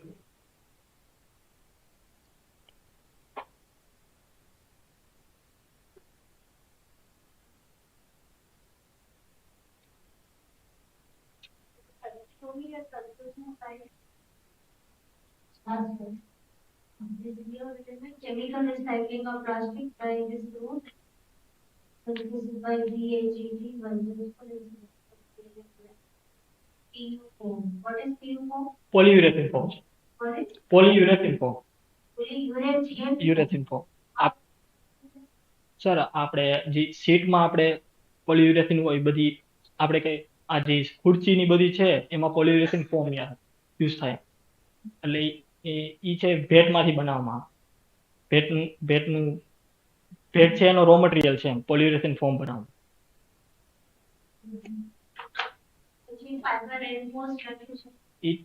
ઈ છે sir ma'am એક પ્રકારનું composite material છે જેમાં આપણે fibre કોઈ પણ use કરી શકીએ, સેલ્યુલોઝ અથવા તો બીજા કોઈ પણ ફાઈબર. અને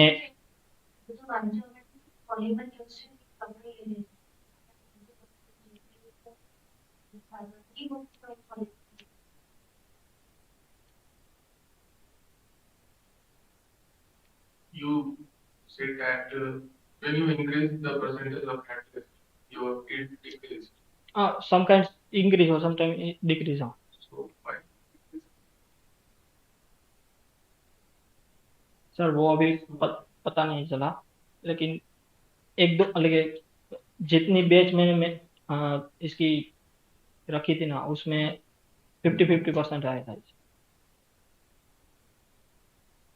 Any question? नहीं sir, no possible. Sir without catalyst sir time બહુ ઇન્ક્રીઝ થઈ જાય છે. આ બાયોકેટલિસ્ટ છે ને એમાં 3 કલાક થાય છે, એની જગ્યાએ હું કોઈ બીજા મેટલ કમ્પાઉન્ડ યુઝ કરું છું જેમ કે ઝિંક એસિટર તો 8 કલાક થઈ જાય છે, અને વિધાઉટ કેટલિસ્ટ ઈ એનથી ને વધી જાય. Yes.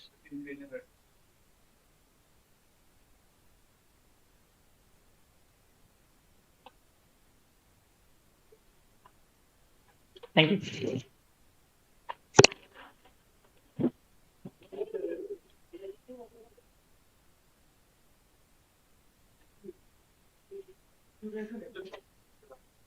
Now I invite next participant Parmar Vaishnavi. Copy of line 30.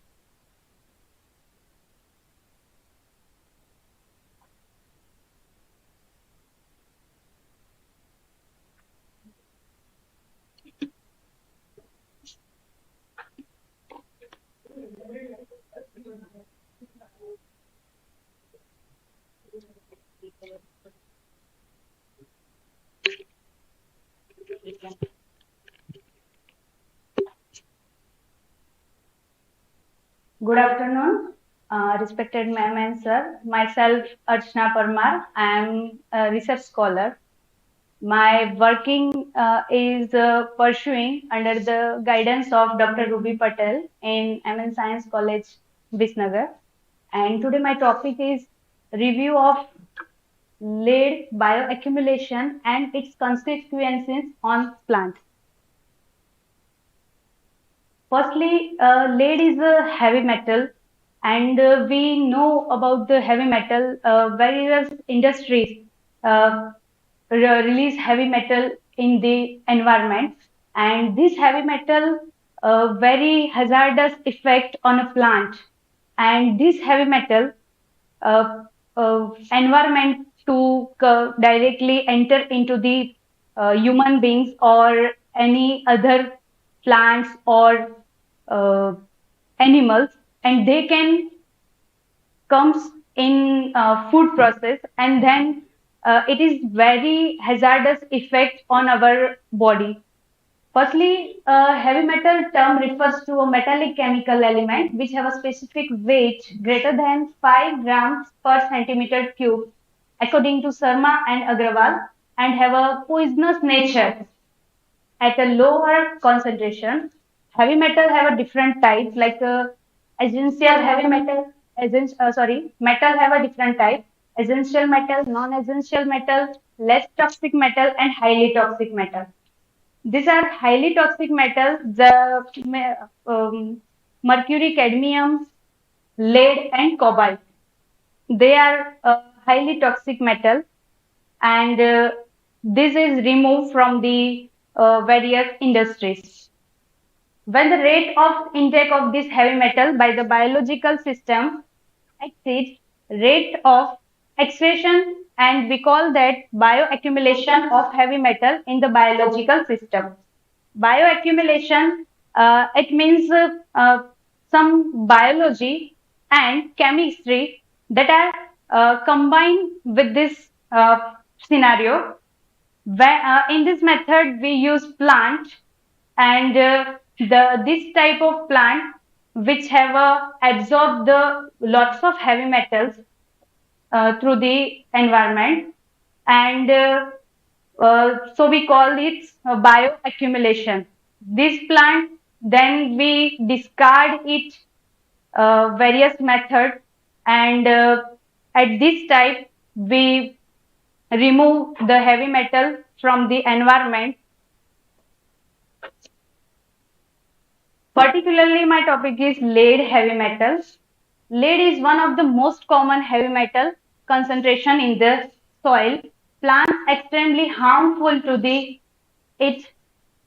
Lead has no biological purpose in plant, but it is very problematic effect on plants like a morphological, physiological, and a biochemical problem. Lead contamination had a stimulating effect on a soil enzymatic activity and microbial biomass ion concentration. This figure show that the source of lead pollution in the environment. Firstly, we know that the very chemical industries present in this most of chemical industry release the lead in the environment. Then additive pigments and gasoline, smelting of ores, electronics and solar cell waste, influence from battery and mining industries, and then fertilizer and pesticides also increase the lead in the environment. Then here I have show that the figure that heavy metal are present in the environment, then how it affect to the plant and how plant absorb this heavy metal and accumulated in their body. First, lead waste from the environment, then lead mixed with the soil nutrition, then this metal go through the shoot system by the xylem, means xylem through this heavy metal go through the vacuole and absorbed by the leaf and accumulated in different parts like leaves, stem, root, etc. Transfer factor. Transfer factor is a method that defines that the concentration of lead in a plant and concentration of lead in a soil. This is the ratio we have seen that how much heavy metal are absorbed and accumulate in the plant parts. This transfer factor is different from different plant species and change as a physical and chemical properties in the soil changes. Some plants have a hyperaccumulated and some are non-hyperaccumulated plants. Hyperaccumulated plants easily absorb this heavy metal and store in their plant part. So when we eat this plant, some metals come from our body. Types of plant according to their status is different types of plant are present like have a heavy metal accumulated plant and non-accumulated plants. Here I see that effect of lead on a biochemical properties of plants means heavy metal which heavy metal जो है वो किस area में हमें नुकसान करता है और प्लांट को वो डैमेज करता है तो first heavy metal effect on the biochemical properties तो एंजाइम जो हैवी मेटल है वो एंजाइमेटिक एक्टिविटी पर बहुत ही ज्यादा इफेक्ट करता है like chloramphenicol acetyl transferase enzyme. It is an oxidoreductase that is one of the important enzymes involved in remove of toxic peroxidase. It is used in decomposing H2O2 into water and molecular oxygen. Next enzyme, ATPase synthetase or ATPase enzyme. This enzyme was found to be high presence of lead. Plant part or plant cell exposed to decrease the respiration when ATPase synthetase enzyme decrease the respiration system is also decreased in plant part so plant don't easily do their respiration and not synthesis their food. Then effect of lead biodistribution in different plant tissue. Plant is distributed in shoot part, root part, and also increase and store in different parts. First, effect on lead on photosynthesis, fruit and flowering effect. Lead is directly proportional to effect on the photosynthesis. We can see that chlorophyll lead is effect on chlorophyll synthesis, effect on Calvin cycle causes deficiency of CO2 which leads to closer the stomata. When stomata is closer, CO2 not enter into the leaf part, so plant not synthesize their food. If a plant not synthesize their food, so flower and fruit not absorb food and this food is not proper shape or size or little shape type of food are becoming. Firstly, we see that the lead at 600 and 1800 ppm concentration lead is very harmful to the plant. Effect of lead biodistribution in different plant tissue, then effect of photosynthesis, fruit, flower, and then bioremediation is accumulated in lead in plant. Bioaccumulated process. The bioaccumulation is a heavy metal lead in the soil and we use the plant part or plant body to the negatively affect to the environment and result is toxicity. It means bioaccumulation वो एक ऐसा method है जिसमें we use plant body and then in the soil part metal are present. We use plant bioaccumulated part. Sorry, we use plant just absorb the heavy metal, and then we take this plant, uh, burn it, and then the acid as जो होता है burn करने के बाद जो plant है उसका हम यूज जो भी इनऑर्गेनिक मटेरियल के फॉर्म में मेटल इंडस्ट्री में यूज कर सकते हैं और उसके अलावा जो ब्रिक बनाने के लिए मींस ईट जो है उसको बनाने के लिए हम यूज कर सकते हैं. This slide show that some plants that is highly accumulated plants that shoot, fruit and leaf parts easily absorb more lead. These three plants, Euphorbia, Mangifera indica and Brassica. Three plants and its shoot, fruit and leaf parts easily absorb or accumulated heavy metals. So we say this plant bioaccumulated plants. This plant bioremediation method, biovolatilization method, and isofiltration method through absorb this heavy metal and accumulated this part. Practical implications of this study.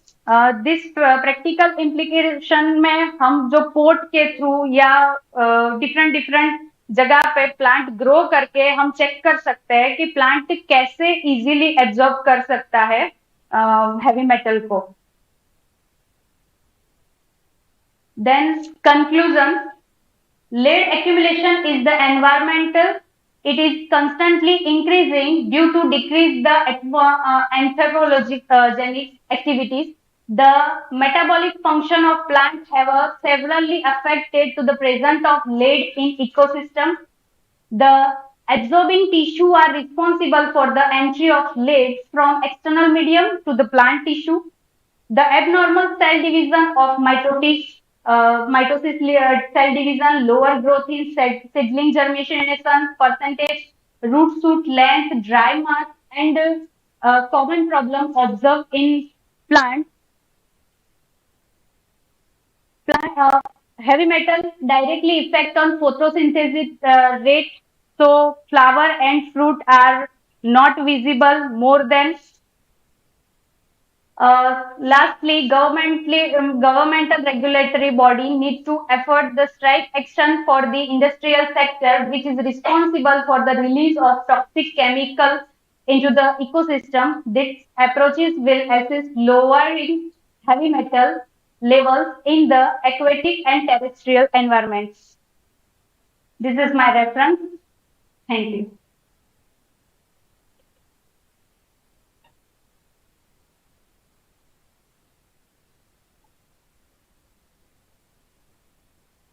You have put a review over here. Yes. So, suppose you want to work on this area, so where you will go and find out the plants and we have changed it.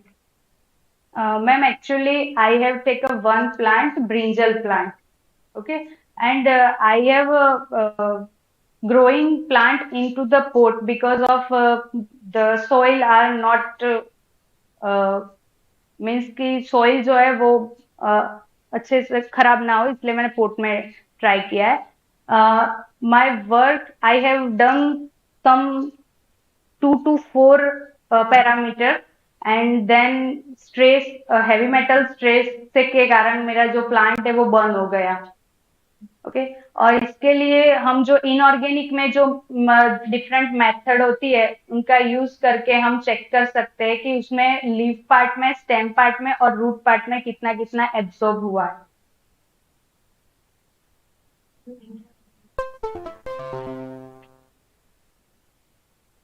Other heavy metals also they cause the biomagnification, and what you have selected only the lead.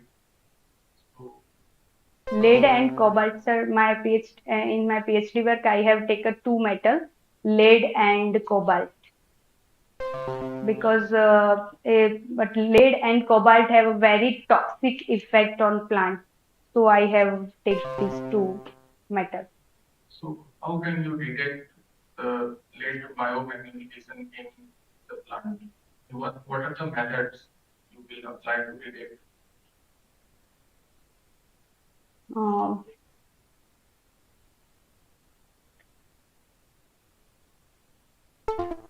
I think, sir, firstly, I have dried this plant and then we burn it or ash form and we use this ash for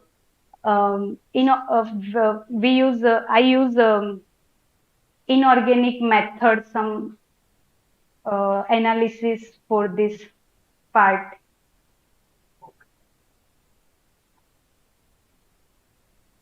Thank you, ma'am. Thank you.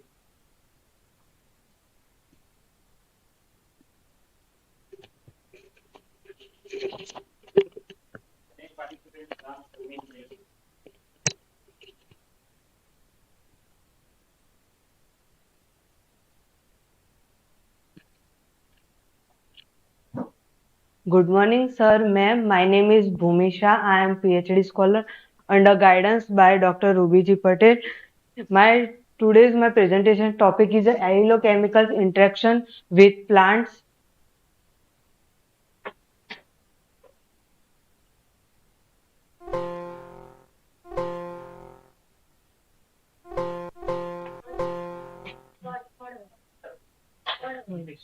Okay. Introduction. So, what is the allelopathy? So, allelopathy phenomena was first discovered by the 1930s Hans Mollis. And what is the allelopathy? So, influence is a one plant to another plant through a releasing of chemical into the environment, and the microorganism and lower plants are involved in the production of phytotoxins. And the Indian Allopathy Society in 1998 by produced by the any process involving the secondary metabolites produced by plants, algae, bacteria and virus, and those all are the interaction with as a plants, algae, plants, bacteria, plants, virus, plant soil, plant interaction. Allochemical release into the environment. So first, how to come into the chemicals in the our environment. So those are first the tree is voltization from the leaves as a evaporation. First, second through is a leaching from the above ground parts precipitates as a decayed leaves are a foliage leaves, and decomposition of a leaf, literal and roots also are some dead roots are also exudations and release the chemicals, and also to come microbial transformation from decayed leaf, stem, leaf and literal roots, and the allelopathic effects on the neighboring plants because the all our plants parts are decayed, and we know as all plants are releasing some chemicals, and the release and the neighboring plants affected and different effects. Classification of allelochemicals. So secondary metabolites including the allelochemicals can biologically be classified according to their carbon skeletal structure and type of functional group. However, the most useful classification is systematic based the biogenetic origin of the metabolites. And according to Walton Brown and Rice, plant metabolites and allelochemicals can be further divided into three major groups: alkaloids, phenolics, and terpenoids. Phenolics.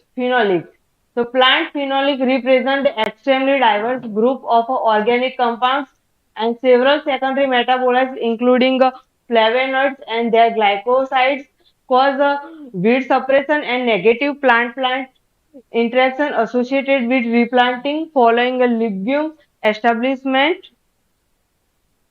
These are a structure of phenolics in the plant's phenolic structures and known as allelopathic properties, just like a scolo Copoletin, quercetin, gallic acid, vanillic acid, salicylic acid, hydroxybenzoic acid, and umbelliferin. Terpenoids. So terpenoids are a volatile compounds having a multiple biological activities in plants, and there are a use as a effect is a reproductive hormones, photoprotective agents, and also used as a signaling molecules. So this figure are showing two monoterpenes which known as the allelopathic properties as a thymol, methanol, camphor, camphin, cineol, and 1,4-cineol. Alkaloids. Alkaloids are a heterocyclic nitrogen containing and basic compounds of a plant's origin. Plant alkaloids are predominant in four families of plants, including the Asteraceae, Apocynaceae, Boraginaceae, and Fabaceae. And as a alkaloids with a non-allelopathic properties as a gramine, hordenine, lutein, separatin, quinine, and papaverine. Hydroxymic acid or benzoxyenoids. So hydroxymic acid of a benzoxyenoids present in a cultivated cereals of the gramineaceae include maize, rye, and wheat. And this figure are showing to the hydroxyl benzoic as a hydroxyic acid of benzoinoids in allelochemicals in family. Tolerance to allelochemicals. So some plant species are interestingly intensive to specific phytotoxins or involve a mechanism as a defense to allelochemicals produced by a plant itself from other species, and plant producing allelochemicals as well as those absorbing them can resist toxicity by actively sequestering toxins in a membrane-bound structure, vacuole secreting the compounds immediately after the absorption, altering their chemical structure by primary and secondary metabolites. Polygonilla microphylla Horton release a hydroquinone and a benzoquinone allelochemicals in from the arbutin and glycoside of a hydroquinone prevent the autotoxicity. And the corn produces inactive niglycosylated from a DIMBO, DIBOA, BOA characterized benzolinones produced by several Poaceae species. This table are showing to trees with allelopathic potential for weed control as Ananas sequomosa and Carica papaya, Coffea arabica, and Termandius indica is prepared as a ethanolic extract to effect of plants. So we effect the decrease the amaranthus spinonosa germination, and the amaranthus spinonosa is a weed. So to all the eucalyptus species, eucalyptus globulus and dried mango leaf are inhibit the growth of weeds. Allelopathic potential of crop plant. So there are the different crops, rice, wheat, cucumber, sorghum are the different release the allelochemicals. They are referred to all the scientists as the rice is a phenolic acid, wheat is a hydroxymic acid, cucumber is a benzoic acid and cinnamic acid releasing, and sorghum is a sorguline acid is releasing. Black mustard are release a isothiocyanate, and buckwheat is a release of fatty acid, oat releasing a phenolic acid and scopoletin, clovers and sweet clovers releasing is the isoflavonoids and phenolic compounds, and cereals are released also hydroxamic acids. These are application of allelopathy to how to use and benefit in our environment. So for example, the organic compounds, the all our plants parts is the organic, and we use a different type of as a defense primer signals, plant another plant chemical exchanges, respiration and photosynthesis, oxidation system, pesticides control, disease management, and weed control as a plant growth regulators used as a allelochemicals. Conclusion. To control the production and release of allelochemicals in both natural and agriculture systems, allelopathy can be considered as a form of a communication between a plant Plants are affected by each other positive and negative effects. Nutrient sharing and suppression of parasitism and stress cause are the positive effect. Examples will for the negative allelopathic effect is the invasive species that can suppress all others. Allelochemicals can suppress plant growth directly or indirectly. The structure of allelochemicals can be used as an analog for the synthesis of a new pesticide and which will be a less harmful for the environment as a compared to synthetic agrochemicals. These are my reference. Thank you.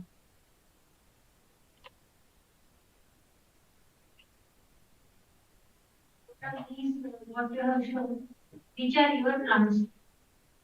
Ma'am my plants is already growing क्योंकि 2 time मैंने sowing time में उगाया था उसको पर वो burn हो गए during temperature and heavy rain review yes Plants, other plants have so many chemicals. Yes, sir. Organic molecules. And if you want to separate particular molecule, what is the method you will apply? Sir, first of all, I will collect a weed and after the spray the different, I will choose the 2 plants, cowpea and Indian bee and 2 weeds spraying the plants. And after that, I am using a fresh leaves and dry weeds, dry leaves both. And we are use SPTLC, qualitative quantity method, GCMS, gel electrophoresis, etc. Have you done oxidation? No, sir. Thank you, sir.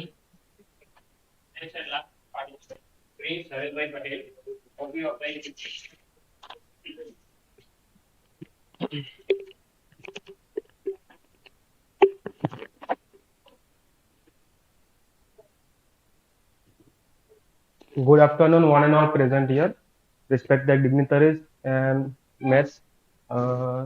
Myself, Prince Patel, Institute of Science and Technology for Advanced Studies and Research, ISTAR. My guide for my research work is Dr. Mandar Karve sir, Assistant Professor, ISTAR. My topic is generally review based. I am just completed my master's degree and enrolled in the PhD program.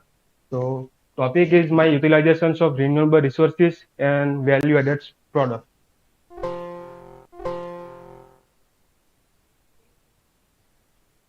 Generally, we know the name renewable resources in our day-to-day lives. There are the 2 parts, renewable resources and non-renewable resources. Renewable resources are we know suns and plants and other things. So that's why I choose the topics. Renewable resources which cannot be depleted and are able to supply a continuous source of the clean energy. And here the plant-based renewable resources, that's why I choose vegetable soils. Vegetable soils are the major concern in our industries because there is a depletion in the petroleum industries and there is a major changes. So that's why I used to concern the vegetables oils. By means of the vegetable soils, we can develop major applications like bioadhesives, biolubricants, and bioplasticizers. So I am working on that.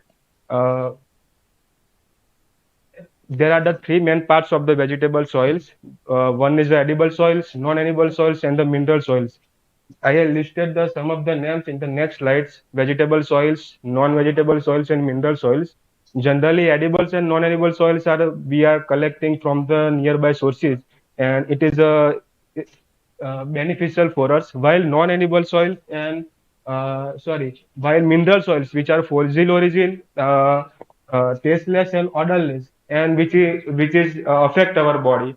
So when we put a mineral soils in the smaller quantity in our skins, it produce a burning sensation and also it's produce a blackheads in our skin. So that's why main focus is on the vegetable soils derived from the edibles and non-edible soils. I have mentioned some of the name here. Vegetable soils, edible soils, which are generally produced soybean soils, sunflower soils, rapeseed soils, linseed oils. And non-edible soils are the castor soils, karanja oils, and neem oils, which are generally available in the market. Next topic is fatty acid alkyl ester, because we know that the oils which can generally develop. Next step is the fatty acid alkyl ester. Generally, fatty acid alkyl ester which can derive from the trans-esterification process by the lower molecular weight alcohols. And this is also a very good lubricating agent we are using in the industries.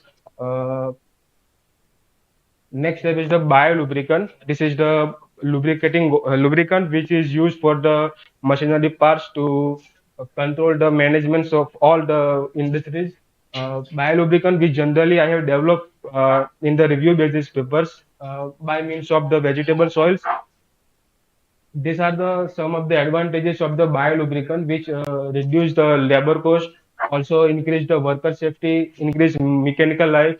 There is also develop a synthetic lubricant which is operate at high conditions and uh, extreme high or lower conditions, stability under extreme pressures and conditions, and higher flash point. But developments of the biolubricant main purpose is to, there are the many chemicals which are used in the synthetic based biolubricant, so which are develop a biolubricant which are environmental friendly and non toxic to the environment. Next step is the bioplasticizer. We know that the bioplasticizer is the material which enhance the properties of the polymeric compound. So there are the many synthetic based bioplasticisers which time to time degrades, and these heavy chemicals are affect the environment. So there is a need to develop a bioplasticizer. Bioplasticizer is a generally a material which can use in the surface covering the electric cables, and others is also added to the polyvinyl acrylic plastics, so we can enhance the properties of the polythene. Next step is the bioadhesives. Bioadhesives are the material which are generally used in the uh, many applications. In intermediates of the bioadhesives are the gelatins, cellulose, and starch. The adhesives which are derived in the early 20th centuries. There are the many adhesives, synthetic adhesives which are already developed. I have mentioned here name, polyvinyl acetate, epoxy, phenyl formaldehyde. There are the such diphenyl dicyanide, toluene dicyanide. These are the synthetic chemicals, but uh, these are chemicals which are harmful to the environment as well as our human. So the major concern for the developing a bio-based value-added product to being environmental friendly, non-toxic to the humans, and as well as it increased the cost efficiency. These are the some figure. I put this figure only basis of the adhesion failure. There is a four surfaces. Middle one is the adhesive. When adhesive failures between the adhesive, then it is called as the adhesion failure. But when it is failure between the surface and the adhesive, it is called as the cohesion failure. So I just put in the application basis. So the main reason for this review is this is my PhD research work to develop a bio-based value-added applications from the renewable resources, and by using the fatty acid alkyl ester as a trans-esterification process, and this fatty acid alkyl esters to produce value-added applications such as bioadhesives, bioplasticizers, and biolubricants. Thank you, sir.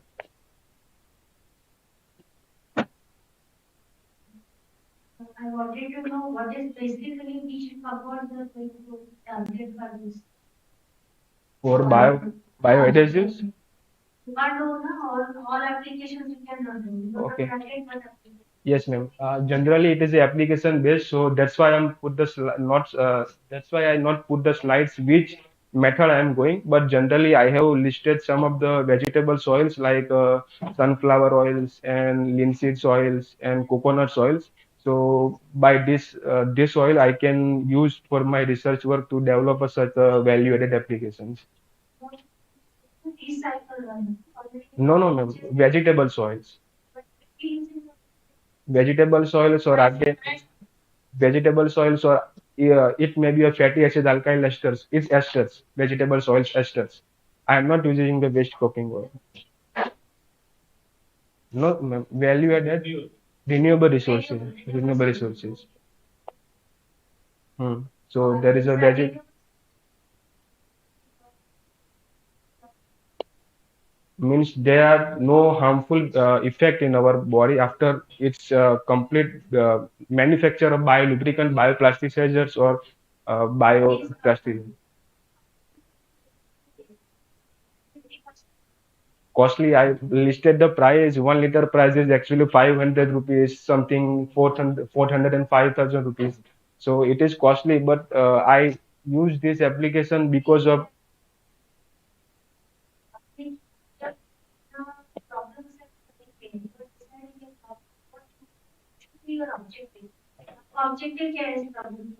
uh, to develop a product which is not harmful to the environment, as well as there is a many oils which is basis on the mineral oils which is already developed to produce a bioadhesives, biolubricant and bioplasticizer. But if we know mineral oils, such a mineral oils are the very toxic. We put some amount of in our skin, it blocks our pores, and there is a sensation, and sometimes it is a produce of blackheads and something skin allergies. So that's why I'm using a vegetable soils. So there is a benefit for bioadhesive, bioplasticizer, and environmental also. Thank you. Thank you. Thank you.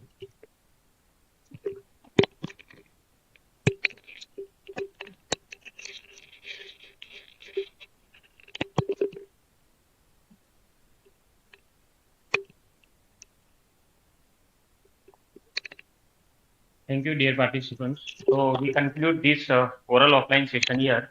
Now break for lunch. I am very thankful to both the judges, Madam, Sankita Madam, and sir. Thank you, sir. Thank you.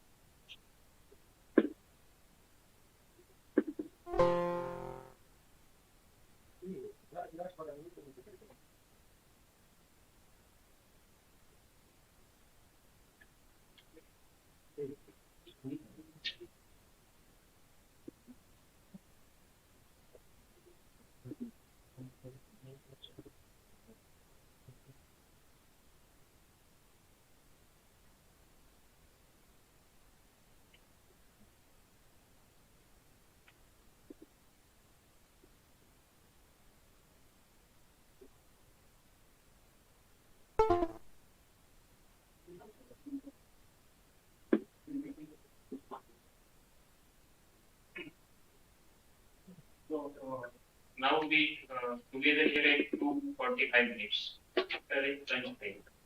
There is one.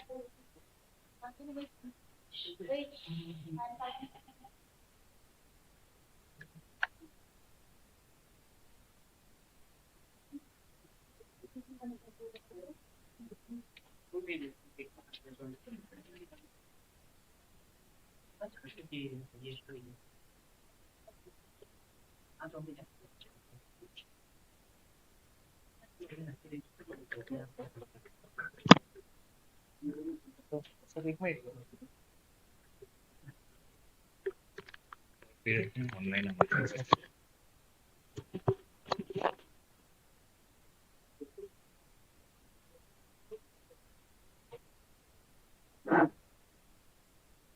Good afternoon to all.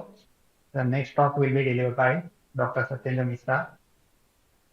First of all, I request more sir to facilitate Dr. Satyendra Mishra by presenting a bouquet.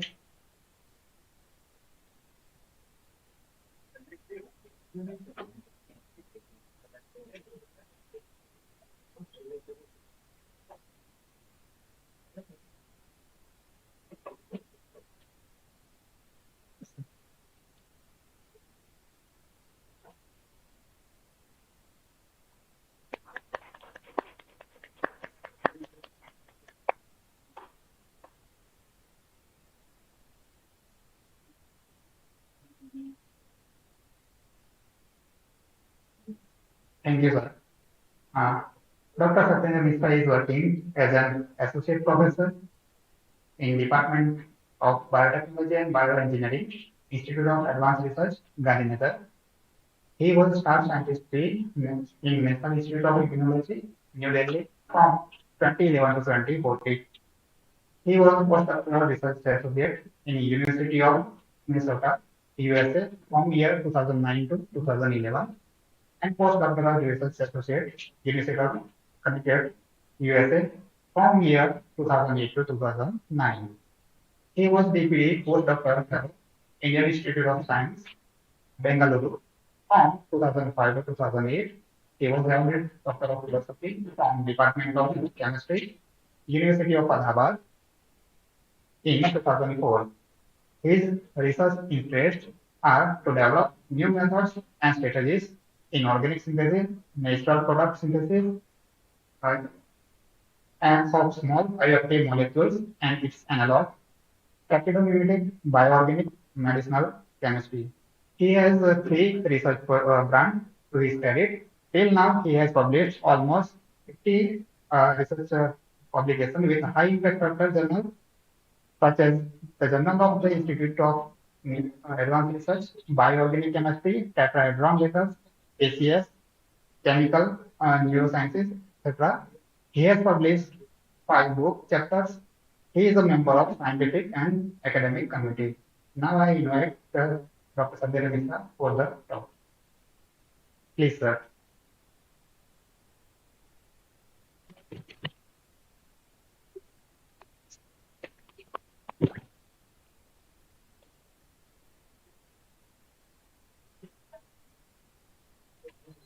Good afternoon, all of you present here. So I will be highly thankful to all the organizing committee member who invite me and gave a chance to present my work.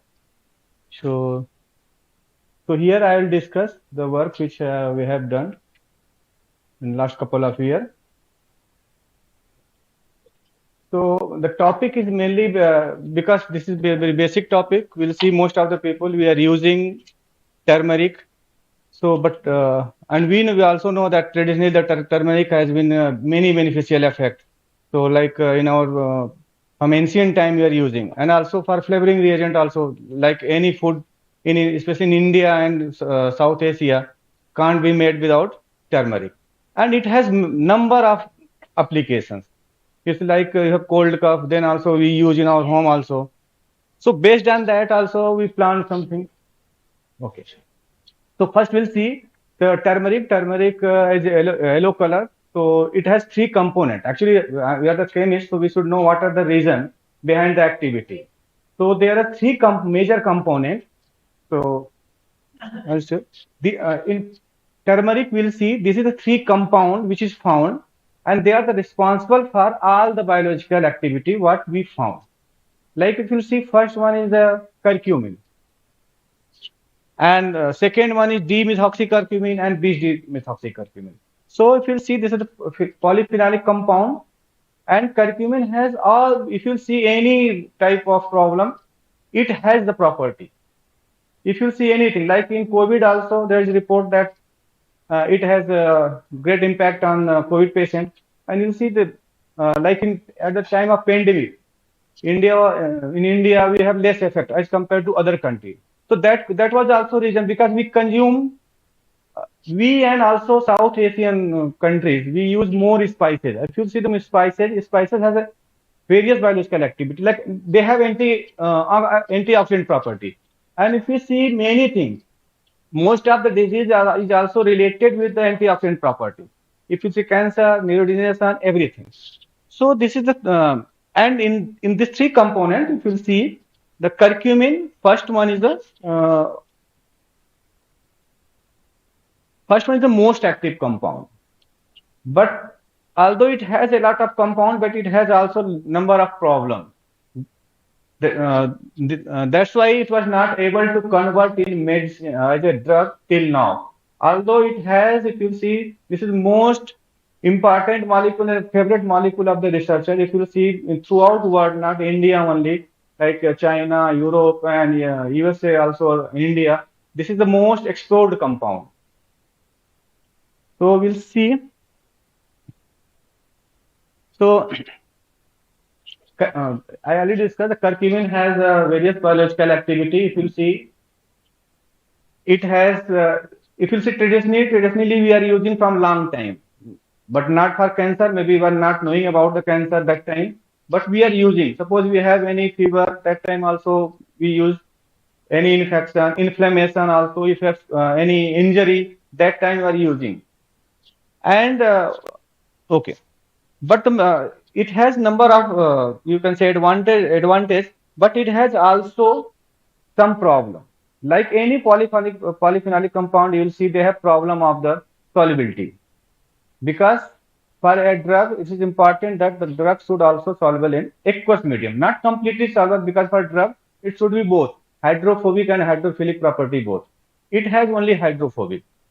So this is the limitation that curcumin can't be used as a drug. So that's why people make a number of alteration, modification. So we'll discuss one by one. So limitation I already discussed. You will see that it's a poor solubility. Stability issue is also there. There's a number of reports that curcumin, if you see, it's not stable for longer time. At physiological pH 7.4 also it is to degrade.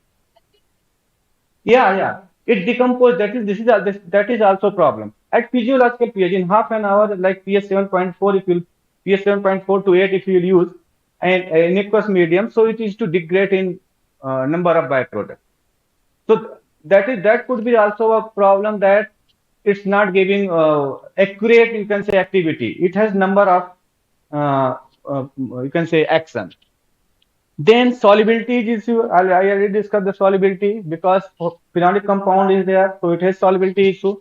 Biodegradability report is there, and also we also studied that it's also biodegrade immediately due to presence of alpha beta. I'll come on the structure alpha beta ketone group, because the nucleophilic center. Nucleophilic center means water is good nucleophile. It can attack and it can degrade in number of fragment. It will convert in number of fragment. Yeah. Like if you see, generally if you see the curcumin, this is the curcumin. Curcumin and first we'll discuss the chemistry of the curcumin. What is the curcumin? This is the curcumin. It exists in ketoenol. We know any compound is keto, so it can also exist in enol form. So it has ketoenol form. If you see here, So due to presence of this ketonic group alpha beta unsaturation is there, so it has more susceptible towards the nucleophilic reaction, and it can degrade. So if you'll see, like in alkaline medium, if you use alkaline medium, not about 8, if you use 8 pH also, in that also there is a report that within a 30 minutes, this curcumin is fully consumed and it convert into this compound, valine, ferulic acid, and which further, because if you see again, they have the same center, again they can be degraded, so it is to degrade. So the problem is that the activity what we get, that could be the not due to the intact curcumin, so that's why that is also problem, and it also degrade in sunlight. Auto oxidation is also reported. So if you see traditionally we are using for this thing, like coloring also, if you see in any marriage, and nowadays also without turmeric we don't do anything, we apply on face also. What is the reason? Reason was that time maybe you are not aware, because it has antifungal and number of property, antifungal, antibacterial, so it helps also. It has you can say UV protecting property also. That's why before any, especially marriage, people apply that. Suppose any sun rays, the skin will be intact, so we are using. And if you see in south, like in Karnataka, if you see, they used to apply frequently in their function also. Like we do only at the time of marriage, but they do old age women also, they used to apply. So that could be reason, because in that case, suppose they are going in any field or something, it's not affecting to skin. It has blood purifier also, as a cosmetic also. I already discussed, is used. Common cold, wound, and nowadays it has been also, if you sit in current time, it has been reported for number of activities, which well documented, that it has antioxidant, anti-cancer. In you can say like in neurodegenerative disease also, it has a. We also work on that area. It shows the good activity.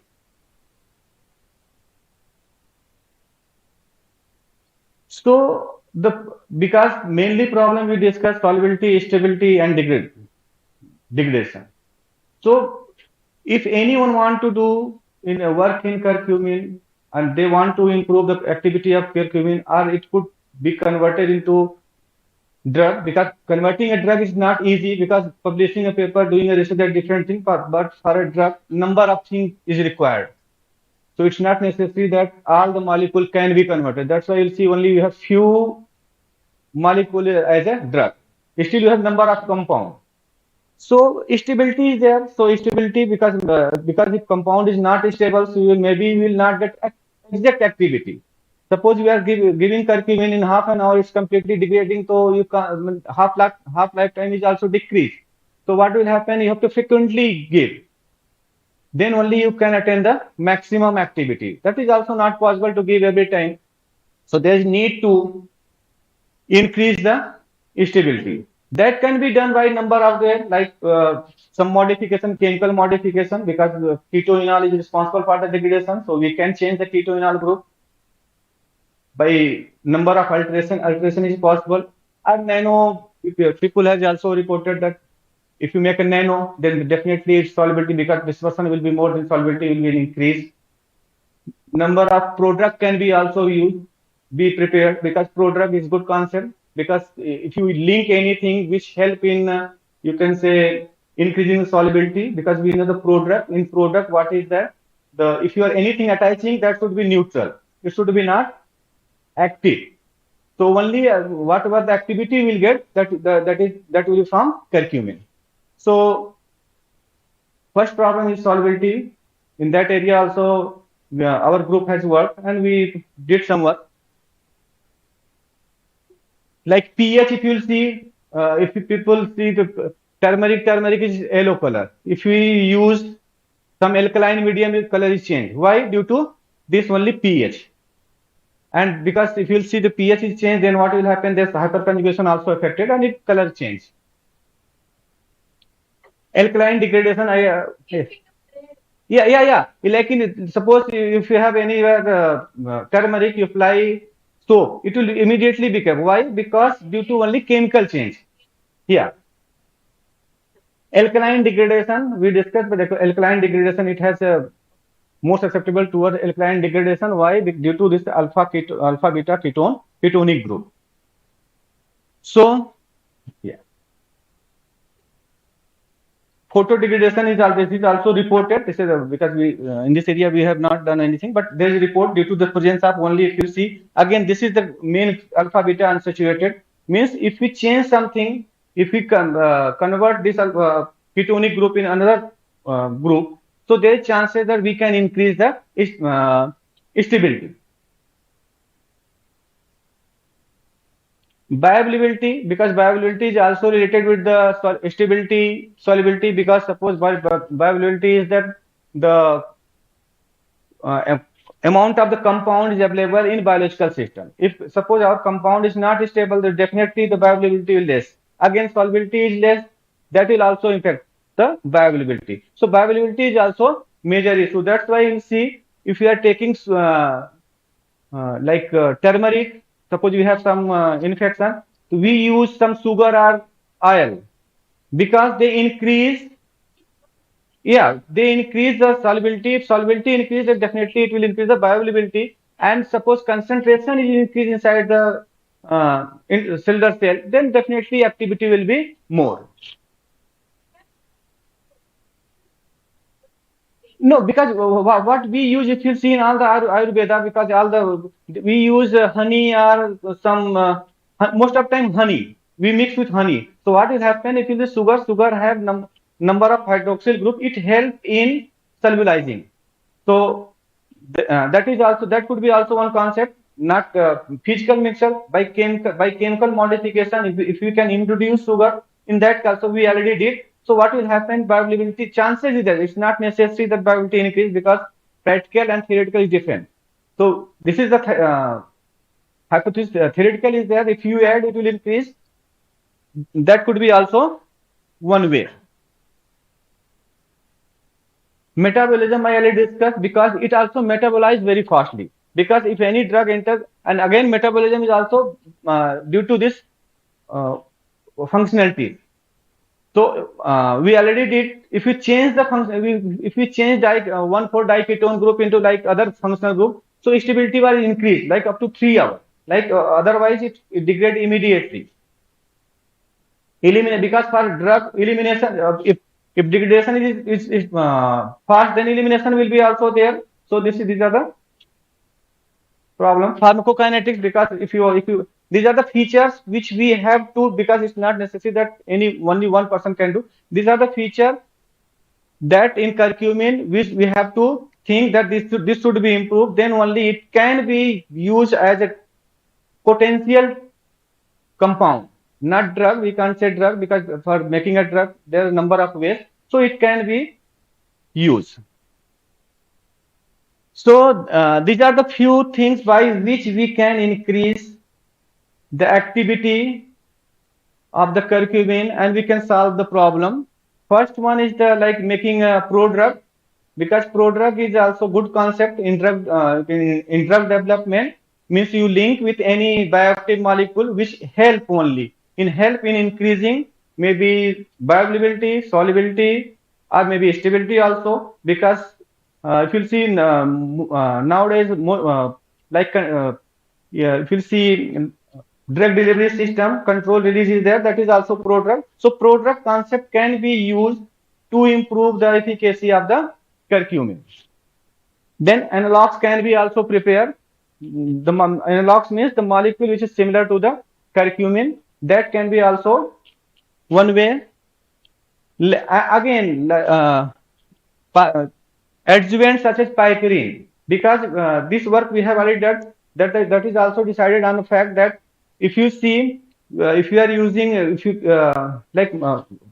my PhD work. That time my boss told that in my mother used to give turmeric with black pepper. So what is the reason? The reason was only that it enhanced the activity. Black pepper is known for as an enhancer. Anything like if you see in our food also, we use the black pepper. So taste, yeah, we have already did, but yeah, I'll come on that one. So what happened, like generally we're talking with my boss, and she told that we can do something. Then we'll see how we can link curcumin and piperine, because if you see in black pepper, piperine is active compound. So we started that work, and we, because piperine can't be directly linked because it don't have any functionality, so we changed in pipric acid and we got better result. And there is number of reports also like uh, antibacterial antibiotic was used, and like 2.2% or 2% piperine. The activity was enhanced maybe several times. So there is report that it is bioenhancer. It increased the activity of any molecule. Like piperine is there in the same way. If you say we use the ginger also, ginger is also well known, established bioenhancer. So as a bioenhancer also means if you use the piperine, so activity means here I discuss only piperine, but any bioenhancer can be used to increase the activity, and maybe then also like to for the solubility delivery, liposomal curcumin can be also prepared, nanoparticle can be also prepared. So if you see, it has like nowadays number of appearing like food, for food packing we are using plastic. So what people do, people used to make a polymer in which curcumin will be there. So what will happen, it will, because curcumin has been reported for the number of activity, especially fungal has also antibacterial, so storage can be uh, lifetime of storage can be increased. So in that area also people have work. Then anti-fouling agent, if you see anti-fouling agent, because if you see like sip in water, at bottom it is to roasted. So people apply paints, special paints is come, not normal paint. So in for that also there are report that if you incorporate some amount of some percent of curcumin, so there is a report that it work as a anti-fouling agent also. Means for corrosion, you can say more or less corrosion, it will not corrode. So and because if you see in like sheep, if you see any sheep is going, so whatever, not only corrosion, number of biological stuff also used to store. So what happen if you apply anti-fouling agent? So chances will be less. Then it will not affect the, you can say, speed or speed of the sheep, because anti-fouling agent in sea, especially in the marine field, it is applied. There's few report also, means if people want to do it in the solar system, there is also report that curcumin has, but it's not necessary that it will get best result, but there is a report. Sensing, it has also sensing ability. So now I'll come the work which we did in last few years. So first one, the conjugate, because making a conjugate is good concept to improve the activity of the any molecule. So like if you conjugate any two bioactive molecules, so definitely if they are the bioactive molecules, definitely if you are conjugating it, first of all, it's not going to affect the biological system. So if you'll see, this is the work, madam. Here curcumin, we use the curcumin.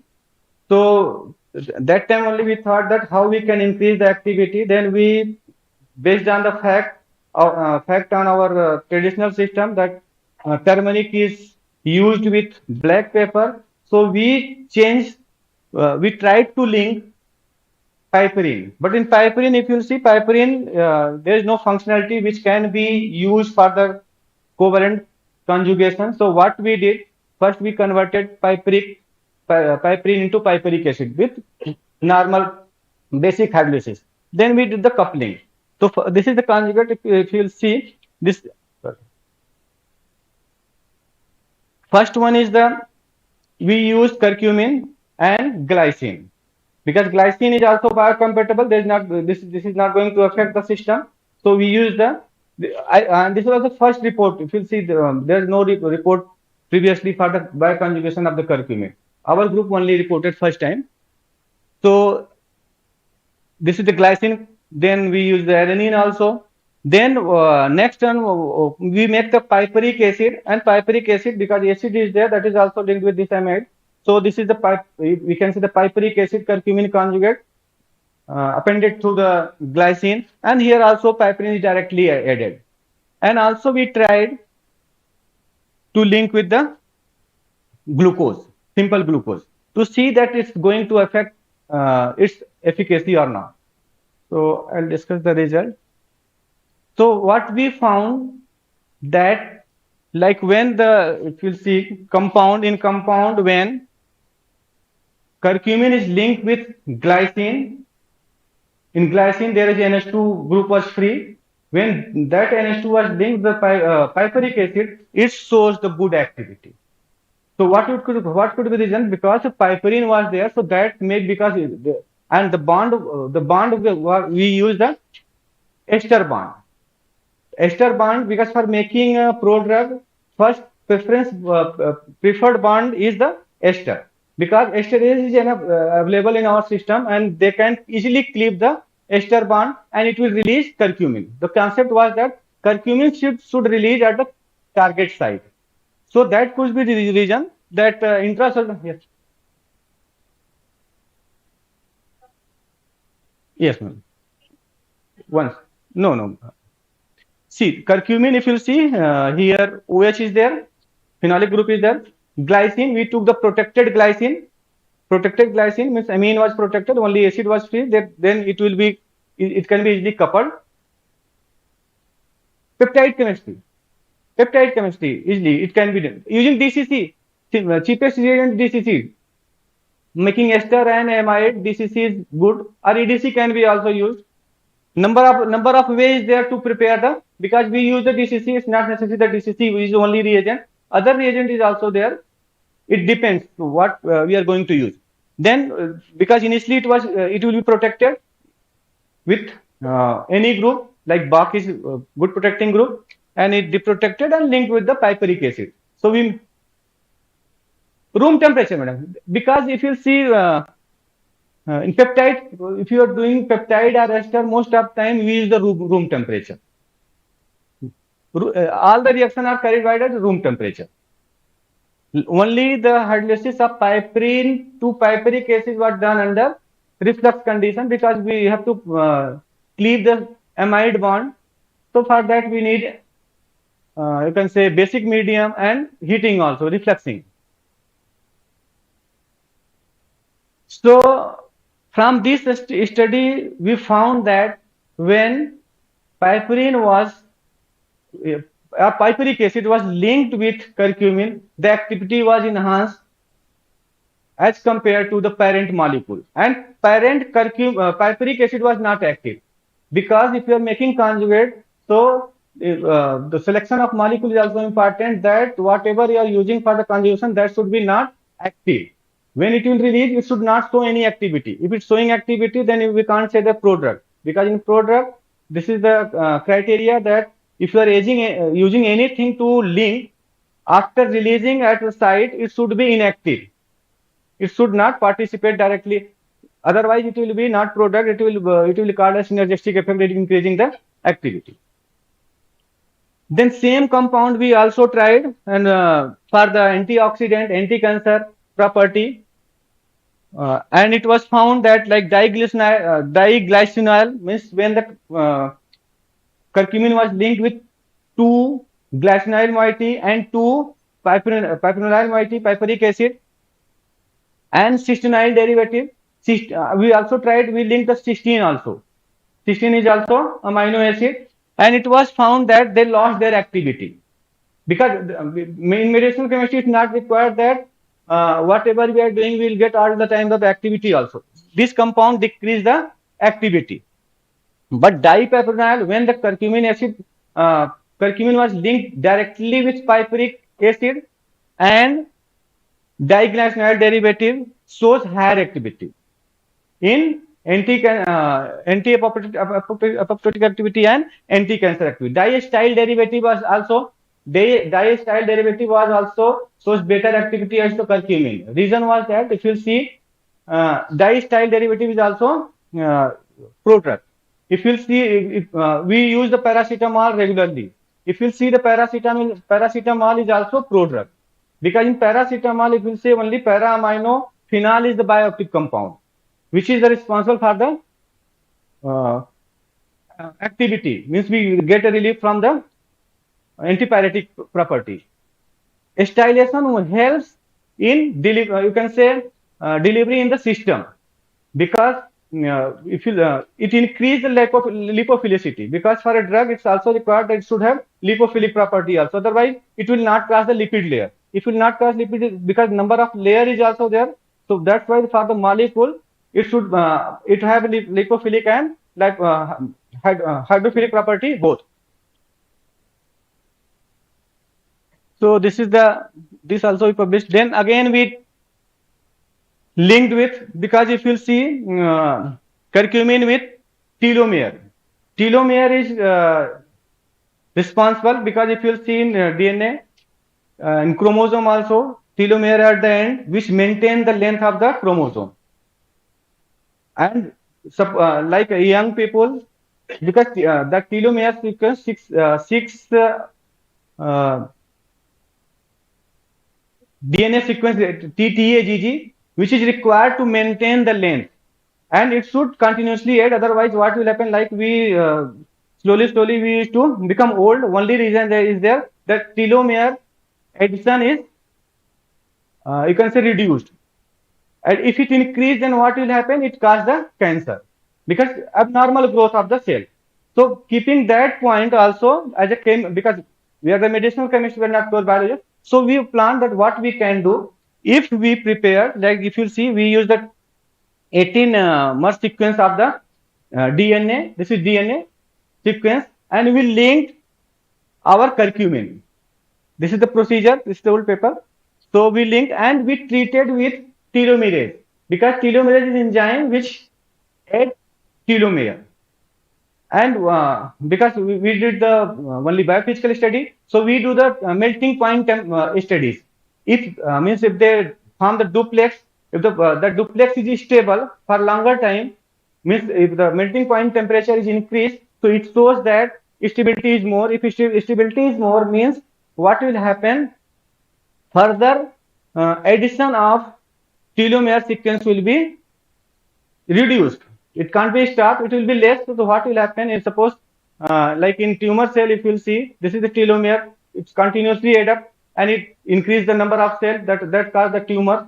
And our whatever compound we prepared and we found, this is the if you see, this is the curcumin. We functionalize, because if you want to link, then you have to functionalize with appropriate functionality that can be used, and we synthesized in our laboratory around 18 base pair of this TTAGG, and we treated with this sequence. This is the telomerase, and it was found that it shows the better melting point, because melting point means stability is increased.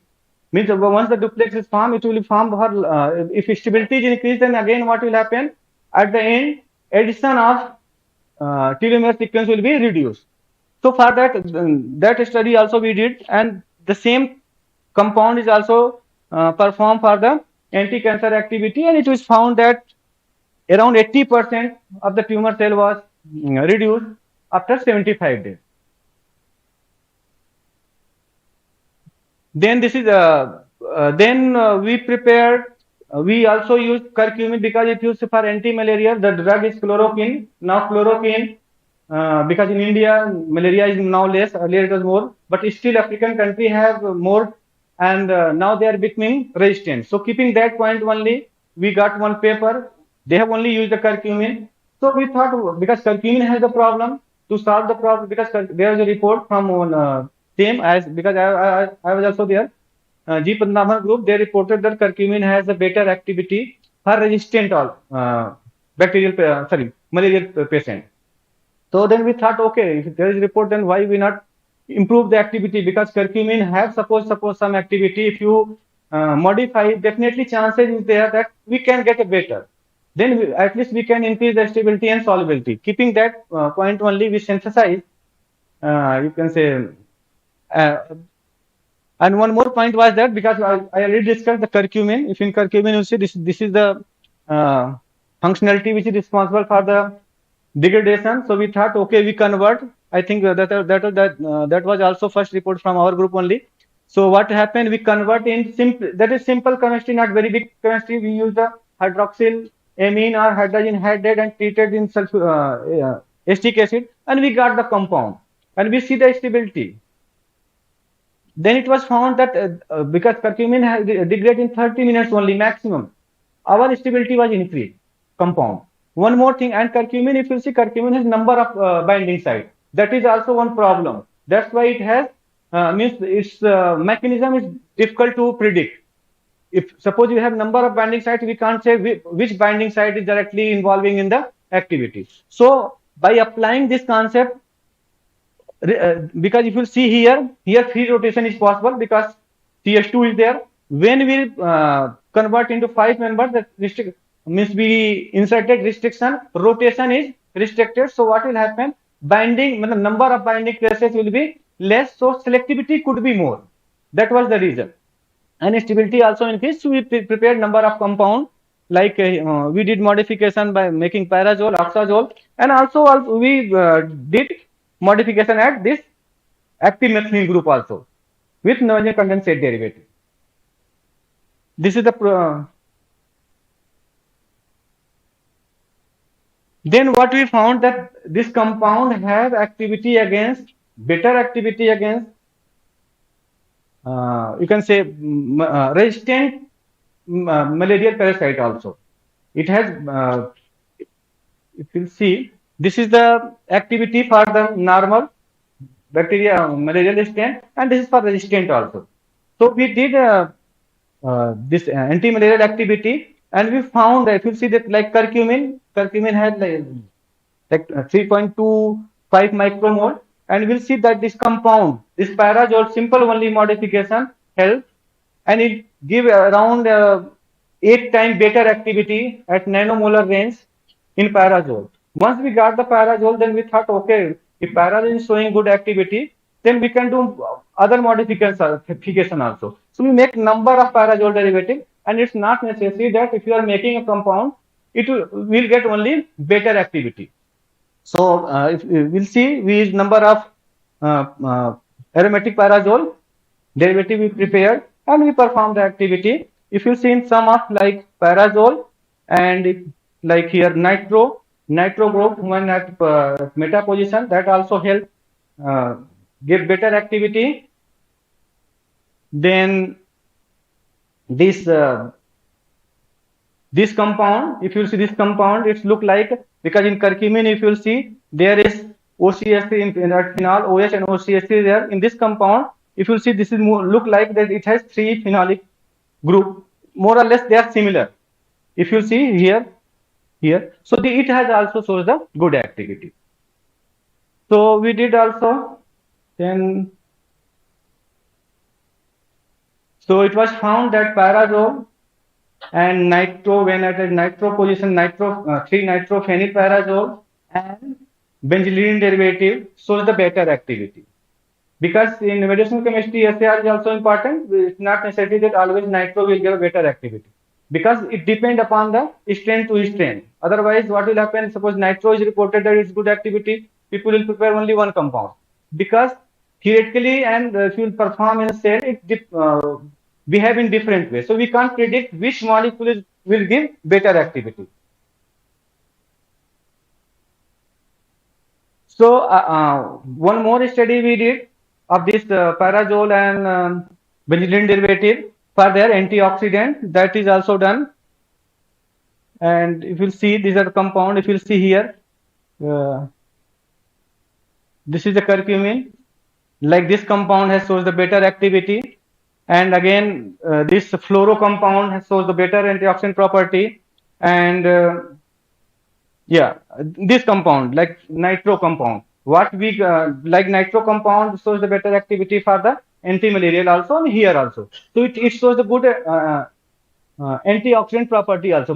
Because for antioxidant, what is required? It should have phenolic OH, then it can form the radical, it can scavenge the radical, so it has. So this then same whatever the state of the compound, and we make additional like parazole, because once we got the result, then we thought that we should do study for other strain also. It's not like only anti-malaria. Then we perform for the, you can say, for neurodegenerative disease, and it was found like we used the like alpha synuclein aggregator. If you see like a PD, Parkinson disease is what? Parkinson disease is that, but alpha synuclein is it's to aggregate. If you see all the neurodegenerative disease, aggregation is more due to aggregation. So if anyone want to do in the work in area of the neurodegenerative disease, so molecule should that molecule, first thing, maybe it can inhibit the formation of, inhibit the oligomerization, means, or once the oligomerization form, it can dissolve also. There could be two way. Okay, if it's forming, there is no problem. After forming, if our molecule can dissolve, that is also one way to treat the patient. Other, and one second way will be that the drug should stop also. So for that only we use the molecule, and I'll discuss the result. If you'll see here, yeah, like curcumin, if you'll see alpha synuclein inhibition around curcumin is reported, because if you are taking anything in for modification, parent molecule should active, otherwise there is no basis for selecting. The curcumin was reported that it has, so we use this compound which was not explored that time. Now people have used for number of places. So you'll see, okay, like if you see this fluoro compound and nitro compound, they have more inhibition, means they inhibit the formation of the oligomerization. Means if you add in the whatever the system, procedure you are using, so it decrease the formation of oligomerization. Oligomerization, if it's not forming fibril, then what will happen? The problem can be solved. Like if you see here, like monomer, what happened in this patient like neurodegenerative disease, we have monomer, and when it start oligomerizing, so it creates the problem. Then only whatever signaling will be not go properly at brain, so we'll lose our maybe memory and everything. So if there are two way, one way is that if we can stop the oligomerization, that could be one way. Another will be, okay, if we are not able to stop the formation of polymerization. If it can't form, okay, whatever, suppose you are giving any drug, if that dissolves, that is also possibility. So what happen if you see the compound 3 and 15, that is again nitro, fluoro and nitro is there, I think so. 3 is the pyrazole and 15 is the fluoro. If you see, when this was added, what will happen? Suppose it form also, so oligomer will test that, then it will be non-toxic. And another way, like suppose it form the fibril also, so what will happen? It will if you add, suppose here we add compound 3 and 15, so what happen? This is fibril, which is you can say toxic. It convert the oligomerization, but which is not toxic. So this was the, then again we same, we had more compound, and we did for the, like if you'll see there's one more concept to treat the cancer patient, like quadruplex concept. Quadruplex concept, like we use, I discussed with telomere did in the same way quadruplex also. If you, suppose our molecule is able to stabilize the quadruplex, because quadruplex is the most stable structure. If stability is more, then what will happen? Suppose you add the compound and stability is increased, so it helps in cancer. If suppose cancer activity, we have some cancer properties there, so that will be reduced. So if any molecule, because G quadruplex, if you see, this is the four guanine rich molecule is there, which is formed at the you can say in cancerous cell at the end of the cell. So what happen? It protect. If your quadruplex is stable, then what will happen? Further elongation of the chain will be not possible. So for that also we did, and this 5 compound we use, and if you'll see, okay, and it was found that if you'll see like pyrazole, like this here, 4-hydroxy 3-methoxybenzidine. I previously I discussed. This is the benzidine derivative when curcumin was treated with any aldehyde, because Norwegian condensate is the reaction of the, you can say, active methylene group with aldehyde in presence of some base, especially piperidine. So this compound was prepared, and it also what happened, restrict the rotation of the compound. So what happened, hydride transfer will be which lack the ability of hydride transformation, because if you will see here, here there is no hydride transformation. It can be possible because there is no hydrogen, where in case of curcumin here 2 hydrogen was there. So this is the procedure. So in that what happened, we make a number of compound. Here we shown only few. When the compound, like we use piperidine type, piperidine aldehyde, then this compound like C1, we named with C1, it shows the good activity. And this C1 compound was, we explored all the compound, one second. We explored all the compound for the anti-cancer activity, and it was found that this compound C1, when this, if you see cyclohexyl compound is there, and tertiary amine, this N is protected with the box, that compound shows the good activity. If you see the C1 is the piperidine type of derivative. It shows around one its good activity around 1.5 micromolar, whereas if you see at curcumin it shows the 17.1. Other compound has also been this compound C3 and C4 has better than curcumin, but this was the most active compound, C1. So again, because initially we prepared compound C2, because our aim was to prepare compound C2, but I gave the intermediate also. But what we found that we are thinking that C2 will be more active. Our planning was there that when after coupling we'll protect the Bach group from here, so like here, and this was our main targeted compound. But what we found, this compound was less active as compared to this one. This, or we can say this was the intermediate. Then C1 compound gave the good activity. Then it was screened for number of cancer cell line, and it was found that it shows the for activity of like here a few cancer, name of cancer cell line is there. It shows the good activity at low concentration. So what we predict that it can be used as an anti-cancer agent. Then same, because once we got the activity of the C1, then we thought we can explore at further other uses also, not only one. So we again use for the like oligomerization of tau peptide, because tau protein is also responsible for the neurodegeneration. So same again, not only one C1 compound was selected, because C1 compound has shown the good activity for anti-cancer, antioxidant also. So we thought, okay, we can use, and we see that it work or not.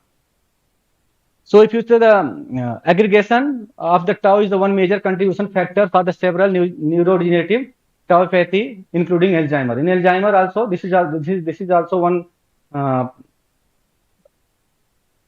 you can say major things which contribute in Alzheimer disease.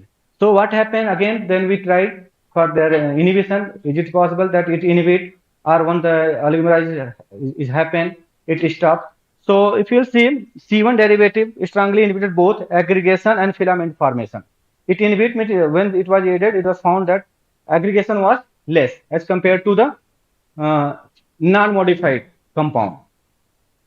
C1 inhibition, C1 inhibited the oligomerization of tau. Again, suppose oligomerization is inhibited, then definitely this compound can work again, can be a good candidate for the further studies.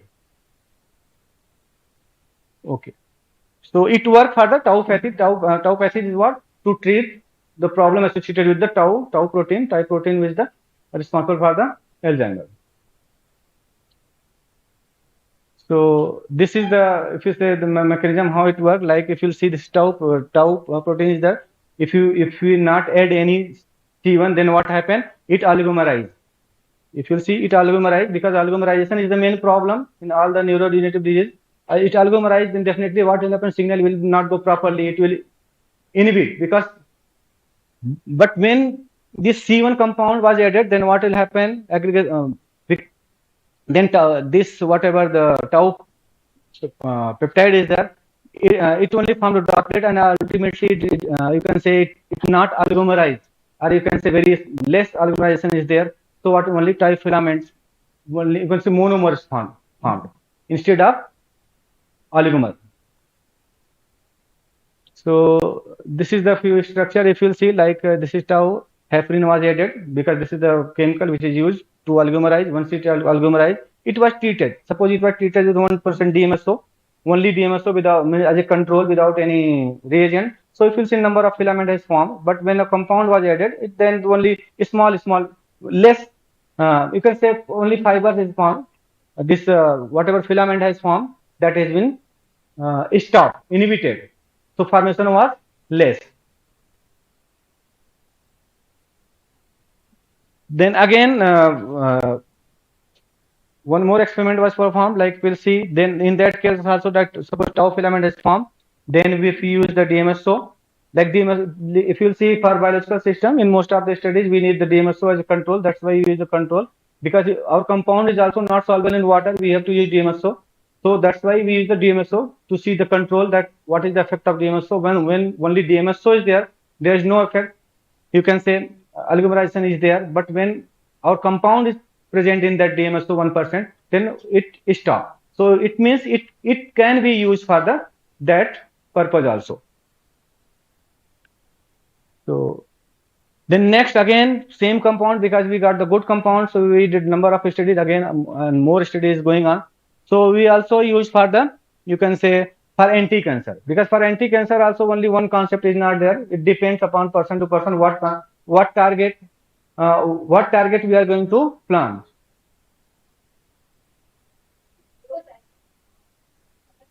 Alzheimer and Parkinson's.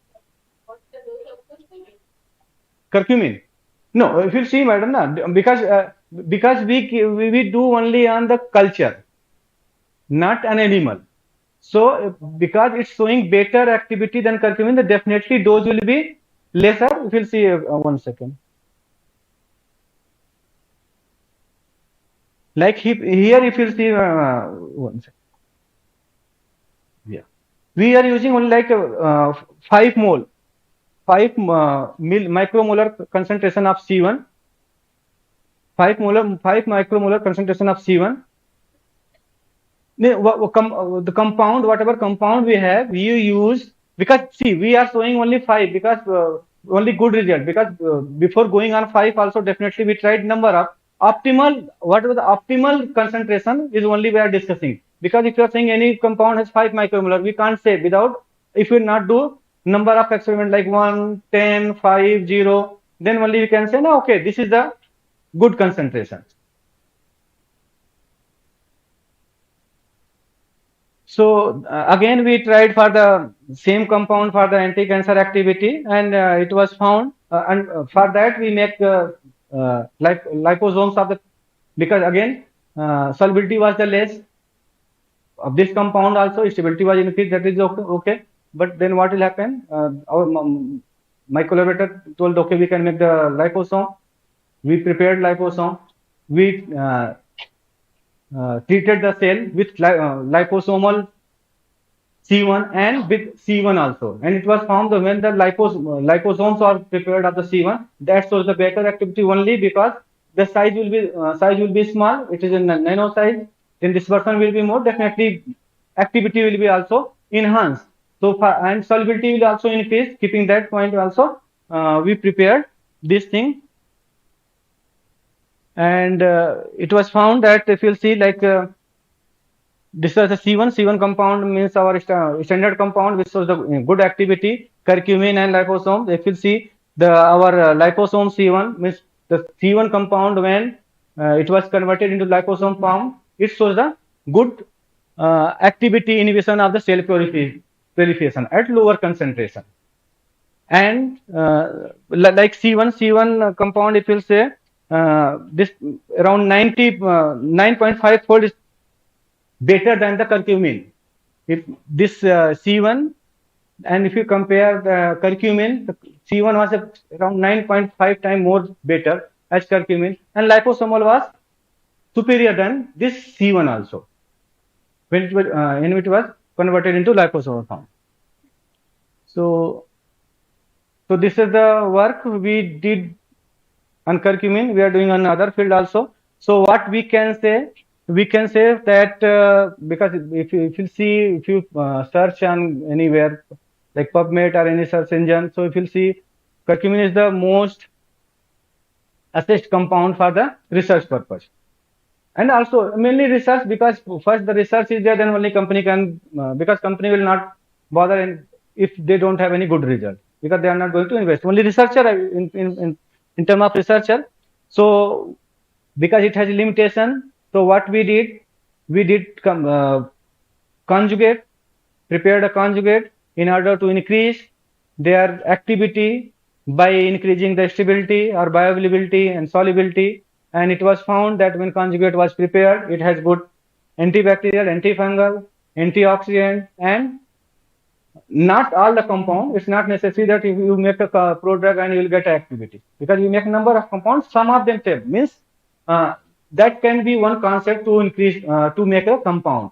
Then again, what we did, we make a analog of the curcumin, and we did a study for the anti-malarial, Alzheimer, and Parkinson. It has also shown the good activity. So yeah, what type of modification can be done? Because the solubility is there, so if we can increase the solubility without affecting the activity of the curcumin or stability, then stability and solubility is the major issue. If this can be increased without affecting the activity of the molecule, then curcumin can be used. But the problem is that it is still people are working, but it is till now it's difficult. Yes, ma'am. Yeah, but it's decomposing, because we can't change the nature of the compound. Because when this compound is in the form of the turmeric, then it's good. But when you isolate, then what happens? It is to degrade. Because in turmeric, if you see any in sunlight also, it is not going to affect, because there is two other components which they are helping for the stability of the curcumin. So what can be done if anyone want to do the research? So main thing is that we should think about how we can increase the aqueous solubility, alkaline, how we can stop degradation at physiological pH also, like 7.4 to 8. If you'll go there, it's degrading, means again this is the problematic. So we have to think on that one, their degradation issue. Then like solubility can be solved by number of way, by making conjugates, means if you add any molecule which help in the solubilizing in aqueous medium, because if you using prodrug, means what will happen, it will not affect the activity of the parent molecule, or making a nanoparticles. Okay. Then biopolymers can be also prepared of this compound. Then because if you'll see, most of the studies in curcumin are done on cells, not like in human or animal model. So more animal model is needed, because in animal model and cell model they behave in different, because number of compounds shows good activity, because most of the data based on the cell culture, they shows the good activity, but it's not required that they will give the same activity in animal, because study on animal is more required.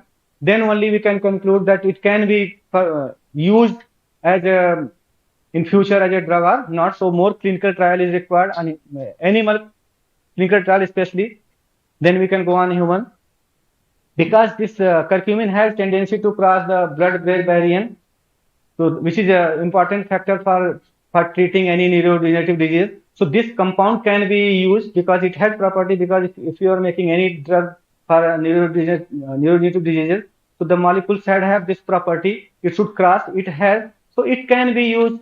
It can be, you can say, considered as a one important molecule for the neurodegenerative disease also.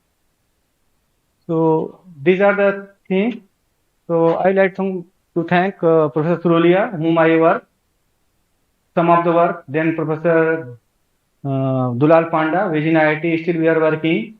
And I would like to thank this like Sir and Good Coach, whom financially supported, and my university, Institute of Advanced Research, who provided. We have facilities and freedom to work the whatever we want to do in the area of their research. So thank you. So if you have any questions, so please. धन्यवाद.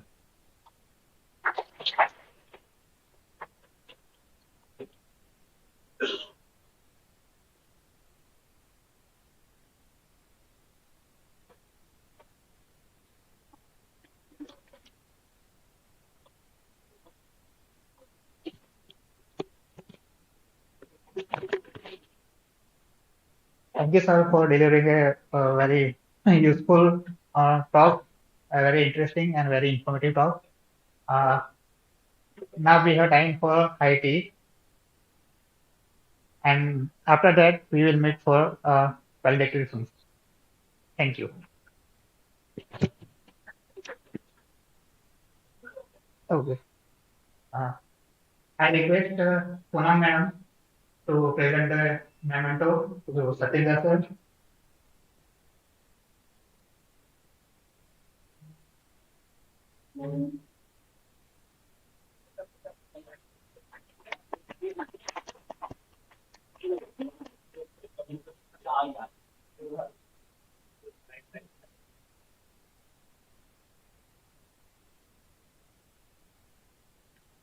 Thank you, ma'am. Thank you, sir.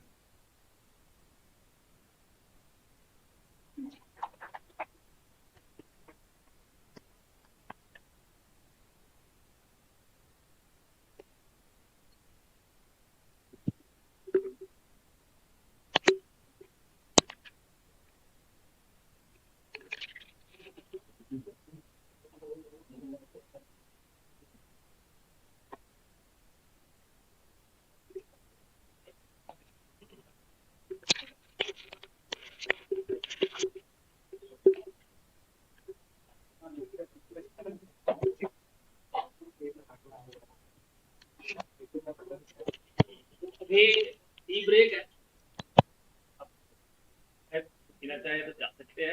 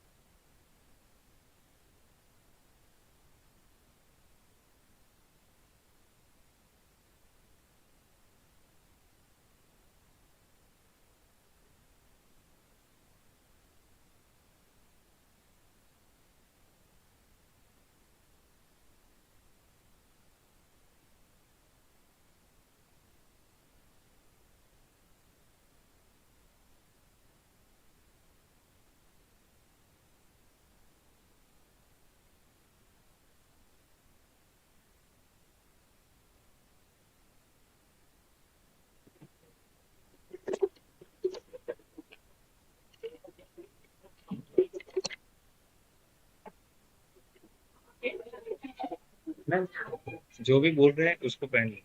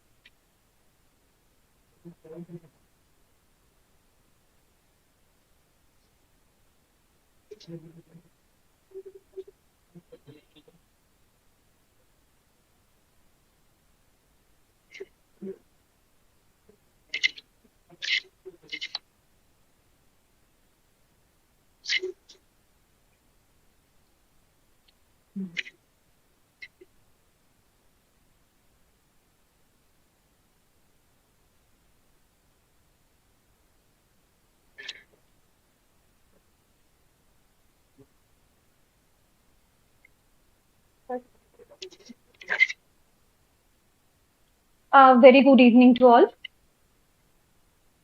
Science is the process that takes us from confusion to understanding. A conference acts as a melting pot of ideas, discussions, debates, and revelations leading to understanding. The two-day international conference titled Recent Progresses in Chemical Sciences has now come to this end. The sessions were pretty engaging and enlightening as well. It shows us that the purpose of this conference has been truly served. Today at this valedictory ceremony, we are very honored to have with us as special guest Sri B.C. Solanki sir, Joint Director, Commissioner of Higher Education Office, Gandhinagar, Sri R.R. Patel sir, Deputy Director, Commissioner of Higher Education Office, Gandhinagar, our respected Principal sir, Dr. R.D. Mode, Professor Y.M. Patel sir, Head of the Department of Chemistry, IQAC Coordinator, Dr. Y.M. Patel sir, and Convener of the conference, Dr. Suresh Kumar, and faculties and principals from various colleges, participants, our colleagues and staff, and dear students. We heartily welcome you all to this valedictory function of the two-day international conference on recent progresses in chemical sciences 2022. Now we shall commence this valedictory function with a prayer. I call upon the stage our dear student Rutu, Noshin and Riddhi to sing Itni Shakti Hame Dena Data.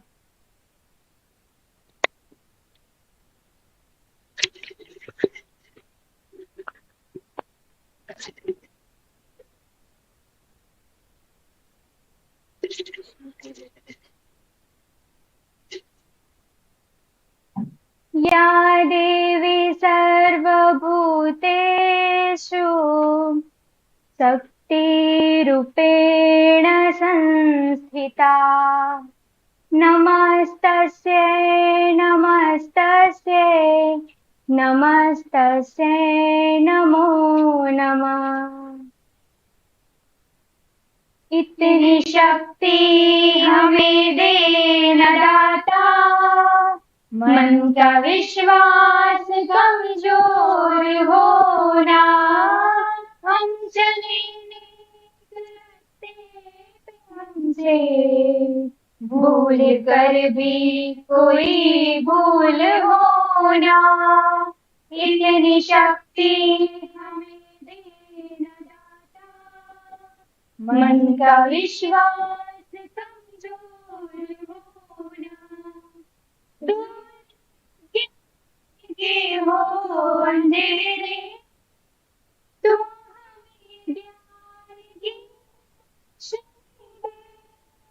हर बुराई से बचते रहे हम जितनी भी दे भली जिंदगी बैर होना किसी का किसी से भावना मन में की होना हम चले नेक रास्ते पे हमसे भूल कर भी कोई भूल होना इतनी शक्ति हमें देना दाता मन का विश्वास कमजोर होना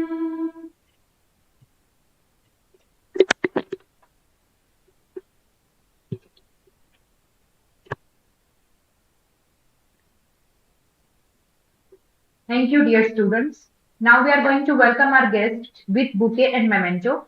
I request our respected principal, Sir Dr. R.D. Mood, sir, to welcome our guest, Sir B.C. Solanki, sir, Joint Director, Commissioner of Higher Education Office, Gandhinagar, with bouquet.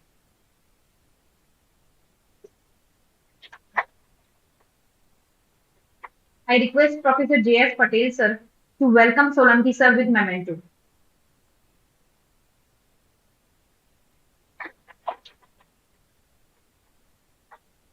Thank you, sir. I request Professor Y.M. Patel, sir, Head of the Department of Chemistry, to welcome Sri R.R. Patel, sir, Deputy Director, Commissioner of Higher Education Office, Gandhinagar, with bouquet.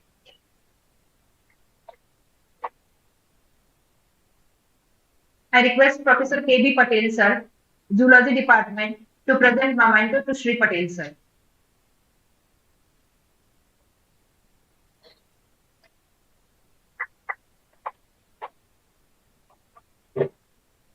I request Dr. Geetaba Chavda, ma'am, to welcome our respected principal, Dr. R.D. Moore, sir, with bouquet.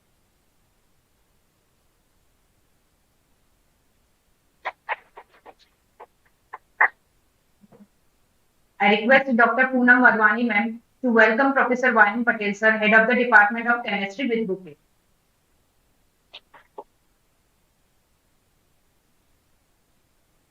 I request Professor Mayur Moralia, sir, to welcome the convener of the conference, Dr. Suresh Kumar, sir, with bouquet.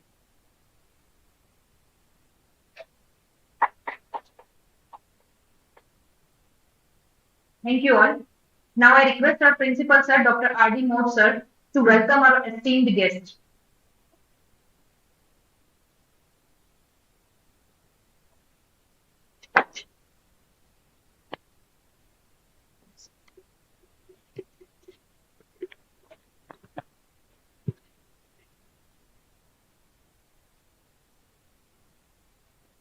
At the end of this conference, I heartily welcome to our guest, Joint Director B.C. Solanki, sir, Joint Director of Commissioner of Higher Education Office, Deputy Director R.R. Patel, sir, and Commissioner of Higher Education Office, our head of the department, Chemistry Department, Y.M. Patel, sir, our conference convener, Suresh Kumar, invited principals, invited guests, students, research scholar, and all of you. I welcome in my college, MN College, Vishnagr.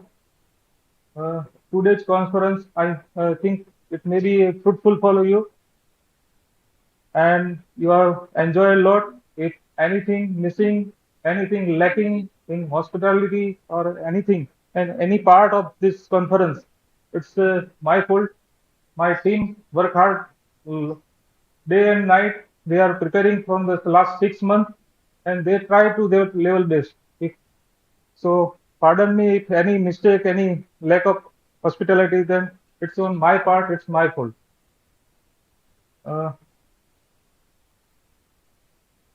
BC Solanki sir, research scholar માટે હું ખાસ કહું છું કે જે લોકો અધ્યાપક સહાયક માટે એપ્લાય કરતા હોય કે અત્યારે ગ્રાન્ટ ઇન્ટેકની જે પ્રોસિજર ચાલી રહી છે, તો એ આખી પ્રોસિજર જે કન્ડક્ટ કરી રહ્યા છે એના હેડ ઓફ ધ ડીપ છે આપણા બીસી સોલંકી સાહેબ છે. અને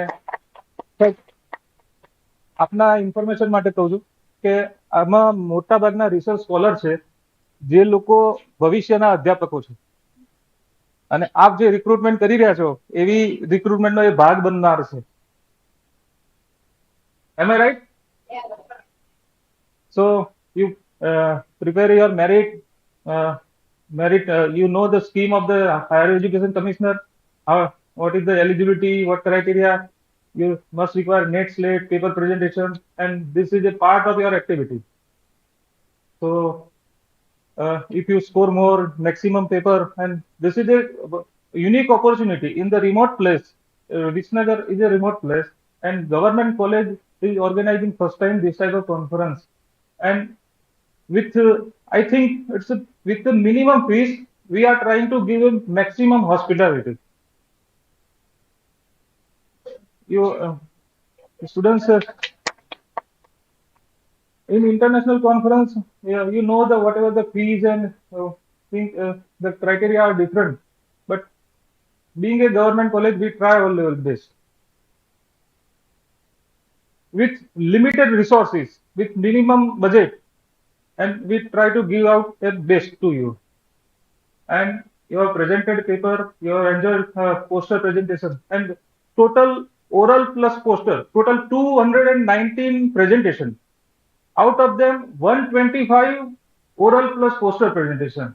The students take part in the poster or oral. So this is their interest, and students are coming from not only from Gujarat, outside also, and their presentation from Danpur, sir. It's a MP border, from Surat, from Vallabh and Patan, and many more places. So I think we are somewhat succeeded to arrange an international conference, and it's a mentality. Government college cannot arrange a international conference. We try to break out that mentality.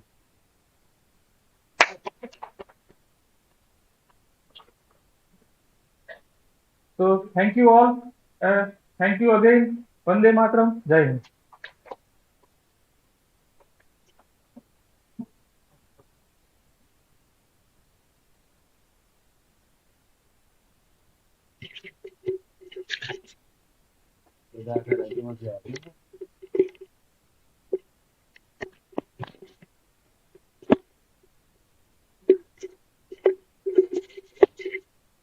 Thank you, Principal Sir, Dr. R.D. Mode. Today, our special guest is Sri R.R. Patel, Deputy Director, Commissioner of Higher Education Office, Gandhinagar. Now I invite Sri Patel, sir, to the podium to say a few words. Sir.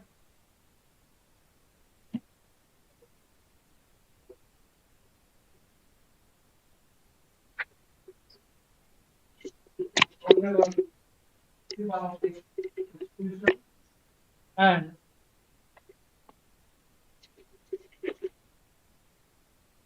organizer of this seminar, I heartily congratulate to him and their team to organize this seminar. It is difficult to organize this type of the camp with limited resources. And this international type of the seminar, they try to arrange, and now today they are going to complete the seminar. So again, I heartily congratulate all the team, those who have been supported to organize this type of the camp. I also read the leaflet which is I got today morning. Yesterday I know I have to attend the valedictory function of this seminar. The day before I know about this function, then I will be the participant of this seminar. This type, yes, I already missed. As a science student, I was studied in MS University Faculty of Science. My major subject is mathematics, subsidiary subject is chemistry. So I studied chemistry till to the second year of the BSc. I read the topic which is covered as a sub theme, the natural resources. This is the first topic of this seminar. The resources which are available in our society, there are two types of resources, one renewable and one reusable. So the most probably, I hope the thinking about the natural resources, reusable resources. If we will use the coal, then once it is used, then we can't reuse this. But solar energy, water recycling, this type of the natural resources we can use frequently. So this type of the topic. Another topic about disease. Corona Mahamari. I will use bilingual. Can you allow me? Corona મહામારીની અંદર બાપ બેટાને નડે ને બેટો બાપને નડે આવી પરિસ્થિતિની અંદર શું કરી શકાય ને શું ન કરી શકાય એ બાબતનું પણ આપણે અનુભવ્યું છે અને એ જ ટાઈપના ટોપિકને સાથે આ ઇન્ટરનેશનલ સેમિનારની અંદર we will discuss and what is the solution of this type of the disease. We have to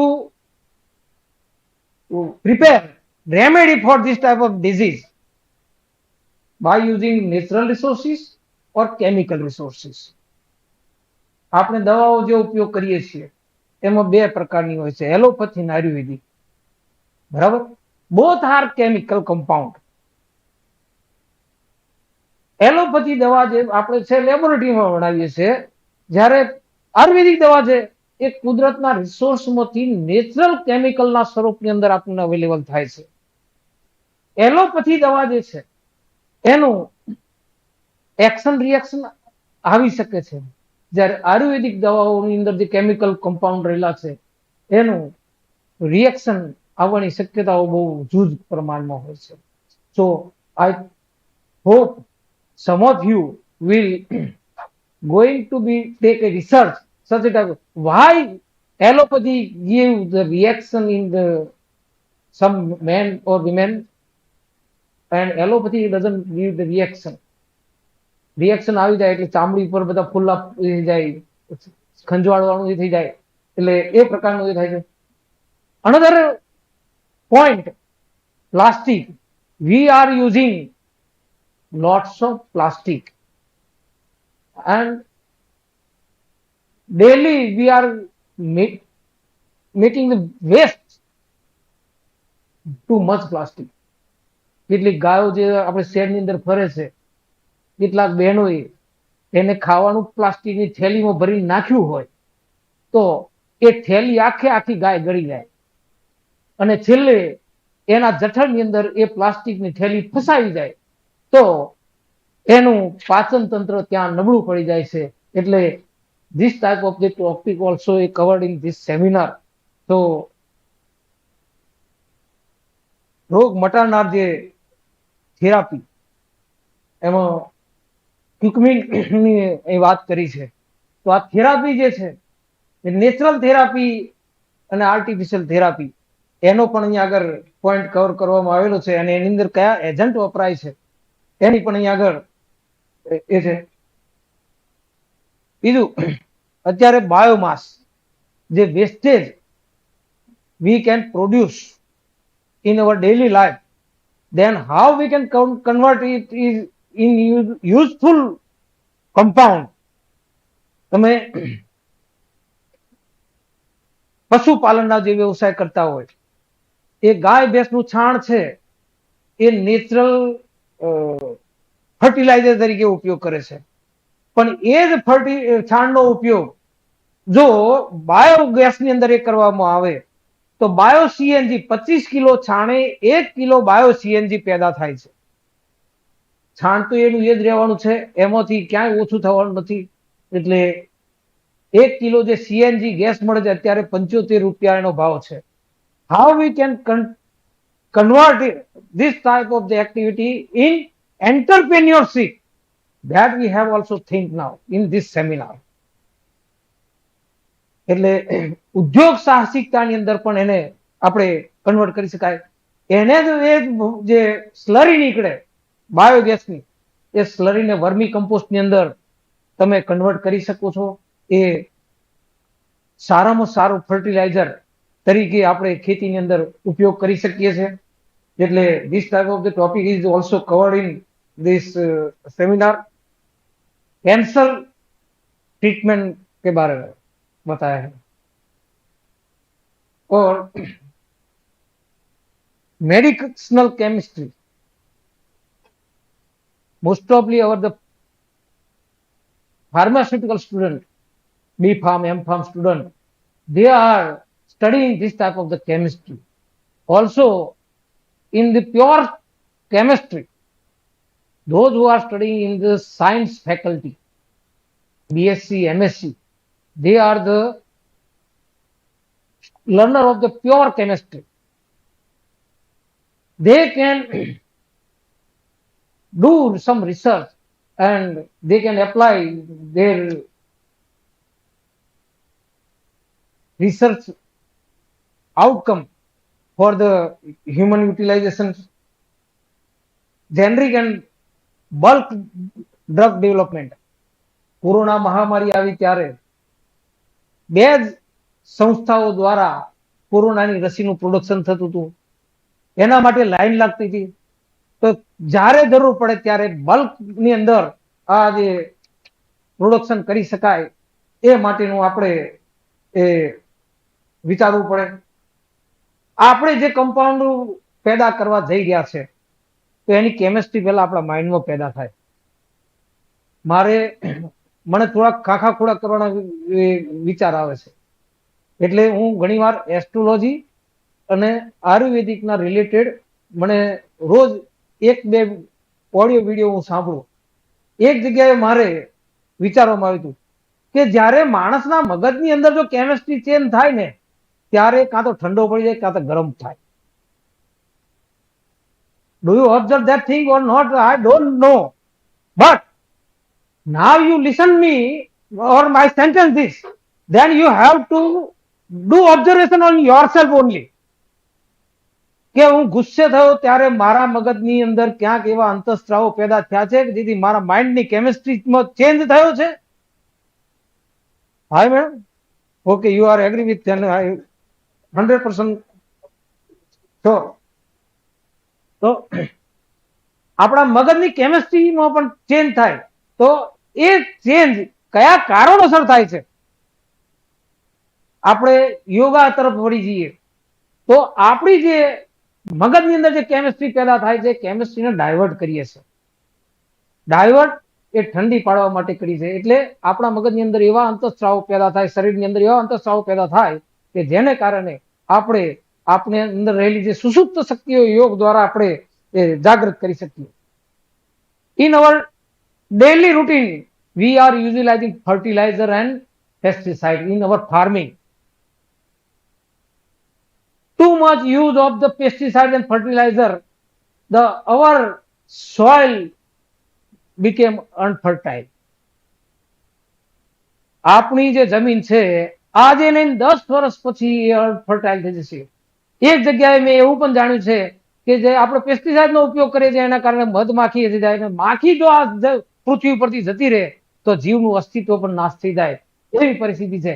so we have to make some control to use this type of the fertilizer in our daily life and as well as in our farming sector also.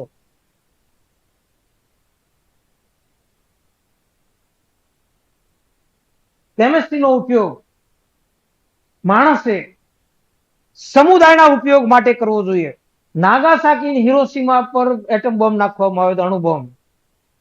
એને કારણે વર્ષો સુધી એની effect ત્યાંના લોકોના જીવન ઉપર પડેલી જોવા મળી છે. પરંતુ એ જ અણુ બોમ્બના મટીરિયલનો ઉપયોગ જો કોઈ જગ્યાએ અણુ મથકની અંદર ઇલેક્ટ્રિસિટી પેદા કરવા માટે કરવામાં આવે તો એ જ સબસ્ટન્સનો ઉપયોગ, એ જ કેમિકલનો ઉપયોગ આપણે માણસના ઉપયોગ માટે કરી શકીએ. તો હું અત્રે આ સેમિનારની અંદર આપ સર્વેને એક વિનંતી કરવા જઈ રહ્યો છું કે તમે જે આ સેમિનારનો અંદર એટેન્ડ કર્યો છે એમાંથી જે કઈ બાથું મેળવ્યું છે એને હકારાત્મક અભિનંદન. Positively you should utilize in your life and also for the another person. Also your finding of the chemistry should be utilized for the global person. So it will reduce the pollution on the earth and helpful to our nation and universe also.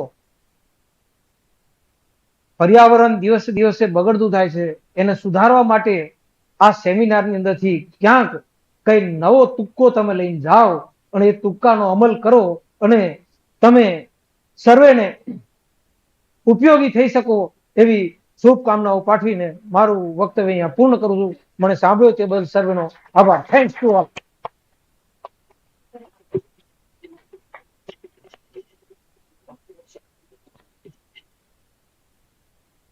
Now we are requesting our judges to provide their valuable reviews to the participants of the various sessions.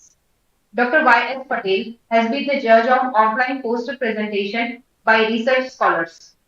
Dr. Patel is the principal of Government Science College, Limheda. Now I invite Dr. Y.S. Patel, sir, to come to the podium to share his important observations on the presentation.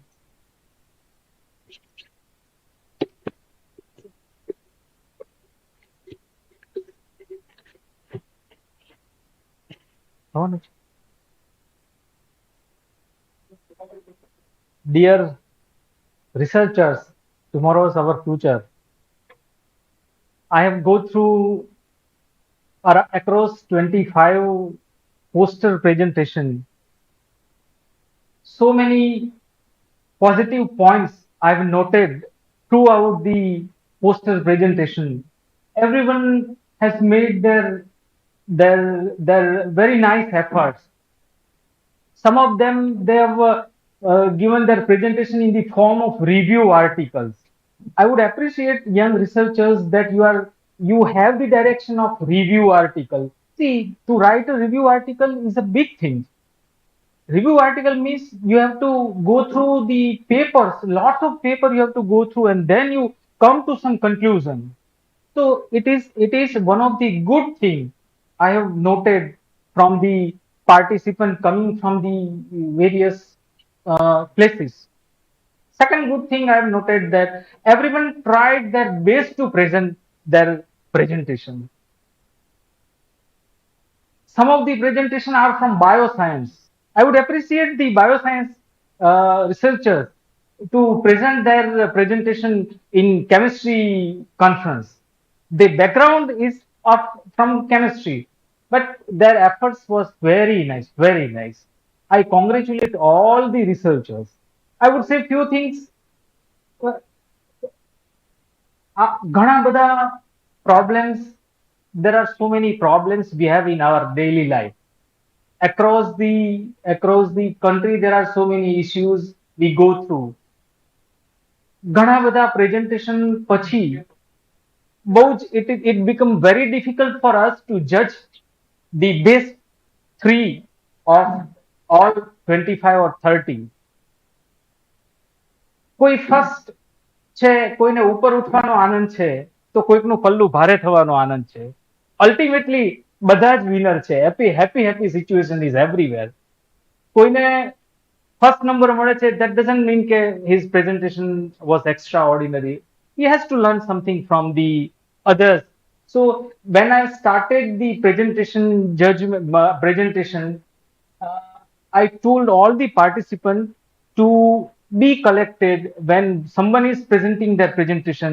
You need to be very careful and you need to learn something from them. So it's a pleasant moment for me to judge all the poster presentation. I would express my sincere thanks to Dr. Mood who have provided me this opportunity to be here and to be a part of this conference. Me along with my colleague Dr. Gaurang Jani has tried our level best to judge out the poster presentation, and we finally come to conclusion. Result have given to the committee will be given shortly that after.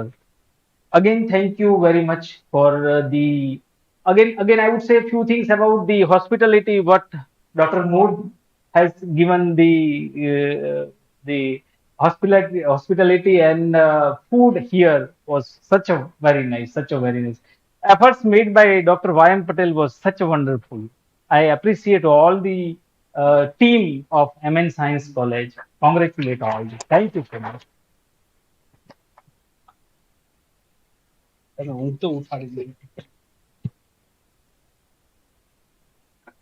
Thank you, sir. Dr. K.M. Joshi, sir, has been the judge of offline poster presentation by the faculties.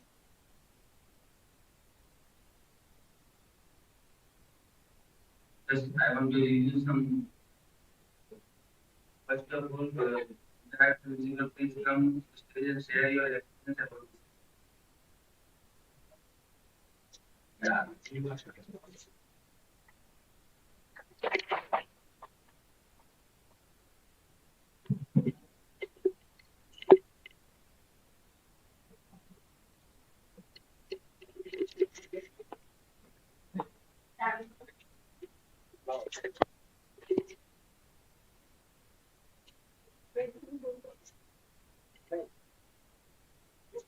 First of all, I am very much thankful to everyone, principal and everyone, matlab everyone.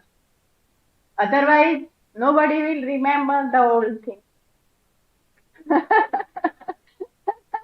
I have retired in 94.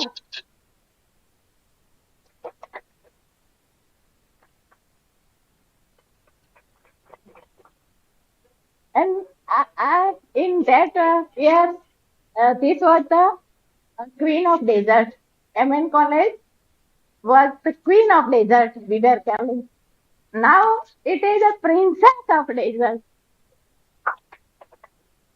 Such a wonderful conversion I have never seen. And I was coming since last day. I surprised. We had that old buildings and economically very bad situation. No money at all. एक नळ तुटी गयो है and then also principal will not give the permission.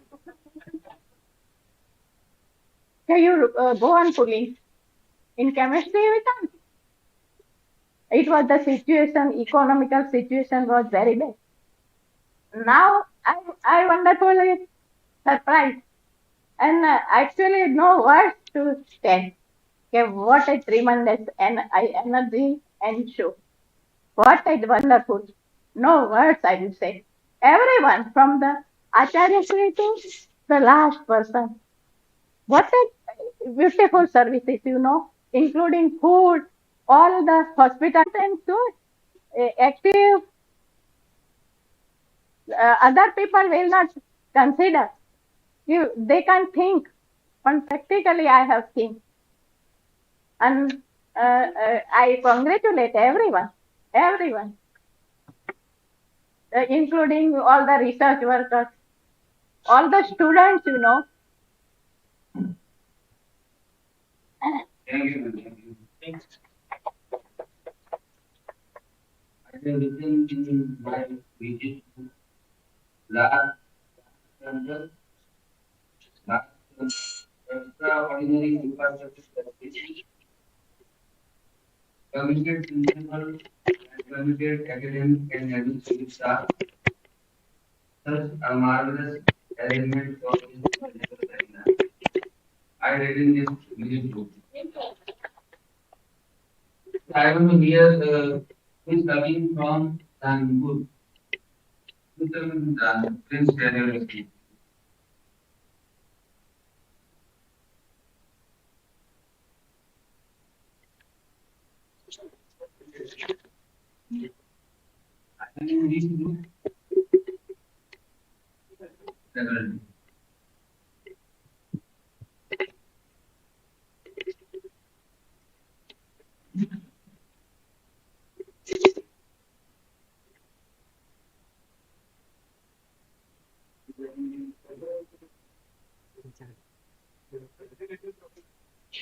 Okay hello MN college के principal sir हैं और हमारे यहाँ पे उपस्थित हमारे जोन डायरेक्टर श्री और यहाँ पे उपस्थित सारे रिसर्च स्कॉलर एंड प्रिंसिपल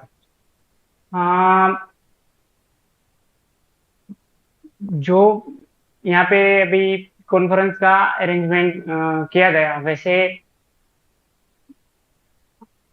हम रिसर्च स्कॉलर का मेन एक प्रॉब्लम रहता है कि हमें आइडिया कहाँ से आए जो रिसर्च करना है कुछ करना है या कुछ प्रॉब्लम है तो वो आइडिया हमें ऐसी कॉन्फ्रेंस से ही मिलता है हमारा जो प्रॉब्लम है उसके सॉल्यूशन भी हमें यहाँ पे मिलता है क्योंकि यहाँ पे बहुत सारा माइंड्स एक साथ इकट्ठा हुआ होता तो आई होप कि आपने यहाँ उसका लाभ लिया होगा मैंने भी यहाँ पे आके जो मैं गुजरात का सबसे दूर वाला गांव है वहाँ के कॉलेज से यहाँ पे आ रहा हूँ तो यहाँ की हॉस्पिटलिटी भी बहुत अच्छी थी और यहाँ पे जो अरेंजमेंट किया गया वो भी बहुत अच्छा था thank you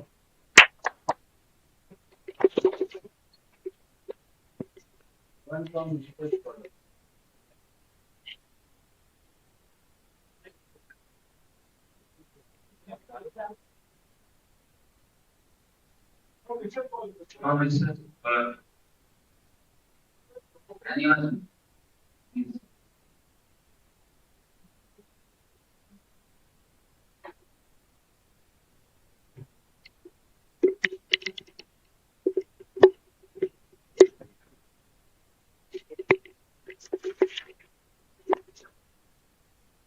Good afternoon, everyone. First of all, I heartily congratulate to all the team of MN Science College to organize the great full conference. Then it was a wonderful experience. I would like to thank all the speakers who learned a lot and made a new contacts. This is the benefits to this is the benefits of attend the conference because it was a helpful in our research. Then I am impressed with commitment and efficiency of those who planned this conference. I really enjoyed my time at the conference. Thank you so much. Jai Hind, Jai Bharat.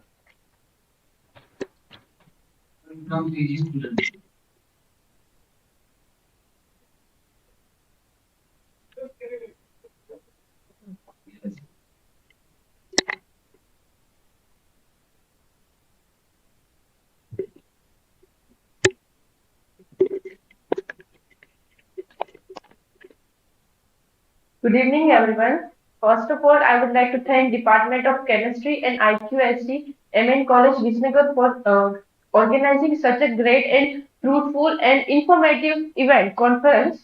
First of all, as a PG student, I learned a lot of things about new topics. And for that, I would like to thank all the speakers for sharing their knowledge with us. Thank you, everyone.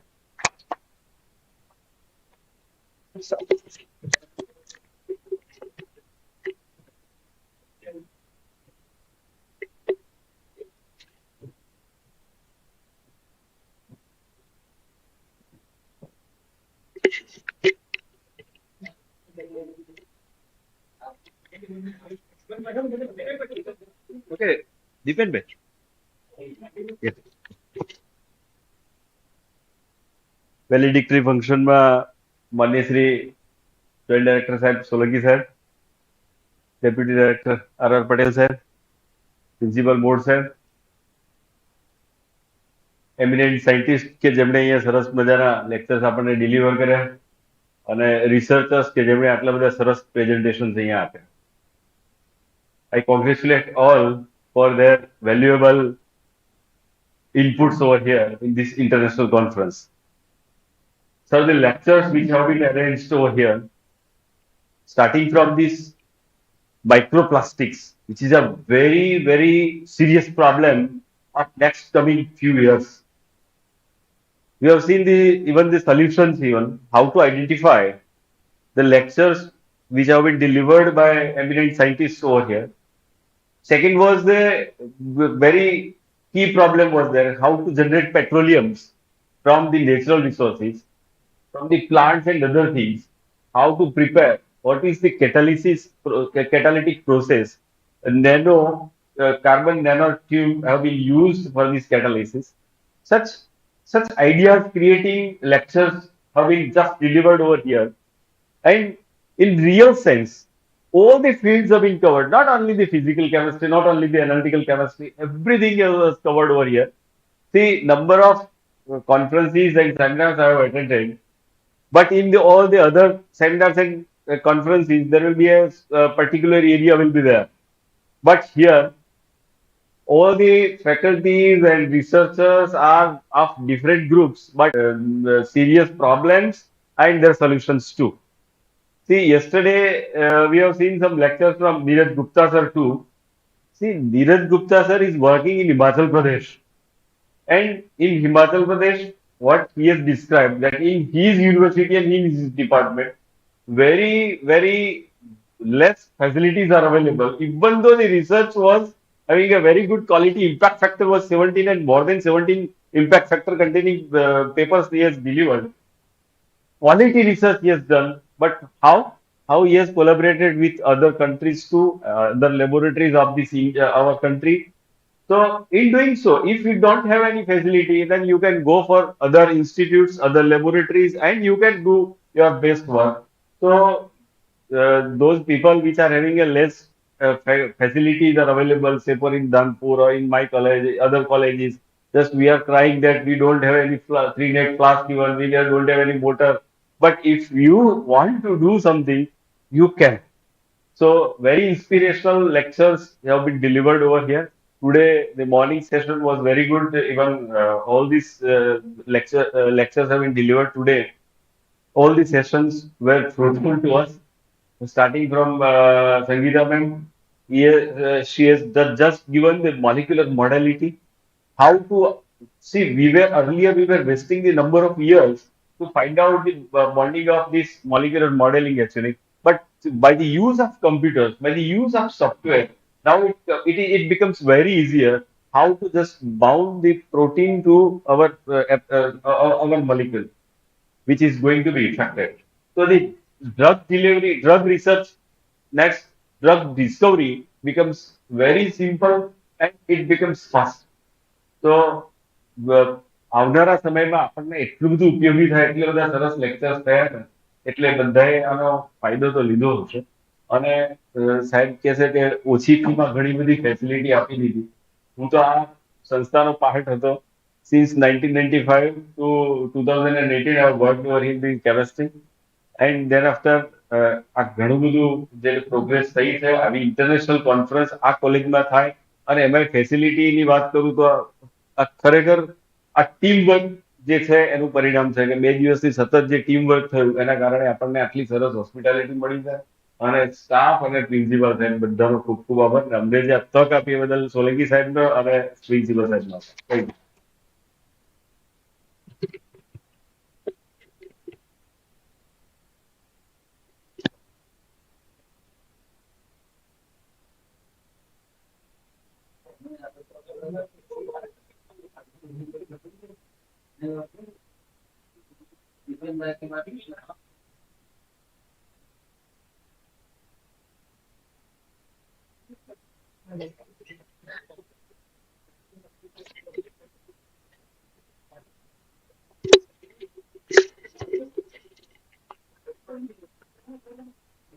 हाँ मैं खुद ही बोल देता हूँ sir. Myself, Dr. Dipen Gandhi from Government Science College, Gandhinagar. I was the session chairperson. I'm supposed to give a review or a feedback about this conference, the international conference on recent progress in chemical sciences. First of all, I would like to thank the convener and his team and the entire team of the college, because the topic was recent progress in chemical sciences. To gather speakers from different field of sciences is difficult task. They have narrowed the field and make it a field of chemistry. And even that in chemistry, they have arranged the speakers which were touching the problems of pollution, as stated by Joshi sir, the nanoplastics, medicinal chemistry, pharmaceutical chemistry, industrial chemistry, even nanosciences, nanochemistry, every topics were covered. Apart from this, the speakers which were delivering their speech or talk, they were from different region of India as well as across the globe. The speakers were from United Kingdom also. The special beauty of this conference was that it was in a blended mode. The one who want to join in online mode can join in online mode. The one who wishes in offline mode can join in offline mode. So few of the speakers were from their places, delivering the talks from their places. But then also, it seems that online session were also very interesting. Even people were here and they were enjoying the online session. Generally, what in the COVID era, I would say BC, before COVID and after COVID. So in COVID era, what happened? People were used to attend such online seminar or conferences. The speakers were just talking and only few of them were listening to them. But in this conference, as it was in blended mode, people have taken benefit over here and at their place also. So this was really a nice conference. Regarding the hospitality and food, the budgetary issue is always there with the government institute. They have managed the budget from Guj cost also. So I think as a part of government, I would thank Guj cost also for sponsoring. But we know that it is a token of love type of funding. So rest of the funding is to be managed by college itself, either from their fund, or the faculty members have to collaborate with the local bodies or local industries. So what I have come across the faculties from this college, MN College Visngr, They have tried a lot. As said by More sir, that team was running behind from last 6 months to provide such a facility, such an infrastructure, such an hospitality in such a low budget can only be possible if faculty are dedicated to bring funding. So I thanks entire team of MN College Visngr who are directly or indirectly associated with this national international conference. Thank you.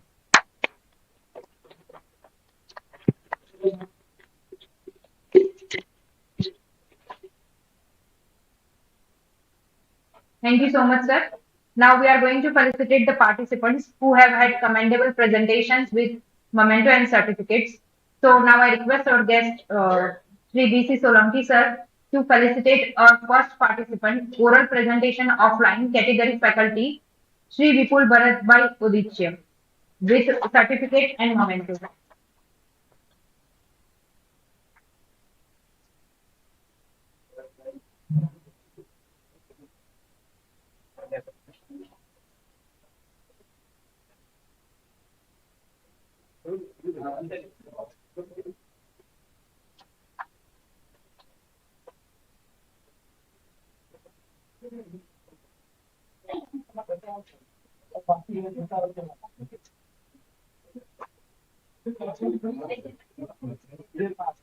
Oral presentation offline, category research scholars.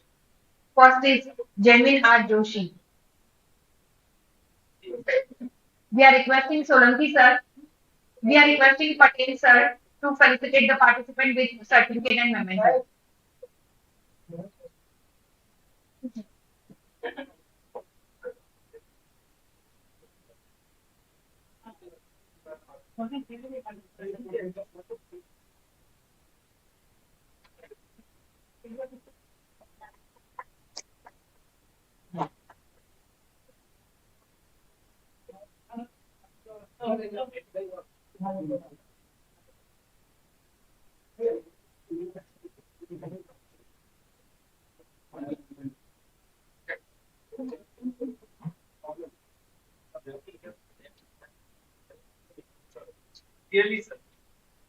Poster presentation, offline category faculty, Dr. Pradyuman A. Parmar sir.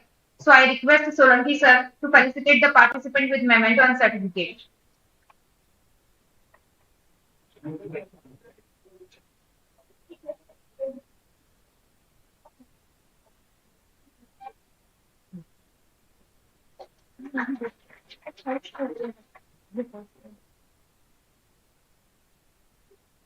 Poster presentation offline, category research scholar. Now I request Principal Dr. R.D. Mode sir to felicitate Nikita H. Umargar with certificate and memento.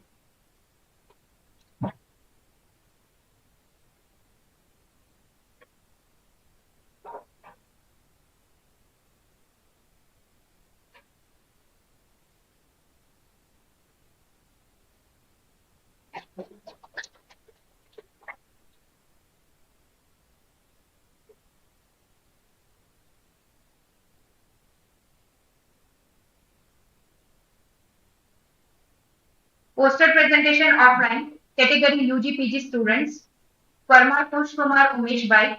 I request Professor Y. Patel sir, Head of the Department of Chemistry, to felicitate the participant with memento and certificate.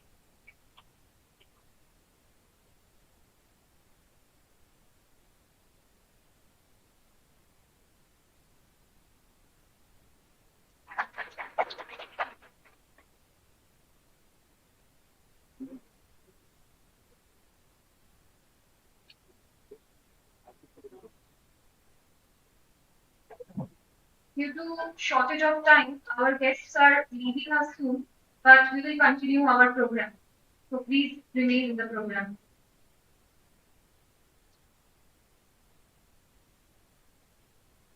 We thank Sri B.C. Solanki sir and Sri R. Patel sir as MN College team, and uh, we heartily thank you, sir.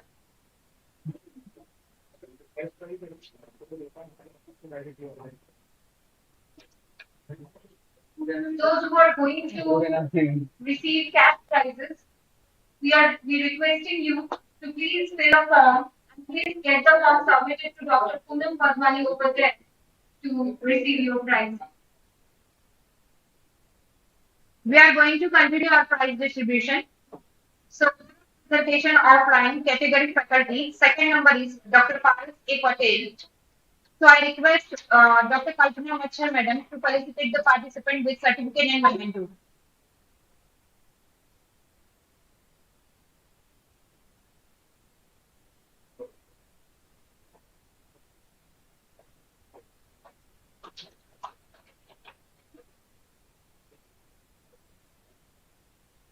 Third is Patel Sarika Ben.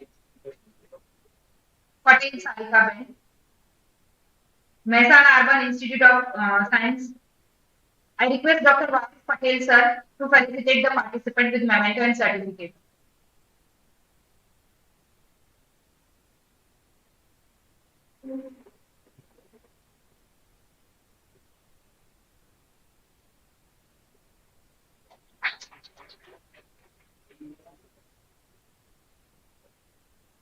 Oral presentation offline, category research scholar, Archana George, Department of Chemistry, Gujarat University. I request J.R. Jani sir to felicitate the participant. Second prize.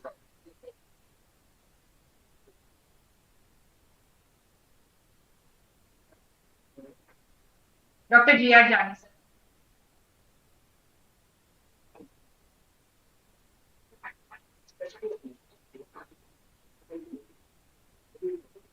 Third prize for oral presentation offline, category research scholar, Bhumi A. Shah, MN College, Visngr.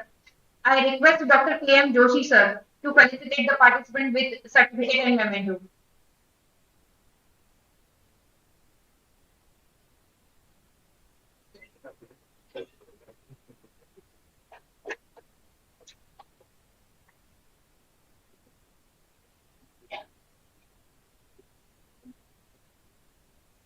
Second prize for poster presentation offline, category faculty, Dr. Jayant B. Rathod, Government Science College, Danpur. I request Dr. P.J. Vyasa sir to felicitate the participant.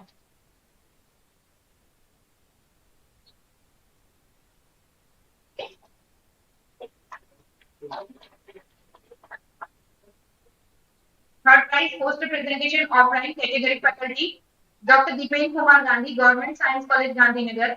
I request Dr. V.P. Tarpada sir to felicitate the participant.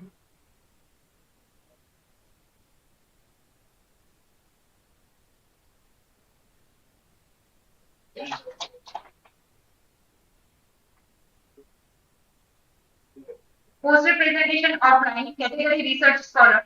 Second prize, Yash B. Baroj, Institute of Advanced Research. I request Dr. K.V. Goswami sir to felicitate the participant.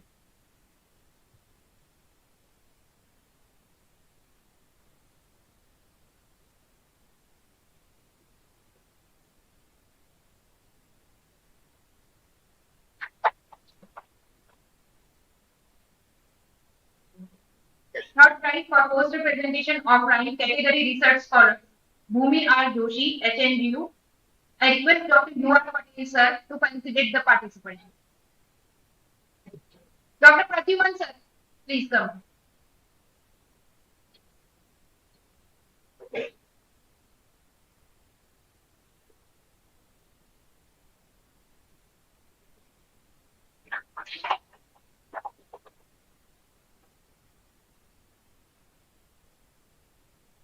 Poster presentation offline, category UG PG students.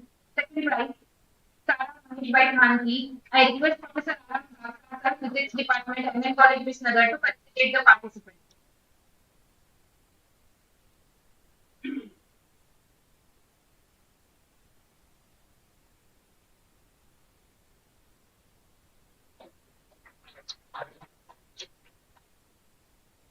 Third prize for poster presentation offline, category UG PG students. Patel Pranay Kumar Vinod Bhai. I request Dr. YJ Thakur, sir, Head of the Department of Physics, to felicitate the participant.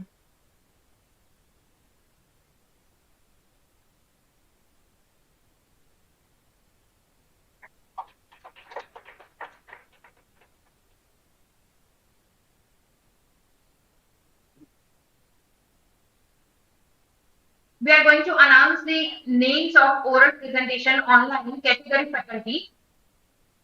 Sharad Kumar Chaturbai Karat, Tushar Rajbhai Sutaria, Sejal Kumari Mahendrabhai Patel.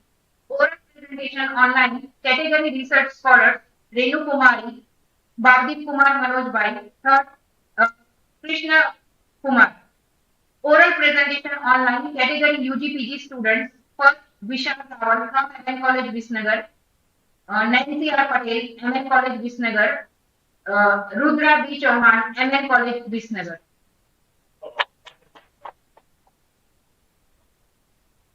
Now we are going to felicitate the judges. Poster presentation online category research scholars.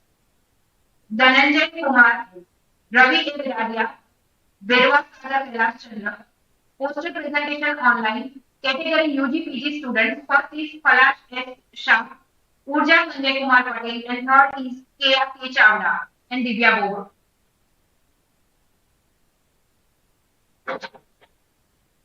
Now we are going to felicitate the judges with certificate and memento. Now I am requesting Dr. J.C. Patel sir to felicitate Dr. T.J. Vyas.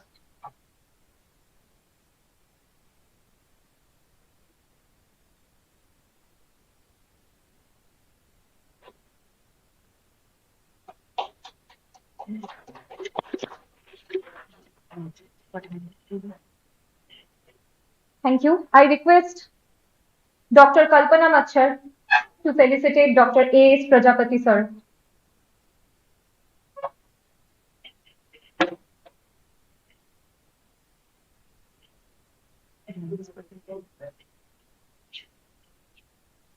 Now I request Dr. M.C. Patel sir to felicitate Dr. K.V. Goswami sir.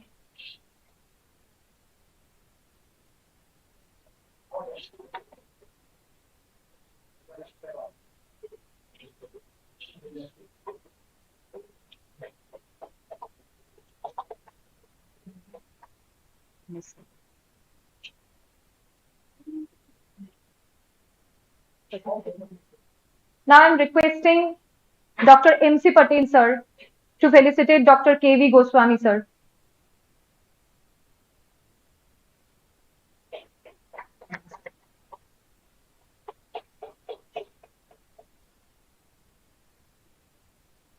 Now I'm requesting Dr. M.S. Patel sir to felicitate Dr. K.M. Joshi sir.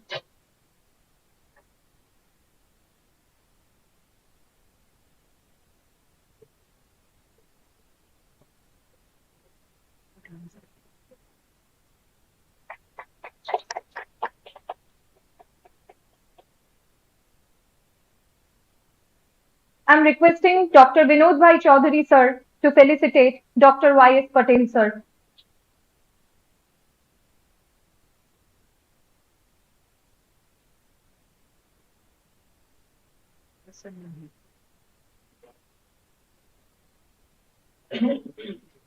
I'm requesting Vinod Bhai Chaudhary sir to felicitate Dr. V.P. Tarpara sir.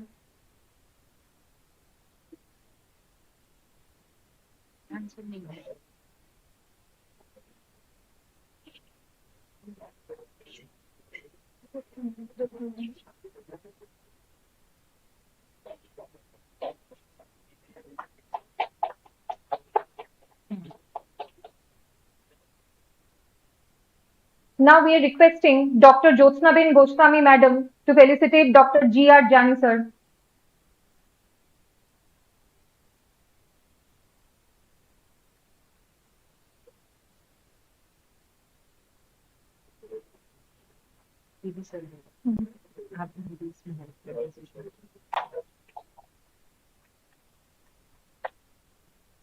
I'm requesting Dr. K.B. Patel sir to felicitate Dr. Santosh Kumar sir.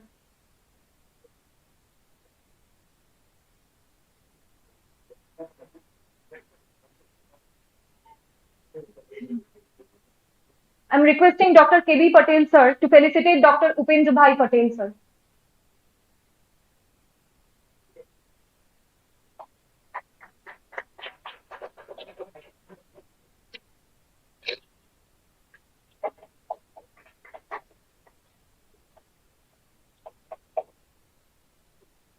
Now we are going to felicitate session chairman. Now I am requesting Professor R.M. Bhavsar sir to felicitate Dr. Deepen Gandhi sir.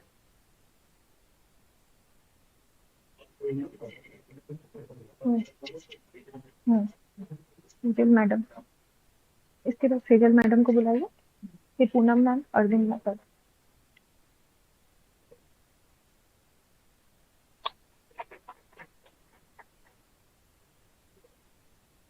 Now I am requesting Dr. Sejal Joshi ma'am to felicitate Dr. Arvind Suthar sir.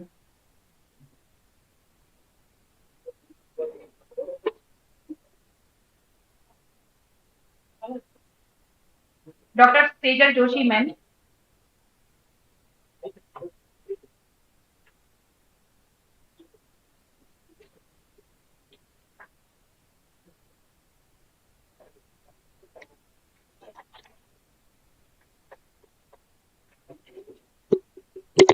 I am requesting Dr. A.S. Prajapati sir to felicitate Dr. Poonam Madhwani ma'am.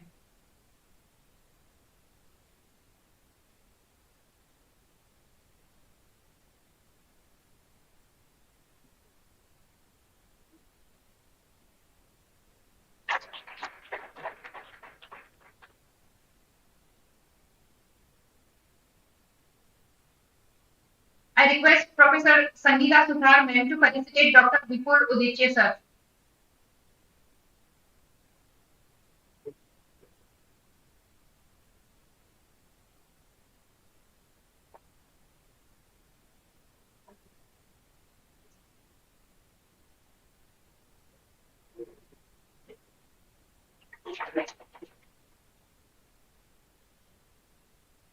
I request Professor Y.M. Patel sir, head of the Department of Chemistry, to felicitate Dr. Govind Kumar Vardhe.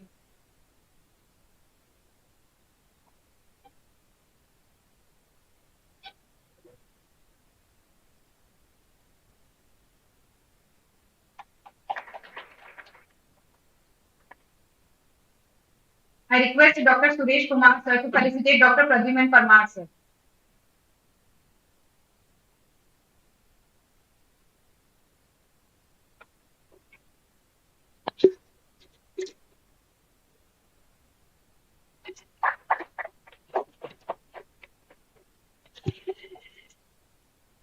Now I request the convener of the conference, Dr. Suresh Kumar, to extend vote of thanks.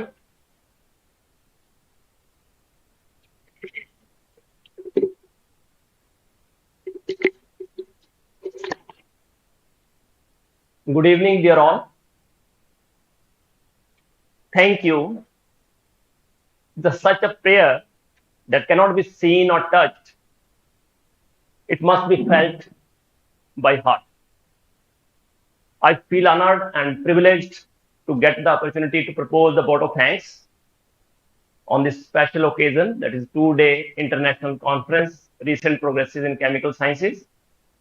On this occasion of Thanksgiving, I extend a warm thank you to Almighty that is always with us, even we don't know, even when we are not thankful. Thank you for everything, Almighty. On behalf of the organizing committee, I convey deep regards and hearty thanks to our chief guest, which was not came here, actually Narottam Sahu sir, advisor and member secretary at Gujarat Council on Science and Technology.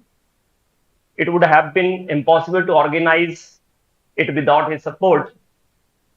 I'm thankful to special guests, Shri V.S. Solanki, Joint Director at Commissionerate of Higher Education, and Shri R.R. Patel, Deputy Director at Commissionerate of Higher Education.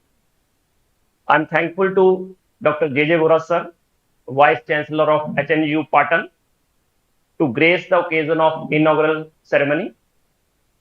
My sincere thanks to Dr. R.D. Mode, Principal and Patron of the conference, whom I forgot in inaugural ceremony, for his help and support at various stages. I salute his vision to uplift the standard of our college. I would like to thank Head of the Chemistry Department, Professor Y.M. Patel, for his constant help and support, guidance that radiated a source of energy within us. My special thanks to Dr. Y.M. Patel, IQAC coordinator and organizing secretary of the conference. His presence motivates the organizing team all the time, as and when we need motivation. I would like to thank all the participants who blessed us with their presence. I would like to thank all the invited speakers, Dr. Wasi Sheikh, Dr. Pankaj Sharma, Dr. Neeraj Gupta, Dr. Rakesh Kumar Pathak, Dr. Rakesh Kumar Dhiman, Dr. Sangeeta Sharma, Dr. Rakesh Kumar Dhiman, okay, Dr. Tushar Mehta, and Dr. Satendra Mishra for sharing practical and purposeful research views. I would like to thank all the judges, Dr. Pranav Srivastav, Dr. K.M. Joshi, Dr. Y.S. Patel, Dr. K.V. Goswami, Dr. U.R. Patel, Dr. U.P. Tarpada, Dr. P.J. Vyas, Dr. A.S. Prajapati, Dr. G.R. Jani, Dr. M.K. Thakur, Dr. G.D. Acharya, Dr. Santosh Kumar, and Session Chairman, Dr. Arvind Sudhar, Dr. Poonam Wadhwani, Dr. Sangeeta Sudhar, Dr. Govind Kumar Barde, Dr. Vipul Odechya, and Dr. Padhuman Parmar. I am supremely grateful for the time and support all of them have so generously given. I'm also thankful to the international, national, and local advisory committee members. Words are not enough to thank their constant guidance and support to shape the conference. I'm also thankful to all our current and former faculty colleagues, especially Bimla Ben, and non-teaching staffs who always stand by us and motivate us. I'm also thankful to our sponsors, Guj Coast, Gujarat Council on Science and Technology, BCL Scientific Limited, Omia Sales, Purvi Enterprise, and Guru Krupa Enterprise for their financial support. An event of this dimension cannot happen overnight. The wheels start rolling months in advance. We have been fortunate enough to be backed by a team of very motivated and dedicated members of organizing committee and volunteers. I cannot thank everyone enough for the involvement they have shown and the willingness they have expressed to take on the completion of tasks beyond their comfort zones. At the end, I would like to take this opportunity to thank all the members of the research committee to organize this dream conference, whose seed ended in a simple discussion during our meeting with principal. I would like to express my gratitude to press and media. I would like to thank everyone who has contributed directly or indirectly to make the event a grand success. If time is money, then today you have spent millions for us. Thanks to all of you for making this event successful. I hope you had a wonderful stay at MN College Visngr. Thank you all.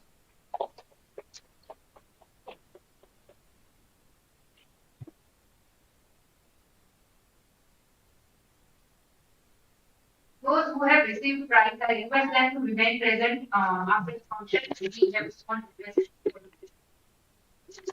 Now we are going to end this function. We request all the dignitaries to stand in honor of our national anthem.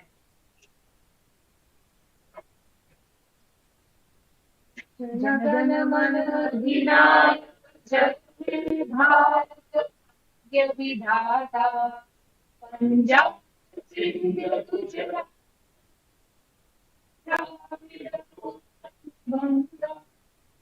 Vindhya Himachal Yamuna उच्चल जल तरंगा तव शुभ नामे जपते शुभ शिष्य मांगे गाते तब जय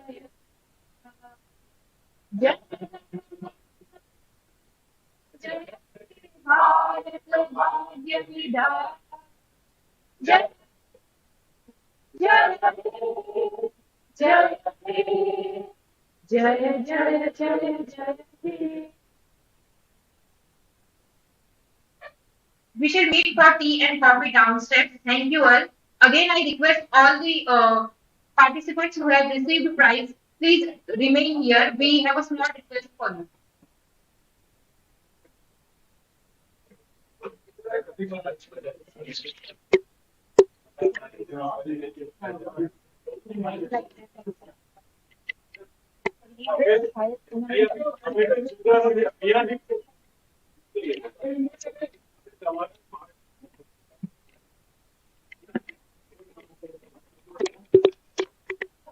आपको